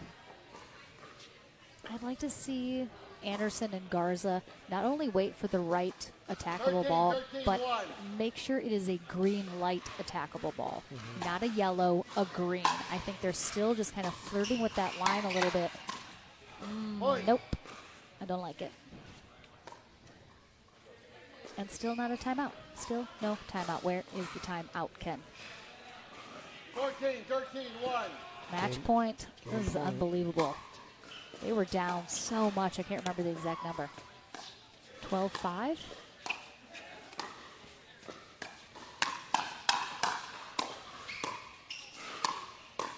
Good reset by Foster. And again, it's the middle. That is the middle. Oh, Garza's had such success up the middle when he has hit that shot well. Oh, that was a nice job by Foster and Cabezas. Oof. Good sportsmanship. Everyone congratulating each other on a good point out there. It's good to see that. Great return by Anderson. Oh, boy. Point, game and net. I mean, Final game score. I did not see this outcome coming, honestly. Well done by Cabezas. This time he doesn't have to take Foster with him across the corner of the court. So Anderson and Garza take fourth place here today in our men's doubles. Jack Foster or Hercilio Cabezas headed back to bronze. They'll face Porter Barr and Ethan Joshnig. I'm sorry, I just mumbled it in my mouth there. We're back into the action. Are you joining? I'm here. He's here. All right. Ken's not going anywhere. We're back into the action right after this.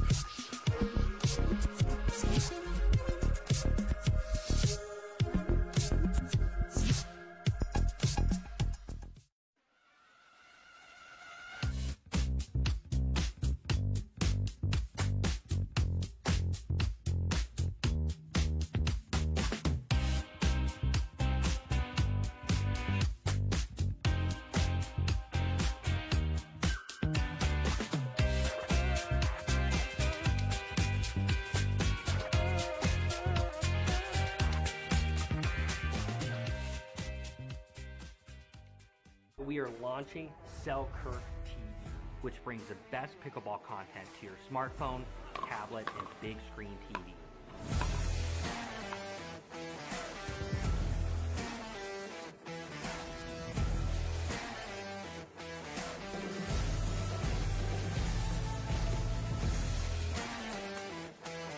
This is 24/7 Pickleball, proudly brought to you by Selkirk.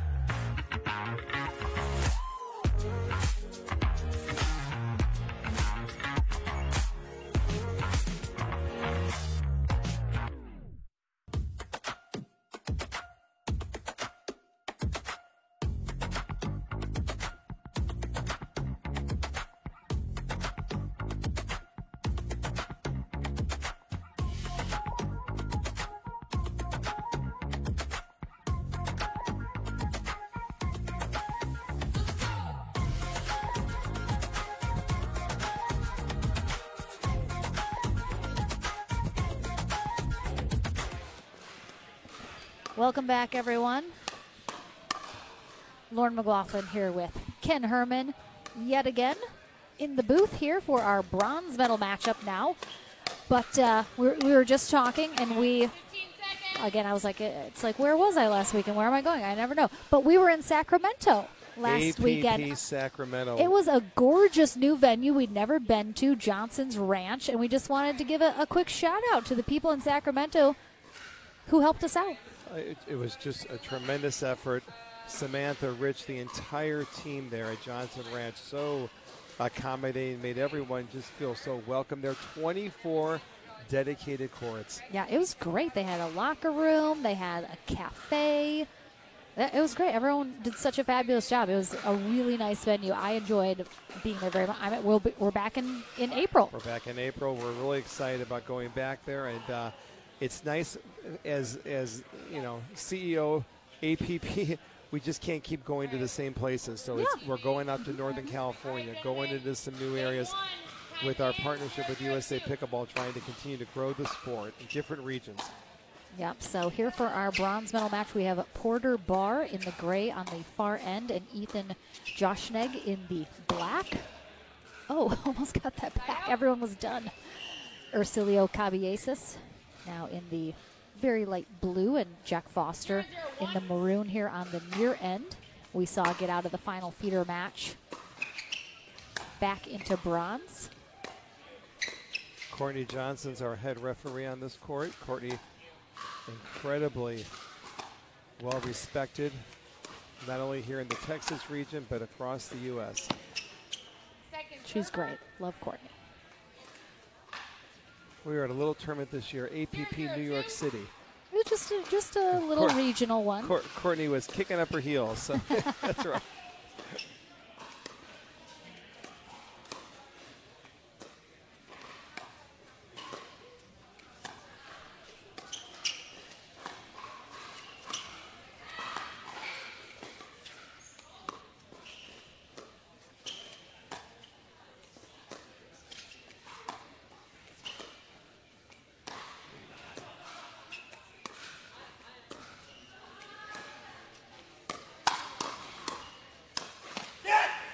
This is going to be an interesting matchup. These two haven't played each other yet today.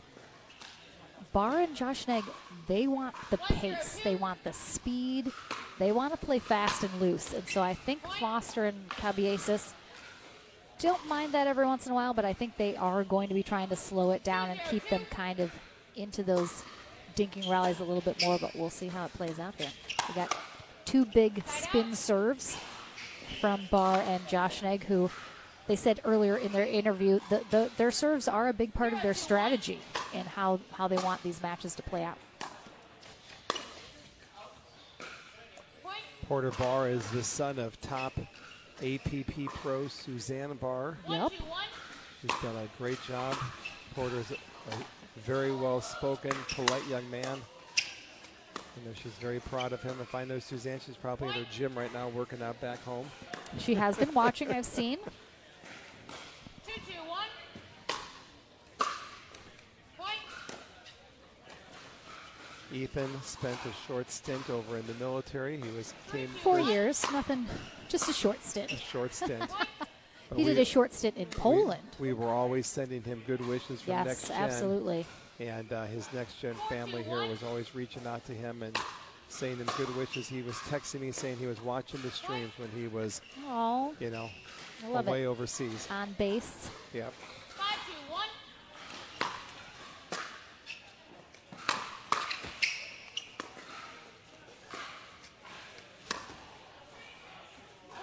Yeah, just getting some tough breaks right now going Joshnegg and Barr's way. So we've mentioned Austin Chikatolov and Eli Bertram are in the gold medal match. They'll face the winner of this. It's a good timeout by Porter. They need to regroup here a little bit and slow this down. Yeah, had a couple errors as well. They haven't really been able to settle into the style they want to play for sure. But for a second, I thought Mitch was putting up the pickleball sign, and I was like, "Oh, what's this?" And then I was like, "Oh, it's how to play pickleball." Look at that artistic shot there through the elbow of Josh. I mean, isn't it super? You mentioned getting to know the parents as well when we're here. I think it's so much fun to see siblings and parents, whole families out here getting to sort of. It's a mini vacation. You're a weekend away, getting to play pickleball, having fun. I think a lot of the parents enjoy hanging out with the other parents as well.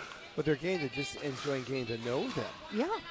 You know, they just haven't met each other, so it's a nice experience also for the parents as well, and a huge sacrifice. I mean, the kids are here for 3 days. They came in Thursday night. We did a warm-up session on Thursday night, so it's definitely a family commitment.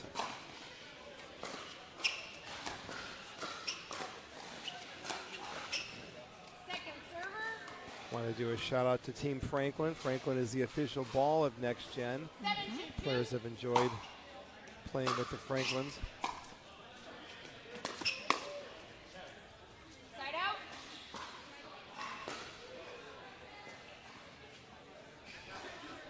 Two, 7-1. Oh boy.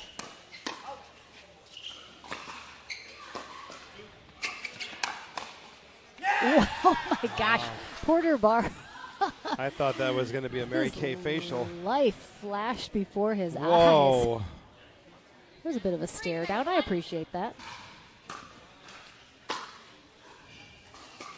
Good return by Foster. Oh, cross the plane. As she says with a smile Yeah, afterwards. well past. That Texas charm. 4-7-1.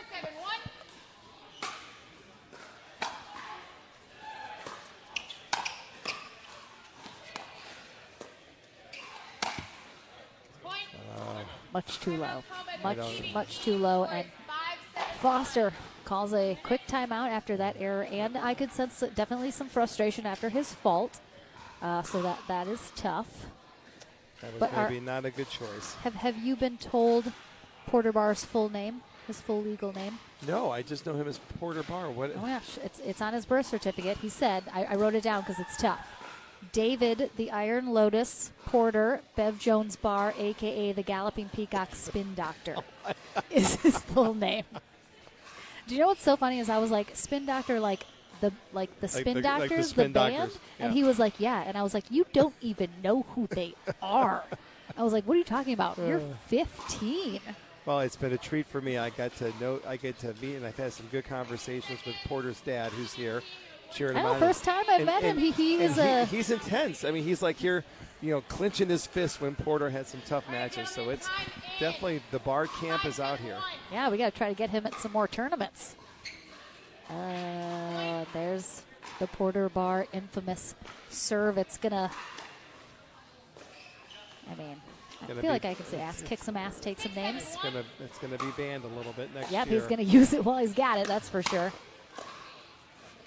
Second server. Josh Nagg's got a pretty wicked spin serve Eli himself. Bertram, there's many of these So top many. young players that spend time on these serves. Good hands Great for Cilio. I mean, Barr was 3 feet off the ground. It was a trying to kangaroo hit volley. this. It really was. You are wheezing over there.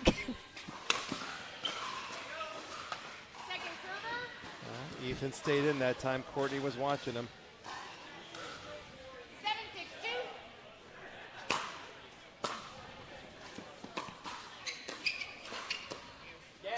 Side out.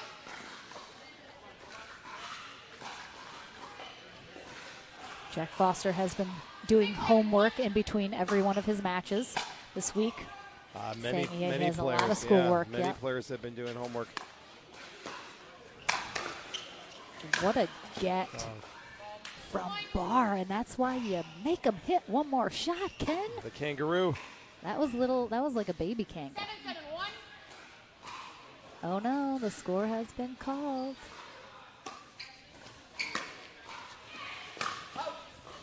Second server.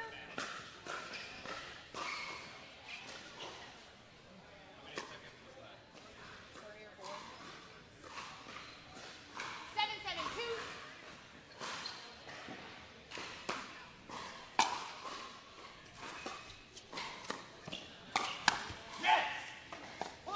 Good hustling by Porter that time, gaining tight. 8-7-2.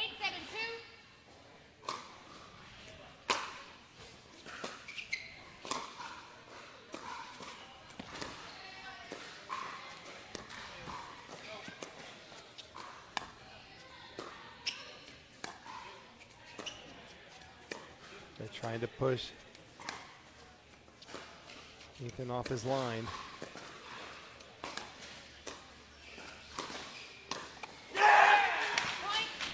He is so pumped up. He has struggled a little bit today with the dinking, especially on that backhand side, but he's feeling it right now. He's playing very confidently. He's hitting the shots he wants to. A lot of intensity out there. So we just got a question from Jeff about talking a little bit more about the Next Gen program and how young people can get involved. And we did talk about the program a little bit earlier, just kind of how it came to be. But if players are looking to perhaps come to Kansas City for our next stop this year or next year, I think right now we just have sort of an age range. 23 is the limit. And the UTPR. Yes, there's a minimum. 4.0 minimum So- UTPR. So with this being the sanctioned circuit of USA Pickleball, the whole Next Gen program, 4.0 is what we need, and that really is also fair for the player. If you have a 3.0 player come in here, they're not going to have a good experience. Yeah, it's a little tough. So we really are insistent upon that 4.0.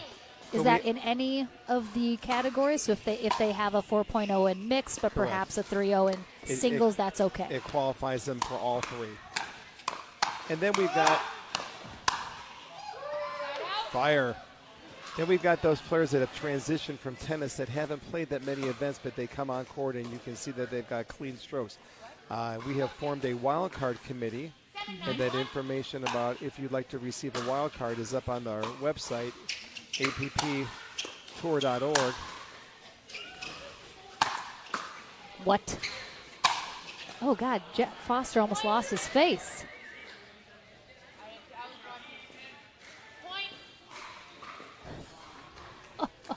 They are just firepower out here. So I'm a little afraid. I feel like I need to, like, duck for cover over here.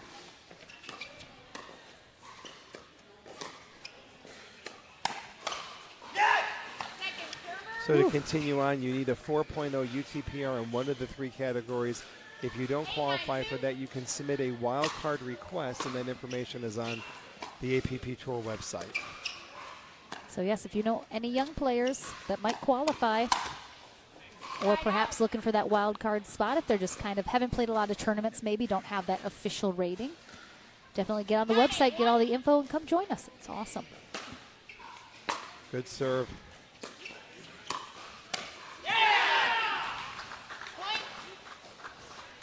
It is getting, I'm just going to say it's getting a little testosterone filled up in here, Ken. It is pumping. Well, boys will be boys. there's no other way to say it. That's. Oh, the kangaroo came out a little bit. I mean, 10-8-2. gotta stay steady. Can't be jumping on defense. You gotta stay planted. Oh, wow. What an end to this first game. I'm a little afraid for game 2. Not going to lie, but Porter Barr and Ethan Joshnegg eke out a win here after a bit of a battle. We're back into game 2 of our bronze medal match here at Next Gen Dallas right after this.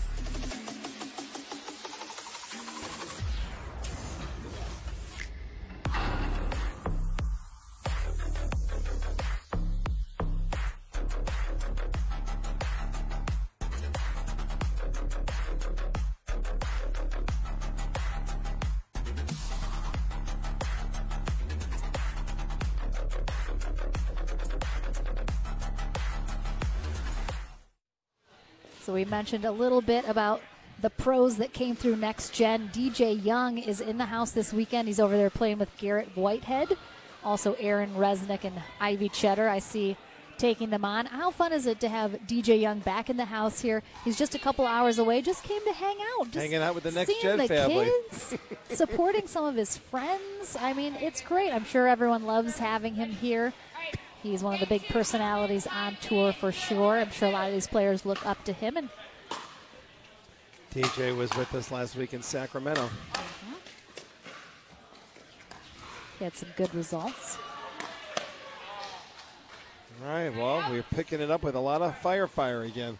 I think a lot we're of speed ups. Yeah, I think we're going to just kind of roll that over from game one. Porter Bar, Ethan Joshnegg on the near end, taking on Ursilio Cabieses and Jack Foster on the far end here in game two of our bronze medal match. Oh, he's ready for that one.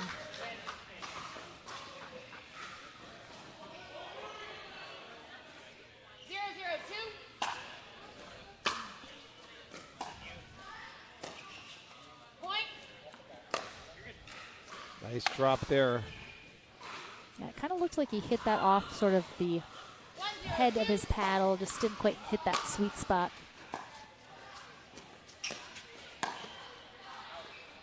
Side out. Just missing that wide. 0-1-1.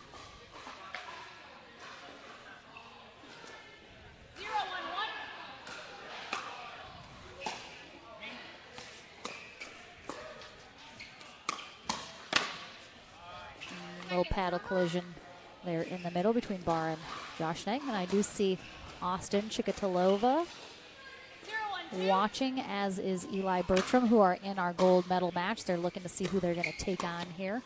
Austin just left the weight room, got his afternoon workout in. Very pumped, ready to go.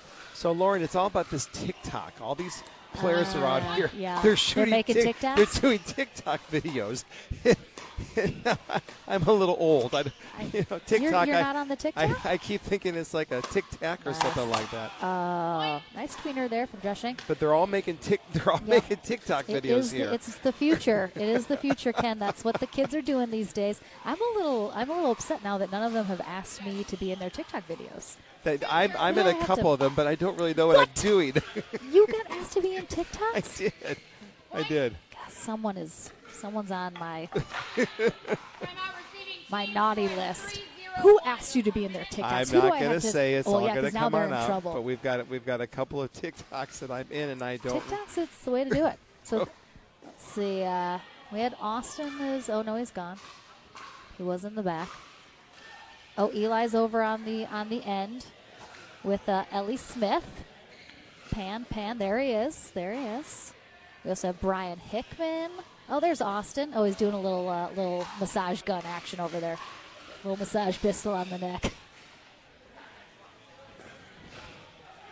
It's just, we got some good characters. We got some good characters.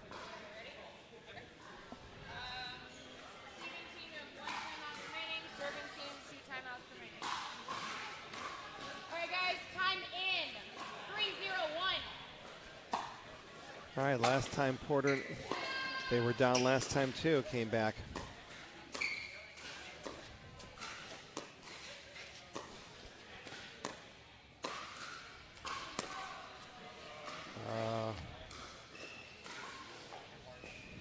Second server. What? It was out. Point. Almost died.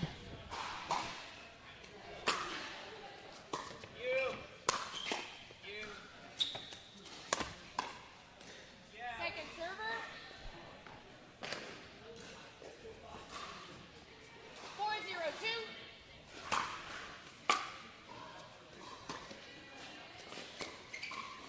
Point.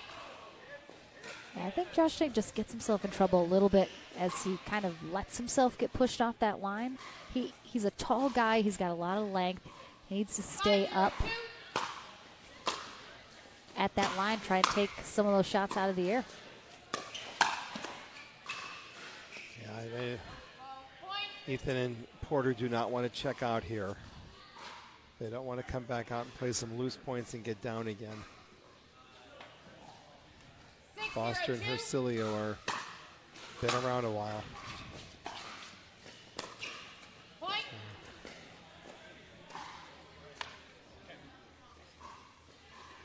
Yeah, tough. Just some unforced errors here from Ethan these last few rallies. They're going to mix their stack up here and try and give him a different look, which it's probably the right move to make. That one just gets set up much too high there for Barr.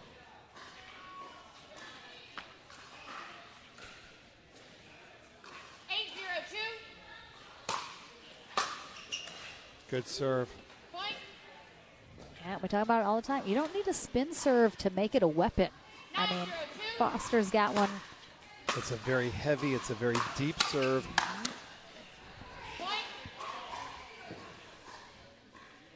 Jack's got good hip rotation on his serve. Gets a terrific follow through, length to his serve. Now Jack actually has won the singles portion of Next Gen, the last 3 Next Gens. So he feels as if he can just have a solid doubles result that he could potentially win the because next it's a ranked cumulative over the weekend, he has won the singles, but he has not won Next Gen. The doubles, that's correct. Still looking for that elusive first place finish over the course of the weekend.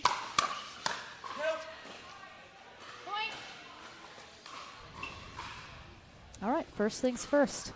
Got to get 1 point on the board. Build from there.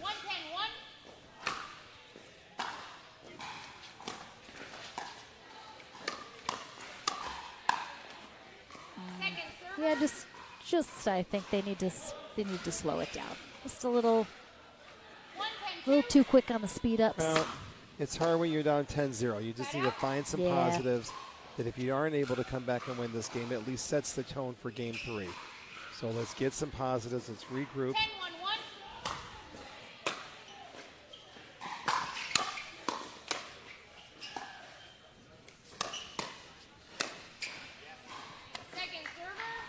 Good spot.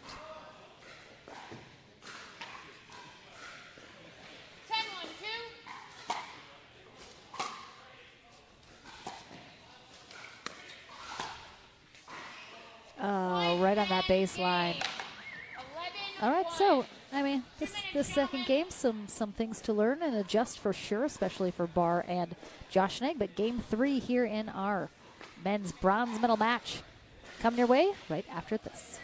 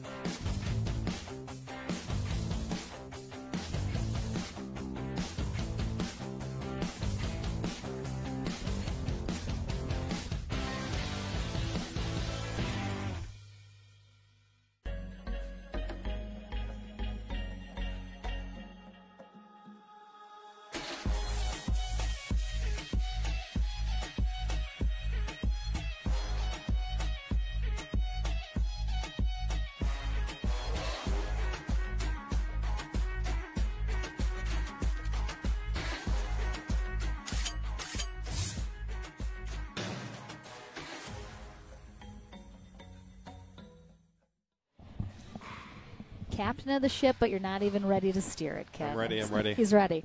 First and foremost, quick shout out to Kenny Herman. Kenny Herman. Kenny Herman, the son.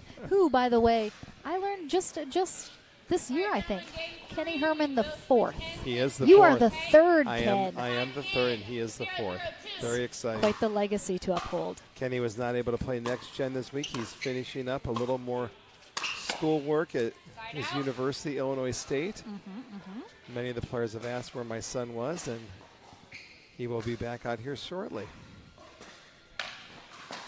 Kenny Herman, always a good time. All right, game number 3 underway. Porter Barr, Ethan Joshnig on the far end. Hercilio Cabieses, Jack Foster on the near end. They'll switch ends at 6. Winner of this heads back to gold. Porter and Ethan have got to get a good start here. They've got to cut down on some of their errors.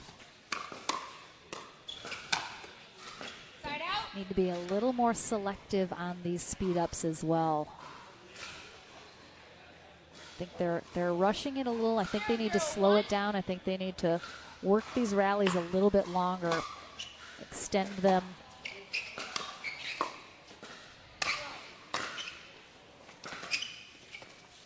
Great spot from Barr. Terrific shot, Porter. I mean, he sees Cabieses crash in the net here. Nice angle.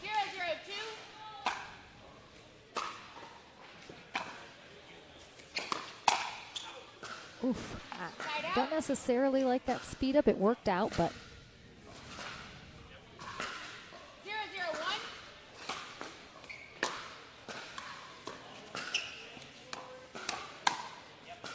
Second server.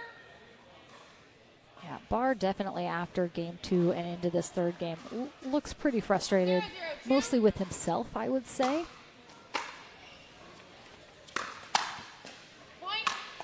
I think he's a little 1-0-2. exasperated? Exasperated? Side out. What's the word I'm looking for? Exacerbated? 0-1-1. Thank you for trying to help. I don't know what you guys know what I'm saying. Point. Yeah, just his decision making right now, it seems a little off in terms of what he's trying to do. 1-1-1.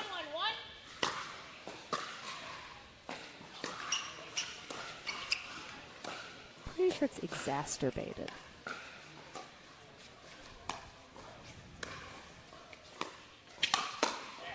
There's the right one to attack. Waiting for his moment, getting the green light. 1-1-2.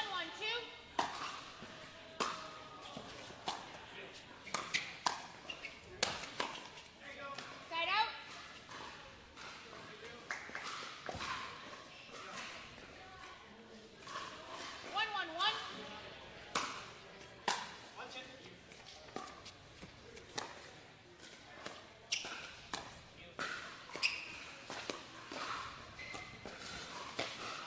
Yeah, Barr got pushed off the line. He's easily, you know, 1.5 feet off that line in a tough spot.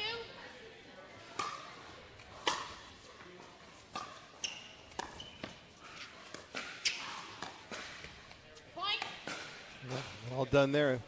Push to Hercilio off the line.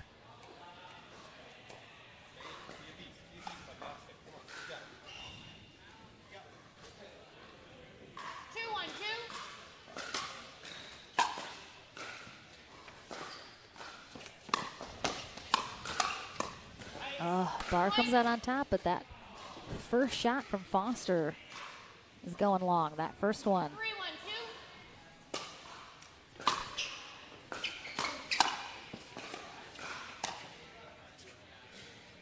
Side out.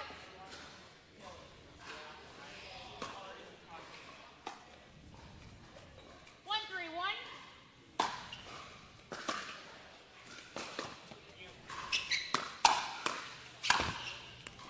Second server.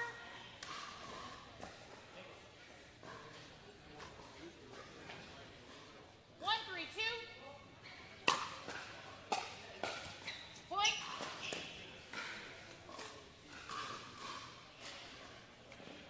Two, 3-2.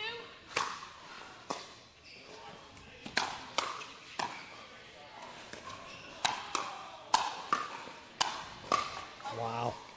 Point. Couple really nice pickups.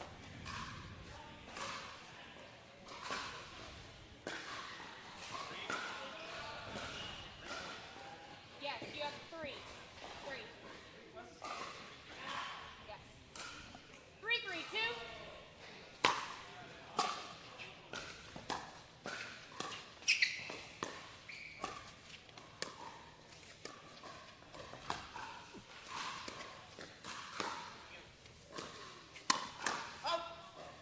Good spot that time.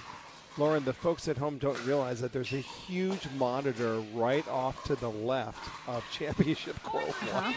They Yep. love watching themselves on the replay when they get done. That's your favorite part, Ken, is watching them watch themselves. After every point, their eyes go to the Yep, to yep, the big it's screen. right up here above us, right and up they're, here. And they're all watching themselves. Point.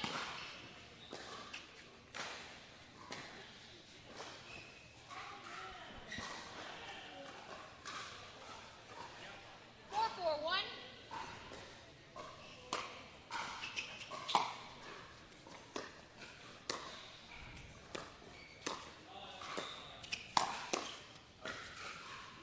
Second server.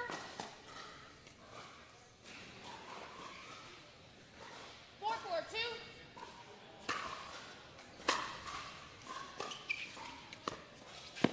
Go. Side out.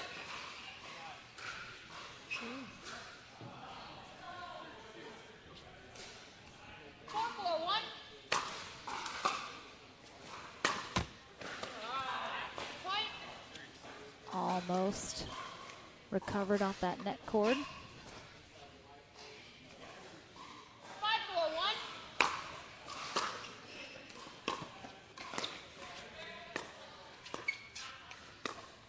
Go. Left foot. Tough. Point. Change in. Oh, yeah. Good eye there from Courtney. 1 minute. We will switch ends now in this third game. As Foster and Cabieses find themselves at 6 first, but Josh Negenbar just trailing by 2. So important to play clean pickleball at this stage of the game. Third and final game. Good returns, good depth on the opening volleys. Really get back down to some basics out here. Yeah, and I think generally we talk a lot about, the differences that we see here at our next gen tournaments versus a typical pro bracket at a larger tournament. And certainly I'd say that the pace of play is a big one. Definitely a next gen. Super fast paced for the most part. A lot of speed ups, a lot of heat coming into the action. Not as much patience, not as much slow game, waiting it out like you see at the pro level. And again, that's one of the differences between, a couple levels down from pro and making it into pro. Yep. But that's what next gen is all about, that Absolutely. learning process, that learning curve. And developing friendships.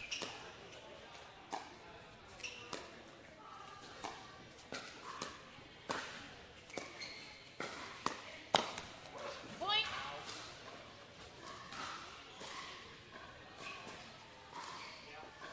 7-4-1.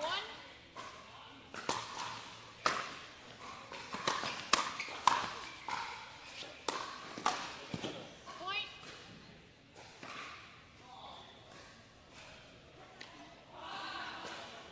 That looks like his wrist. 8-4-1.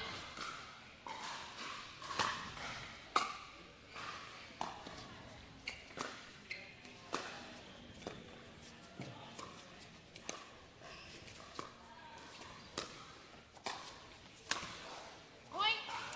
See, Ursulio's ball was a little high, but it was still close to the net. So if you're going to dink a little bit higher, that's why Josh Neg put that into the net, as he had to reach too far out in front. Yeah, and he was also changing the parent of the ball. A person's going to make a mistake if they change the direction of the ball. If the ball's not in his strike zone, it's almost like a double whammy. So it was just the wrong shot. He should the ball had dropped on him. He should have taken that ball back in the parent and tried to reset the entire point. Foster and Cabieses going to be 2 points away from heading to that gold medal match. And we do see Austin Chikatlov and Eli Bertram warming up 2 courts down from us, getting ready to go in that gold medal match here shortly. Yes, Austin just got his workout in. He just had his third workout of the day? No, his third helping of protein since breakfast. They have Takes a lot to maintain that level of muscle, Ken. If Foster and Caballesas come out on top here, it will be a rematch for them in the gold medal match from the semis earlier.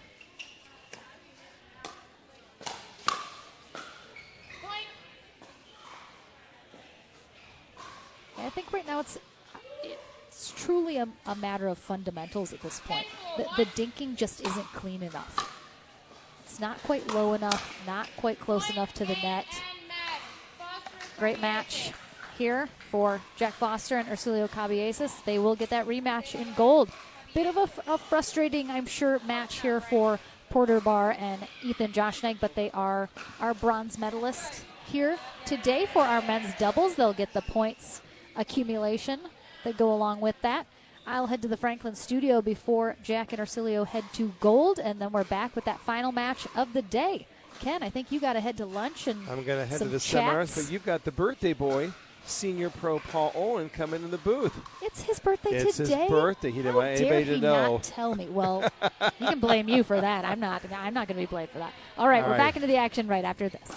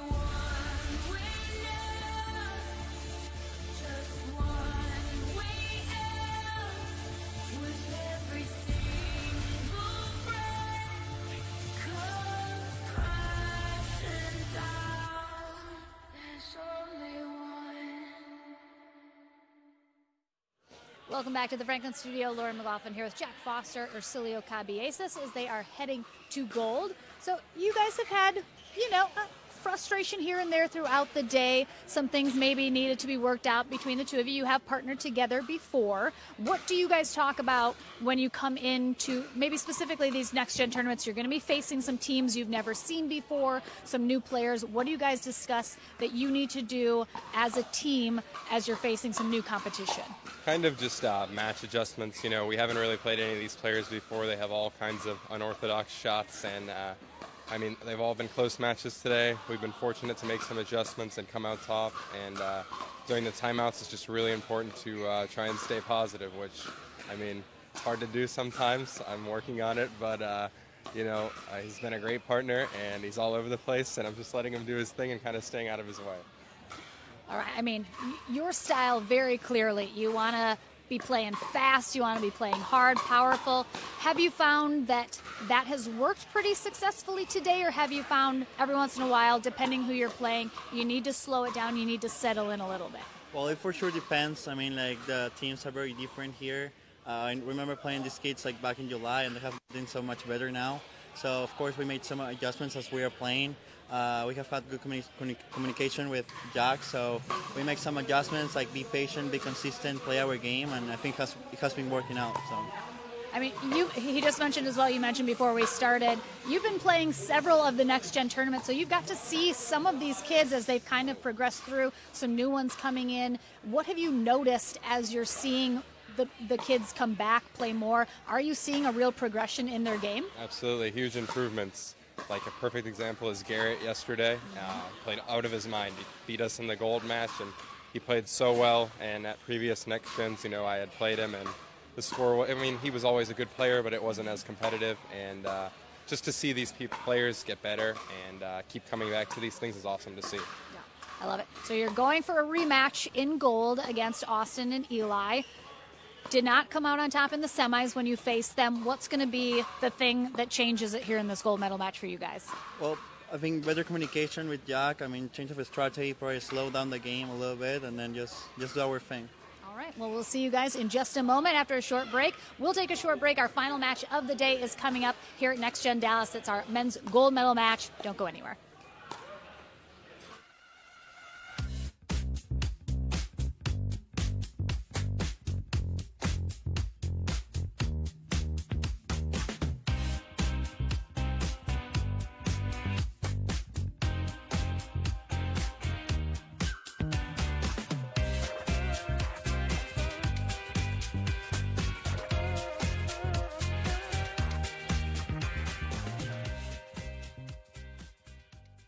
We are launching Selkirk TV, which brings the best pickleball content to your smartphone, tablet, and big screen TV.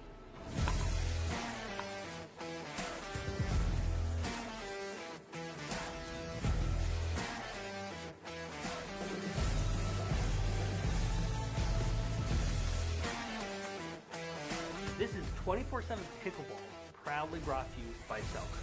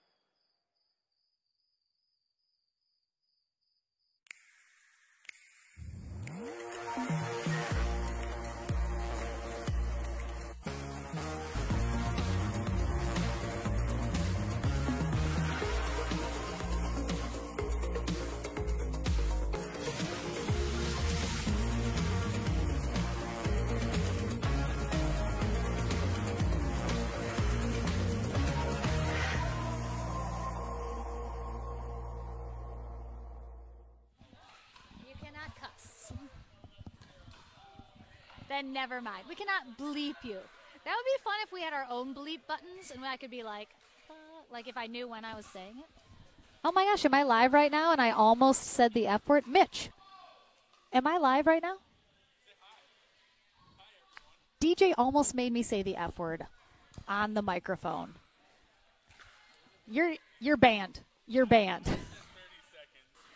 This is look at this. Look at this nonsense. Don't you come over here and cuss on my microphone, DJ. Hi, this is Lauren McLaughlin. Coming to you guys today with a gold medal match. That was nice. That was nice. Everyone will believe that was me. I mean, Next Gen's, it's a little more casual, a little looser here.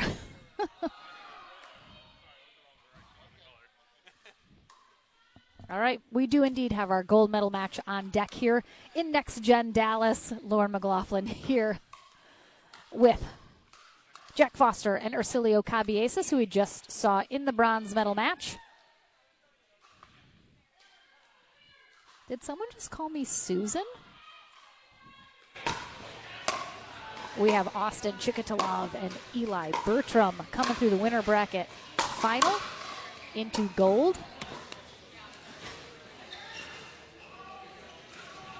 Bob Swisshelm will be our referee. And we are just waiting for the last couple moments here of warm-up time.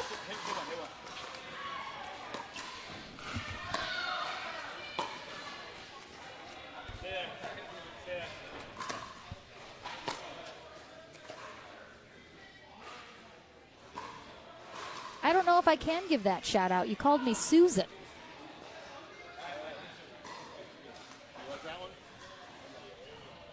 I mean, if I get a sincere apology for calling me Susan, then yeah, I can give a shout out to whoever you want. All right, gentlemen, 15 seconds, please.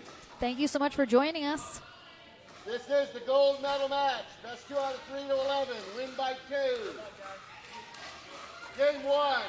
All right, final match of the day. 0-2. Eli Bertram. Side out. He's going to be rocking that spin serve all match long. On the far end with Austin Chikatalov. 0-0-1. Yes, he is 6'5".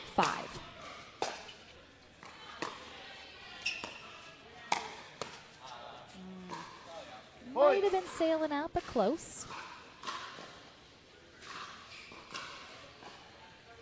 1-0-1.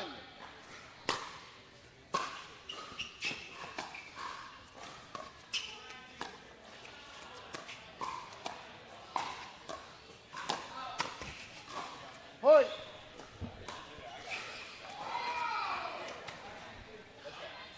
Ten, 0-1.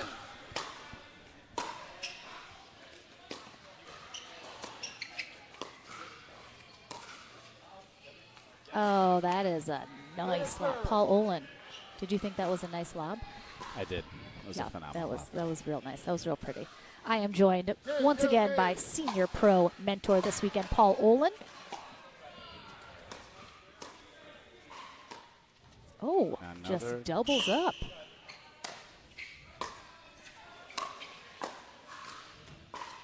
I mean, we saw Bertram throw up some lobs earlier, but to a little less success than he's had right out of the gate here. 0-2-1.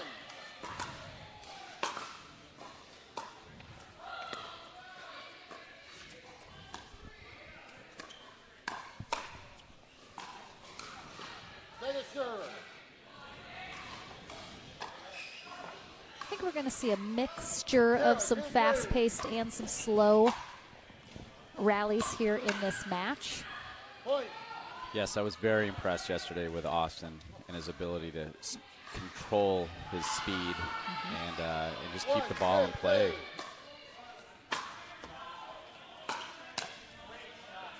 Great drive, very low there from Bertram, barely clear in the net, and then dipping a little on the other side.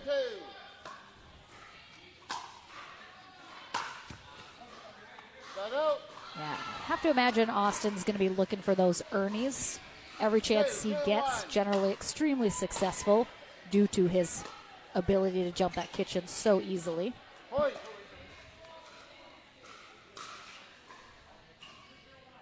3, 2, 1.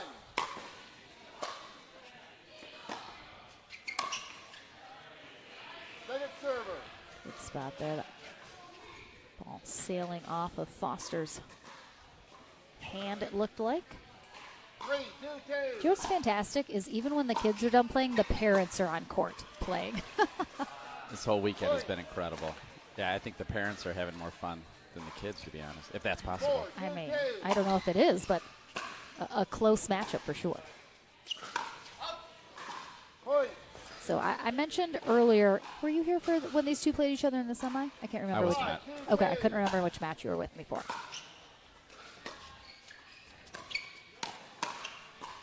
So you're going to notice Bertram, in his interview with me, he said he was forced to slow it down with these two. They slowed them down. They didn't let them play quite as fast.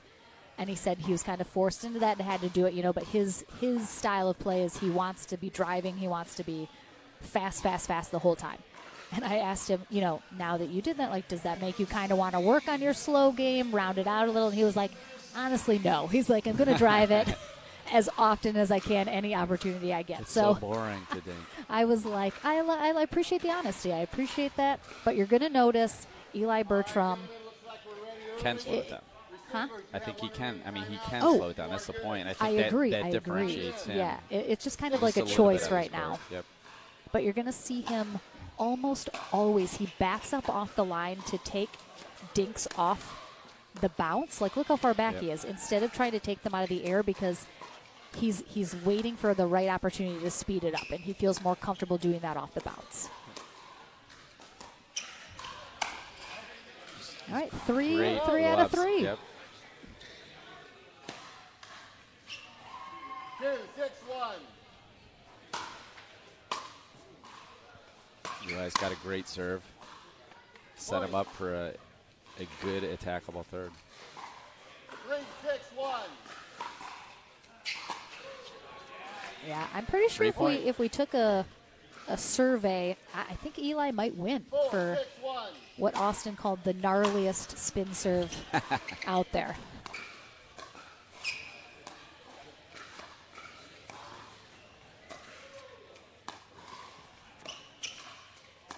Just got Austin getting so low. That's great for such a big dude. Yeah, it's so important. Yep.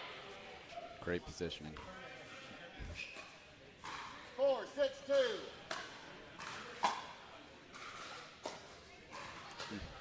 Side out.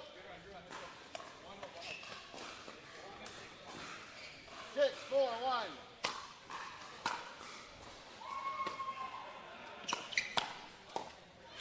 Point. Probably wants that one back, attacking off the bounce, and he was moving backwards. Nice hands. Oh my goodness, Little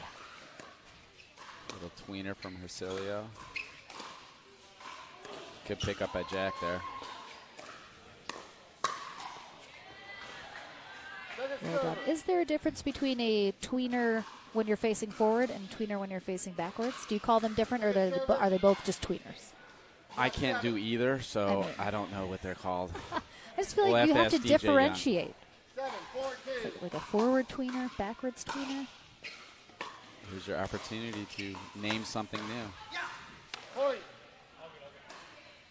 I've named the pretzel What is the pretzel? when they do that. Oh, is that what I was Yeah. asking what that was? I was trying to learn I've it. named it the pretzel.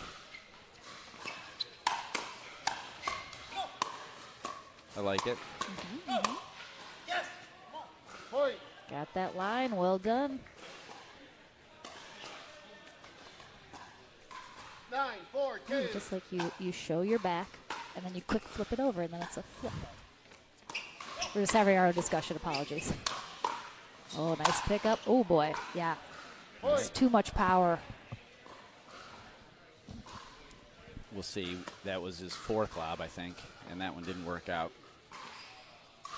I mean, 3 out of 4, not bad No, it's a good percentage there. 10, 4, But you can't fall in love with it. I think Jack and Hercilio are. Yep. Wising up. Yep. Point and game.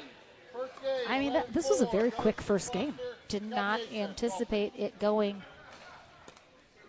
so fast. But Foster and Cabieses just take care of business here. Let's see if Chikatilo and Bertram can make the adjustments here in game 2. Again, Foster and Cabieses have to win the 2 out of 3 and then the tiebreaker to 15 if they want gold. And they're well on their way right now. We'll take a short break, back into the action in our gold medal match right after this.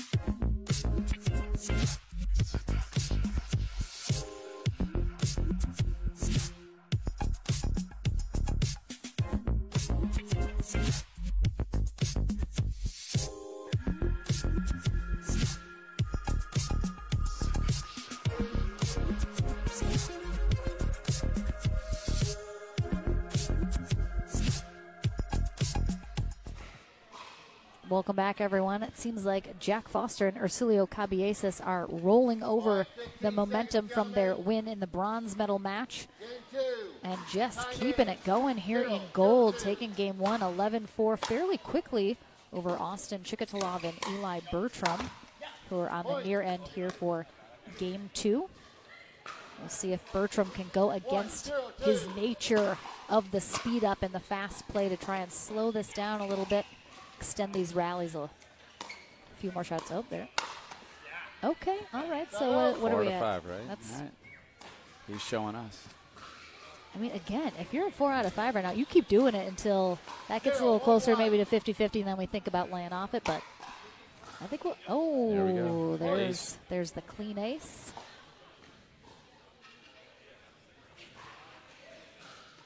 One. Oh, that right went off a the little line. long, but yep. Oh, okay. Point. 2-1-1.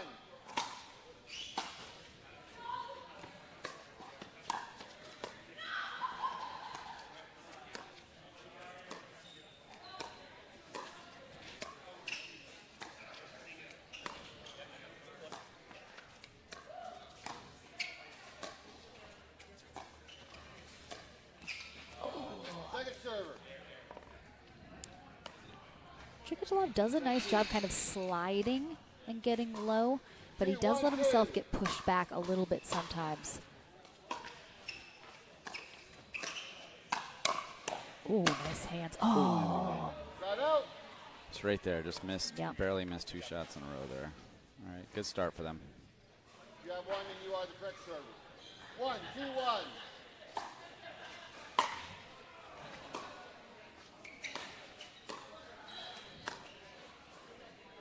Nope. All right, 4 out of 6. Just dangerous lobbing. You know, as a returning team, doesn't work. You're giving up a point. Yeah, I definitely think a little smarter perhaps to do it on your serve.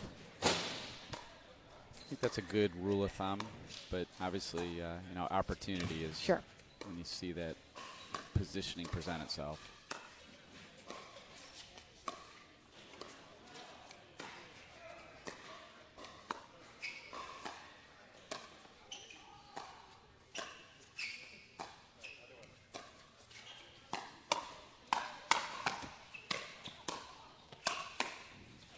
Nice point. Nice hands on both sides, but Chikatilo gets that step forward, a little more aggressive. 2-2-2. Side out.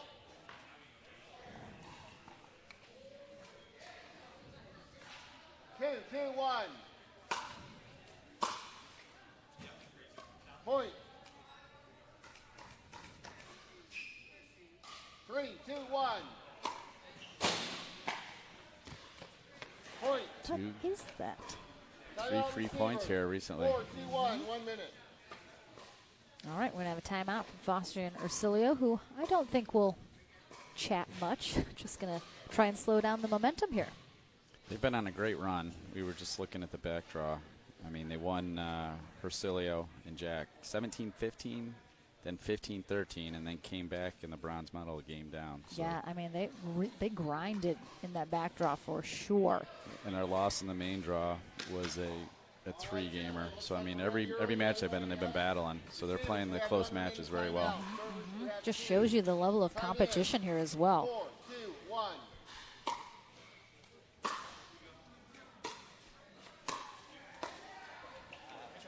Second server.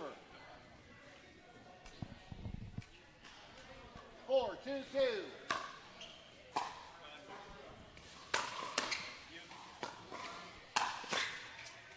Side out. Good timeout. 2, 4, 1.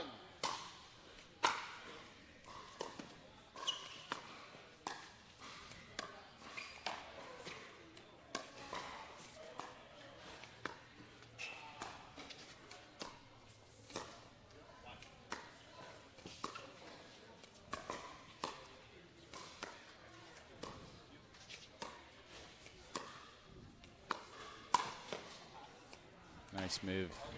Point. Again, good patience here. Good kitchen jump.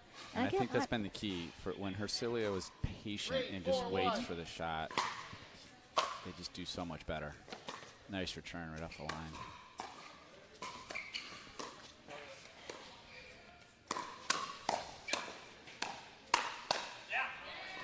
And that last statement by me is rather obvious. If anybody's patient, waits for the right shot, shot, they're going to be successful. But Ursilio has all the shots, and I think sometimes he, just rushes it a isn't little. quite patient enough. And when he does, his game is just so much better.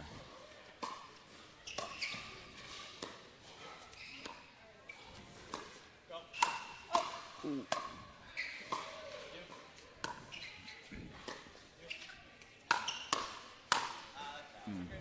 Point. I think similarly, I mean, on the flip side, I think the same could be said for Bertram. He doesn't like the soft game, but he does it very well. That was a good example of what we talked about before. He was way off the kitchen, and he had a attackable ball, but he was so far back he couldn't put it down. Not second to last point. And the thing is, too, I feel like he can still kind of hold on to that mentality. If he wants to speed up, that's what he wants to do. He can do that at the kitchen line. You can still look for attackable balls. You might even get more of them or better ones. Agree.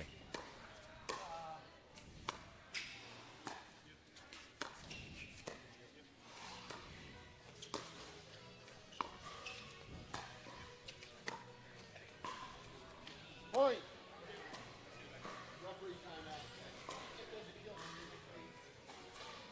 Some island music. Oh, yep.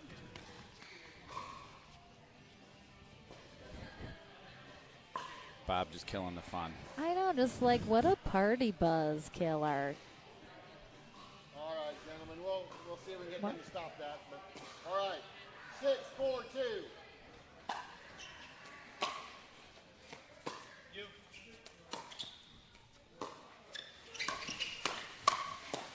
Oh, that was a bit of a scorpion. Start out. I did not see their first match, but was Eli off the kitchen in the Yes. first match as well? Yep. 4, 6, 1. I wonder if this is part of their game plan, because it does allow Austin to perhaps step in front of him to cut off some balls, but I don't see him doing it that much. Second serve. Honestly, I'm not going to say 100%, but I do think that no, it is not part of that strategy. It's just the way he's Yeah, deciding it's to just play the it. way that he kind of is most comfortable playing. I think it just sort of accidentally gives Austin a lot more court to work with. But Austin, yeah, he's not super aggressive coming over and taking too much. I think he, trusts Bertram to play his shots well. This is the first time they've played together.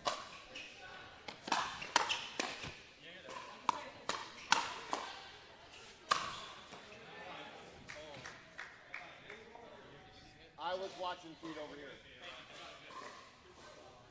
So side out or second server? Did you see it? I didn't see it. Second server? It's very close. It's kind of right on the other side of the net. Yes. 7-4, you are the correct server. 7-4-2. And it might have caught, but again, it happened so fast.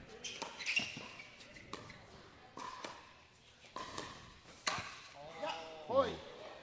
This is again a great facility, but with the white lines, with the light gray color on the outside, it is sometimes hard to see. Yeah, it is a little bit more there. blendable over there.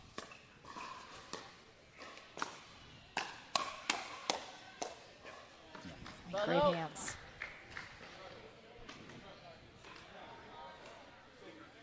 Four, 8-1. Second server. 4-8-2.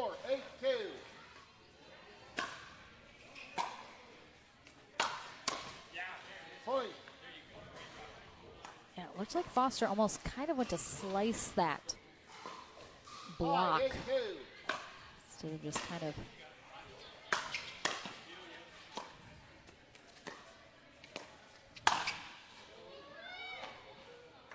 Yeah, Bertram needs to learn that lesson quickly, that Ursilio's looking for that. And if it's fine if you change up and go straight up, but it's got to be so low that he cannot Ernie that. Ooh, there we go. Oh, all right, so I forgot where we're up to. 5 out of 7. 5 out of 7. Mm-hmm. Hadn't seen it in a while, so that was good. I know, yeah. Laid off for a sec.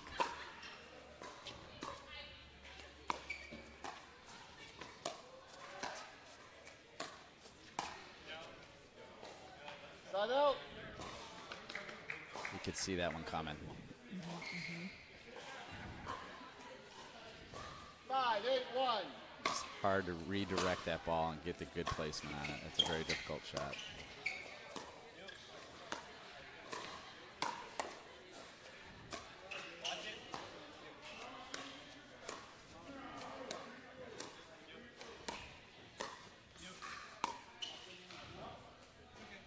Second server.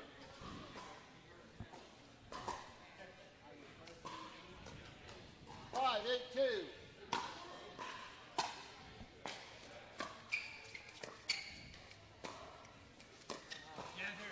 Point. I think with players that want to play fast, they want to speed it up all the time. You know, if you're a good player, you can counter that. You know it's coming. You can anticipate it well because they've kind of shown you that's what they're going to do. Absolutely. Can sit on their shots, and, you know, especially if you're dinking well and you're keeping the ball down, they're going to get impatient and attack, and that's your opportunity to just sit on it. A little bit of a run here.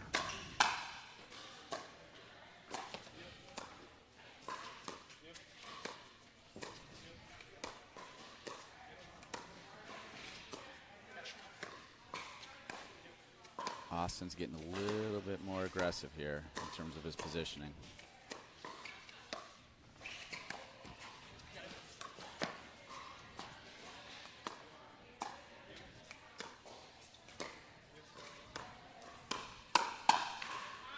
Wow. Hercilio, great anticipation.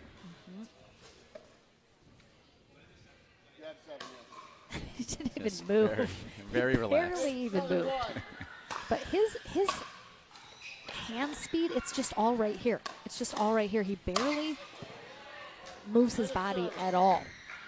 It's wild. Timeout, serving team. 8-7-1, 2. 1 minute.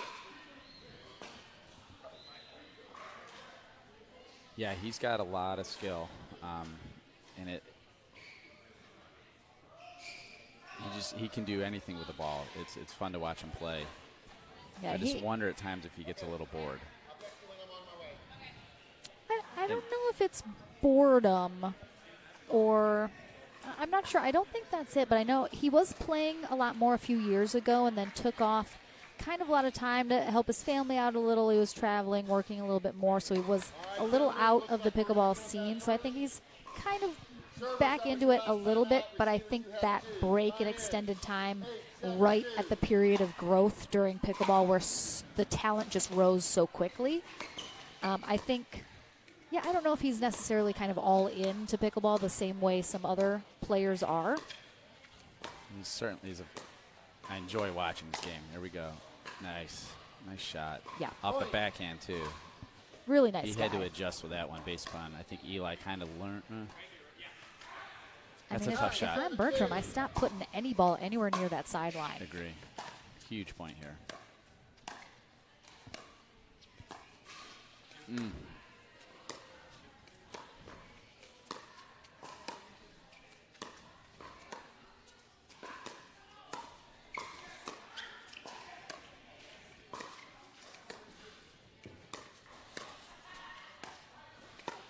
There it is. And the thing is, he's baiting him into it. Well, Jack set that one up. That was a phenomenal dink from Jack. Oh, no, sorry, it wasn't. Yeah, Hercilio did so that. just My bad. pulls it super wide because he knows, I mean, with the angle too, I mean, setting himself up for that Ernie.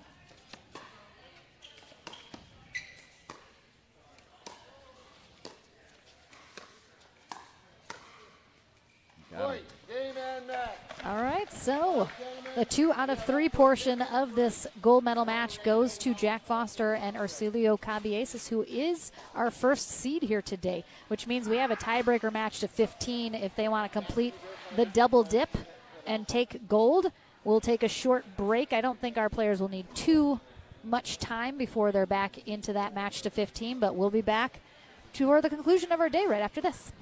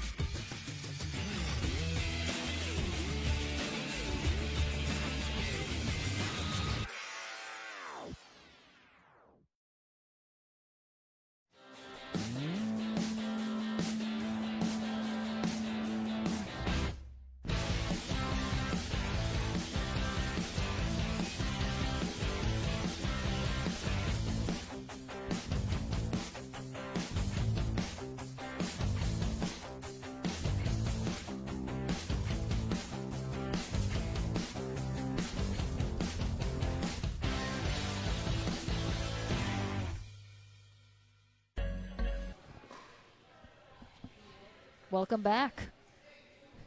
These players are young. They're healthy. Ready. They're in No shape. rest needed. They don't need that 10 minutes in between. They are ready to go right back into it. That was a pretty quick 2 games for Foster and Cabieses. So they are on the near end here for this match to 15. Austin Chikatalov and Eli Bertram on the far end. This is 1 match to 15. They'll switch ends at 8. Winner is the gold medalist. Loser is the silver medalist. be interesting to see if there's any adjustments made by Eli and Austin. So far, it doesn't.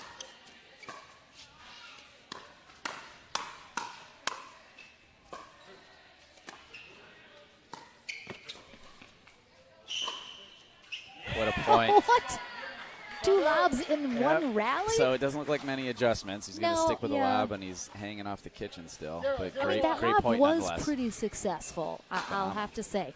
He really needs to stay away from letting Cabieses have that Ernie, though. That is for sure.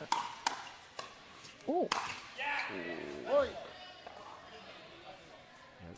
Oh, we got... 1-0-1.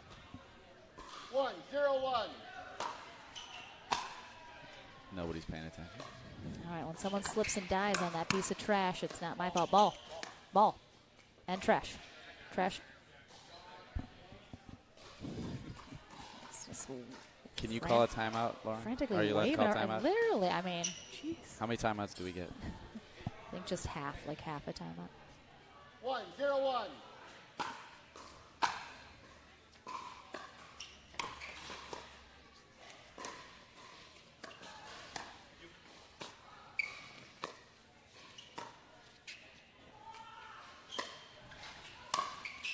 Nice. Point. This is where it's, in my opinion, important for both partners to kind of proceed back. When you get staggered like that, leave some openings or some holes in your defense. 2-0-1. Oof. Second server.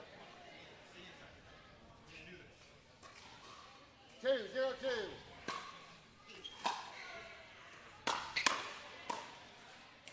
Nice reset.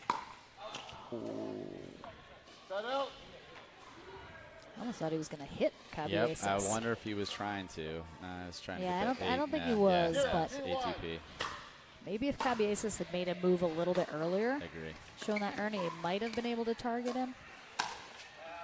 Good spot. Good spot. Right off that left thigh. 1-2-1.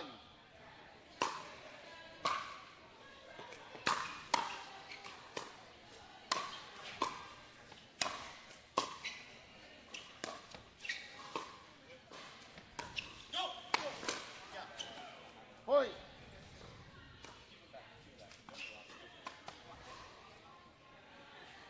Two, one.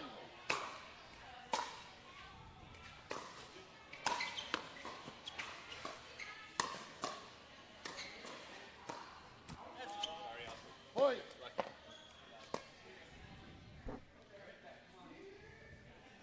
All Eli's momentum is just moving backwards. 3, 2, It's 1. just hard to reset when Yeah. when your body weight's moving back.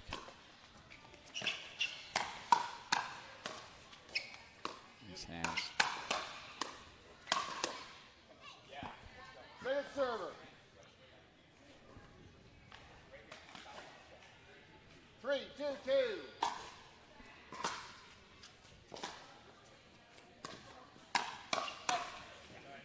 Side out.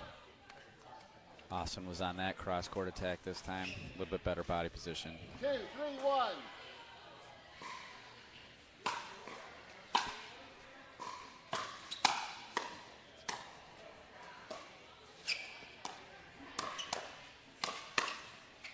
Wow, great hands.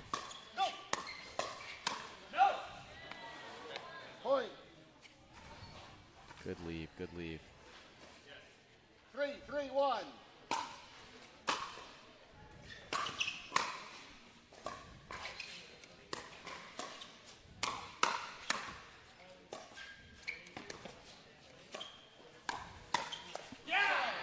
That is amazing.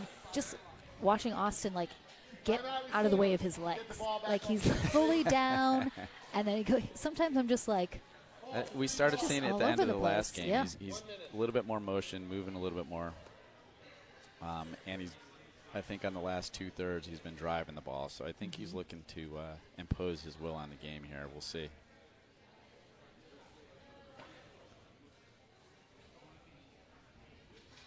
we got a timeout here from Foster and Cabieses as Chikatilo and Bertram picking up a little bit of steam.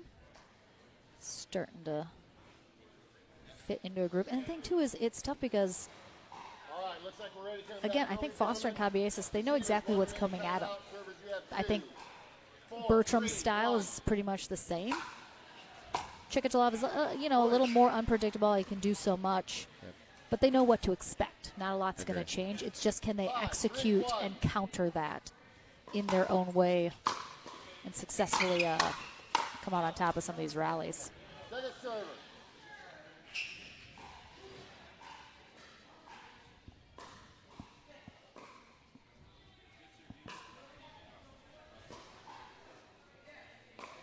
I'd agree with that. And, Hercilio just has so many shots that, and that's the beauty in his game, that is not always predictable.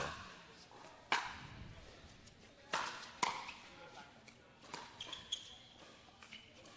great lob.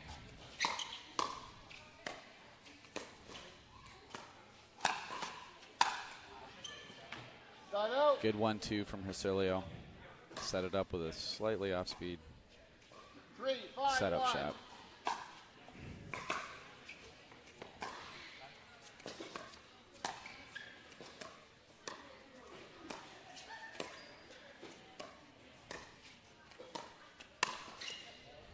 Point.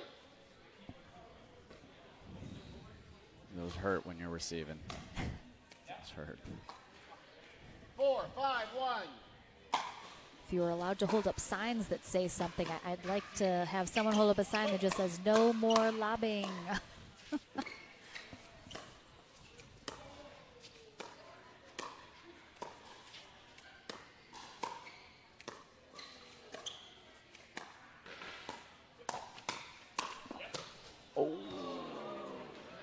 I mean, that was good. I mean, even though Hercilio kind of got a piece of that, he kept it very low, was able to defend it, and that's just, it's the error off the top of your paddle. I think he thought he had a winner, and then it came back. Just a good point. Nope. Point. All right.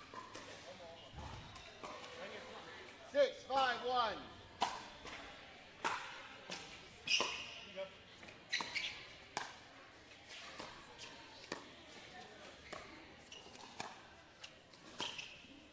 No. So that's three points off the lob here on this No, side. no. So since that last time out, what is it, 4 points, 3 of them off a lob, and then 1. Eli did a nice job of setting himself up, but just didn't finish it. So good timeout by Jack and Hercilio. Yeah, previously, and now we have Chikatalov and Bertram with their own timeout here. 1 point away from the end change. And I mean, it's tough, but I do think it's Bertram that needs to make the most adjustments. I mean, he's got to lay off those lobs, and he's got to pick the right moments to attack. I think Chikatalov is the one, even though he's playing the left side, which is traditionally the more aggressive player, the one making more things happen, it's Bertram that's actually doing that from the right side. And I think Chikatalov's being a little more steady, a little more consistent. And I'd like to see Bertram just take it down. Just take it down a couple notches. Agree. He's getting all the balls. Yep. So I think he's feeling he needs to because do he's something. making the most mistakes right now.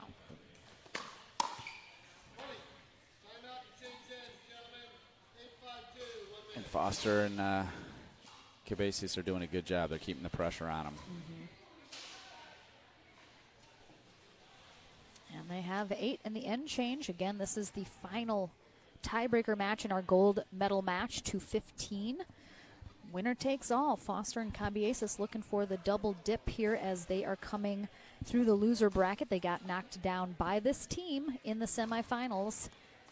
So they had to fight a couple really, really close backdraw matches before they got into the bronze. Took out Ethan Joshnegg and Porter Barr in that bronze medal match to get this rematch here in gold. So because Chikatalov and Bertram came through the top half of the draw undefeated, that's why we are in this tiebreaker match to 15, because they got their first loss in the 2 out of 3 portion, and this is a double elimination tournament. Nice. He got one down there, right across. Good position. All right, 5-point run. Nice run by Jack and Hercilio.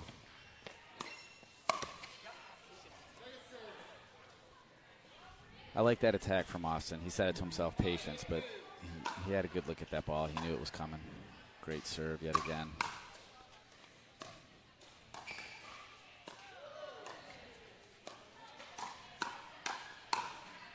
Nice. Got on top of it, kept it down. I would definitely like to see Chiktalov get a little bit more aggressive. Agree. He was at the beginning of this Yeah. game, and on that run, he kind of just settled down for some reason. So they're on a good run here, so maybe. There we go. Yeah, he was just a little overextended on that second one. Yep.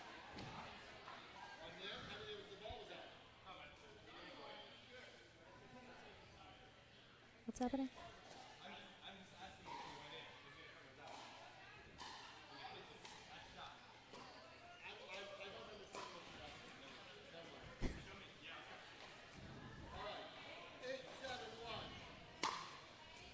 I think Foster was asking Bob if Austin had been in the kitchen.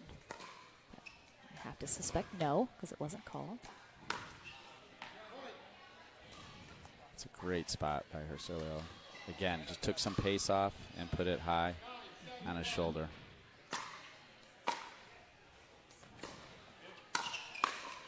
Oh, that's just hit it poorly. He jumped a little. His eyes got really big. Didn't expect to have, I think, quite an easy ball. Surprised him a little bit.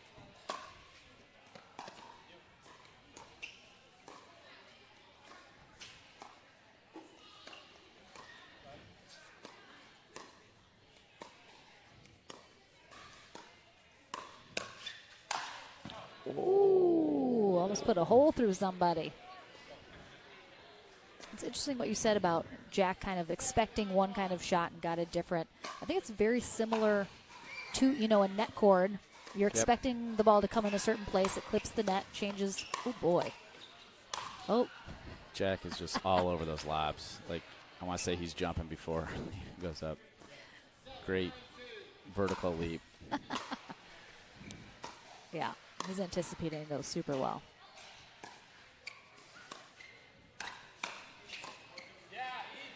Nice shot. Yeah, but a net cord, it's a similar thing as if somebody hits a shot with less pace than you're expecting. It's the same kind of effect. You're expecting something else, and the reaction time isn't quite there to adjust. Another good serve. I think that's 3 free points in this game. That's huge.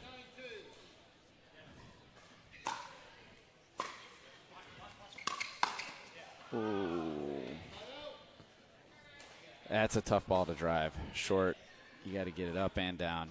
It's going to be a tough one.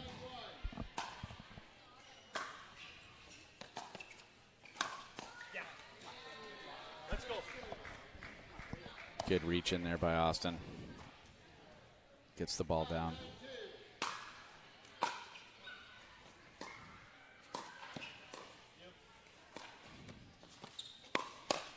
Good defense. Nice pick up. Wow. I mean, Foster thought Cabieses was going for that, no question. Turned around, saw he wasn't. Yeah, and that was a great shot by Jack and Austin. Hercilio should have closed a little bit over towards Jack's side to cut that off.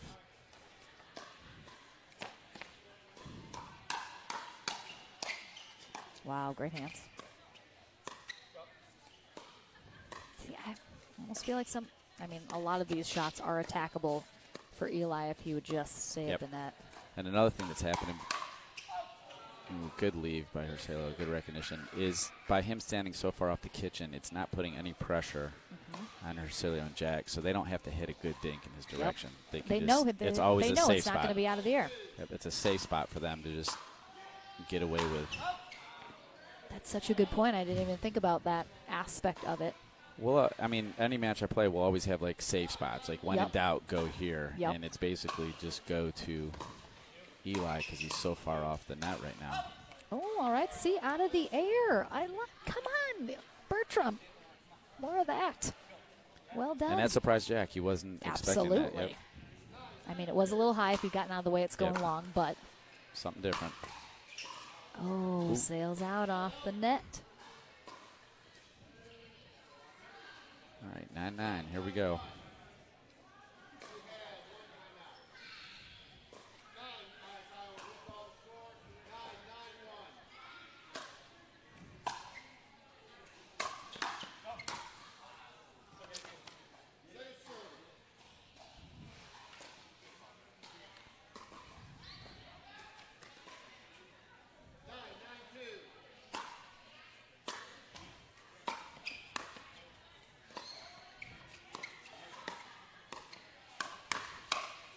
Nice.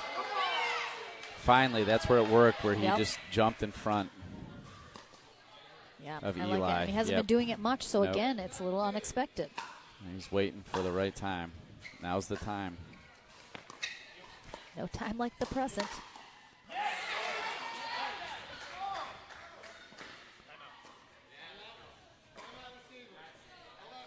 I don't mind that attack from Jack. It was cross court. He got the ball down. I just don't think he got it down as much as he ideally would have liked. But Eli was sitting on it, and then, if you go cross court and your opponent's sitting on it, then it's usually bad news for your partner. And it does, these last couple rallies, it does seem like Eli is staying a little bit more on that kitchen line. It's like he finally heard us. Maybe that was a strategy. All right, at 9-9 in the game to 15. Exactly. Now gonna I'm going to change do it. up. Yeah. Who knows? They're really not going to expect it. But I think that combined with Austin getting a little bit more aggressive here, that does start to put the pressure on Jack and Arcilio for sure. And you're hoping, maybe for some errors out of that, because suddenly they don't have that safe space that they were working with before, like you mentioned. I agree.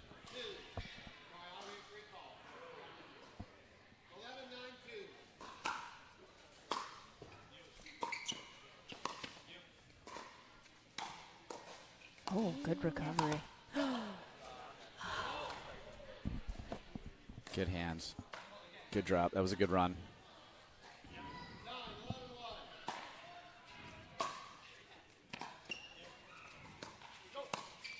Nice shot, Jack. Yeah. Wow. Beautiful. Tough to get 6'5" out of the way. Nice misdirection.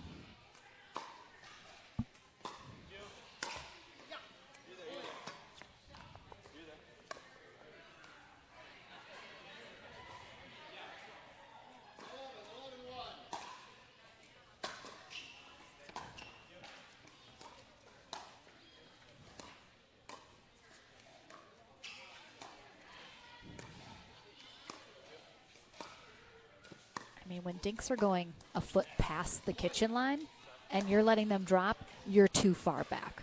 Just rule of thumb, blanket statement, you're too far back. It's a huge run now. 3 points. They do have a timeout to spare.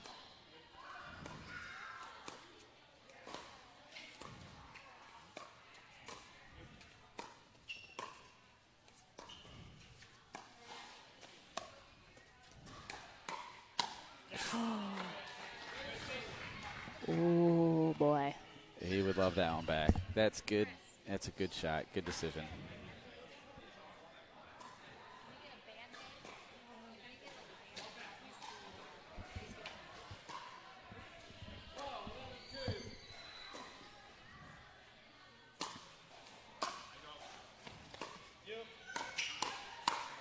I was going to say, if they don't come out on top here, a timeout, I think, would have been imperative.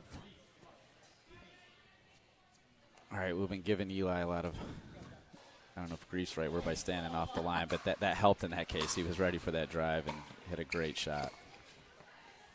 It's not all bad. No. There are some Just advantages. don't if want you to use make it a habit. Ooh, yeah, tough. Good move by Hercilio. Yep. Getting in his vision.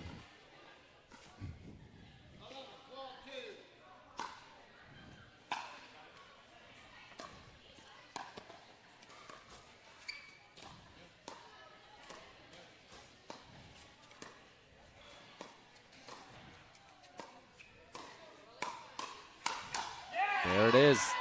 Ooh. Took that forehand out of the air, attacked, and countered again with the backhand. Nice move, Eli.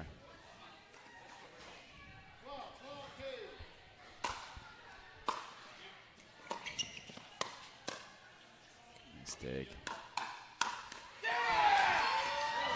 Oh Eli. my gosh. I mean, Chikatilo was on the ground.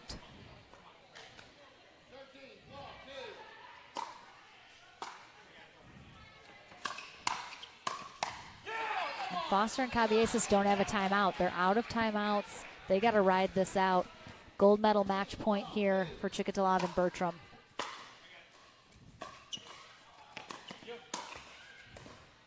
Great reset. It was going out.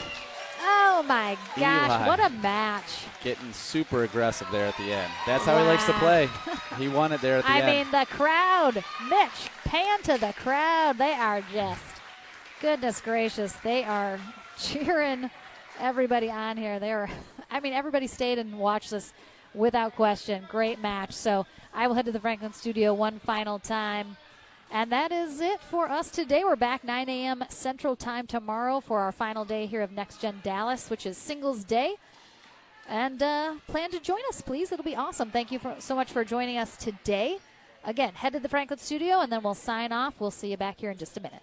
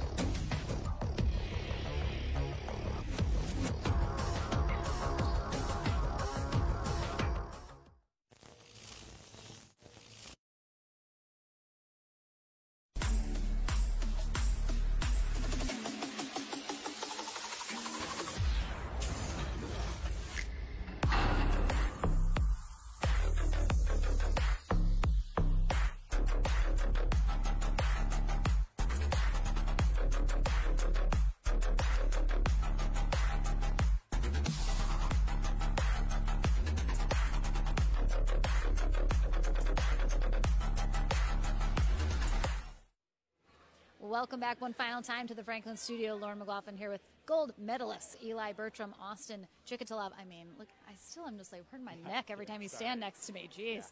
I need a box next time. Well, I mean, you guys faced them earlier in the day in the semis, took care of business in 3. This one almost got double dipped.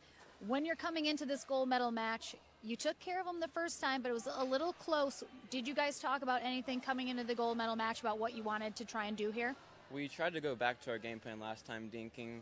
We were a little inconsistent in the beginning, and then the second game, our game to 15, we kept doing that and getting the ball in.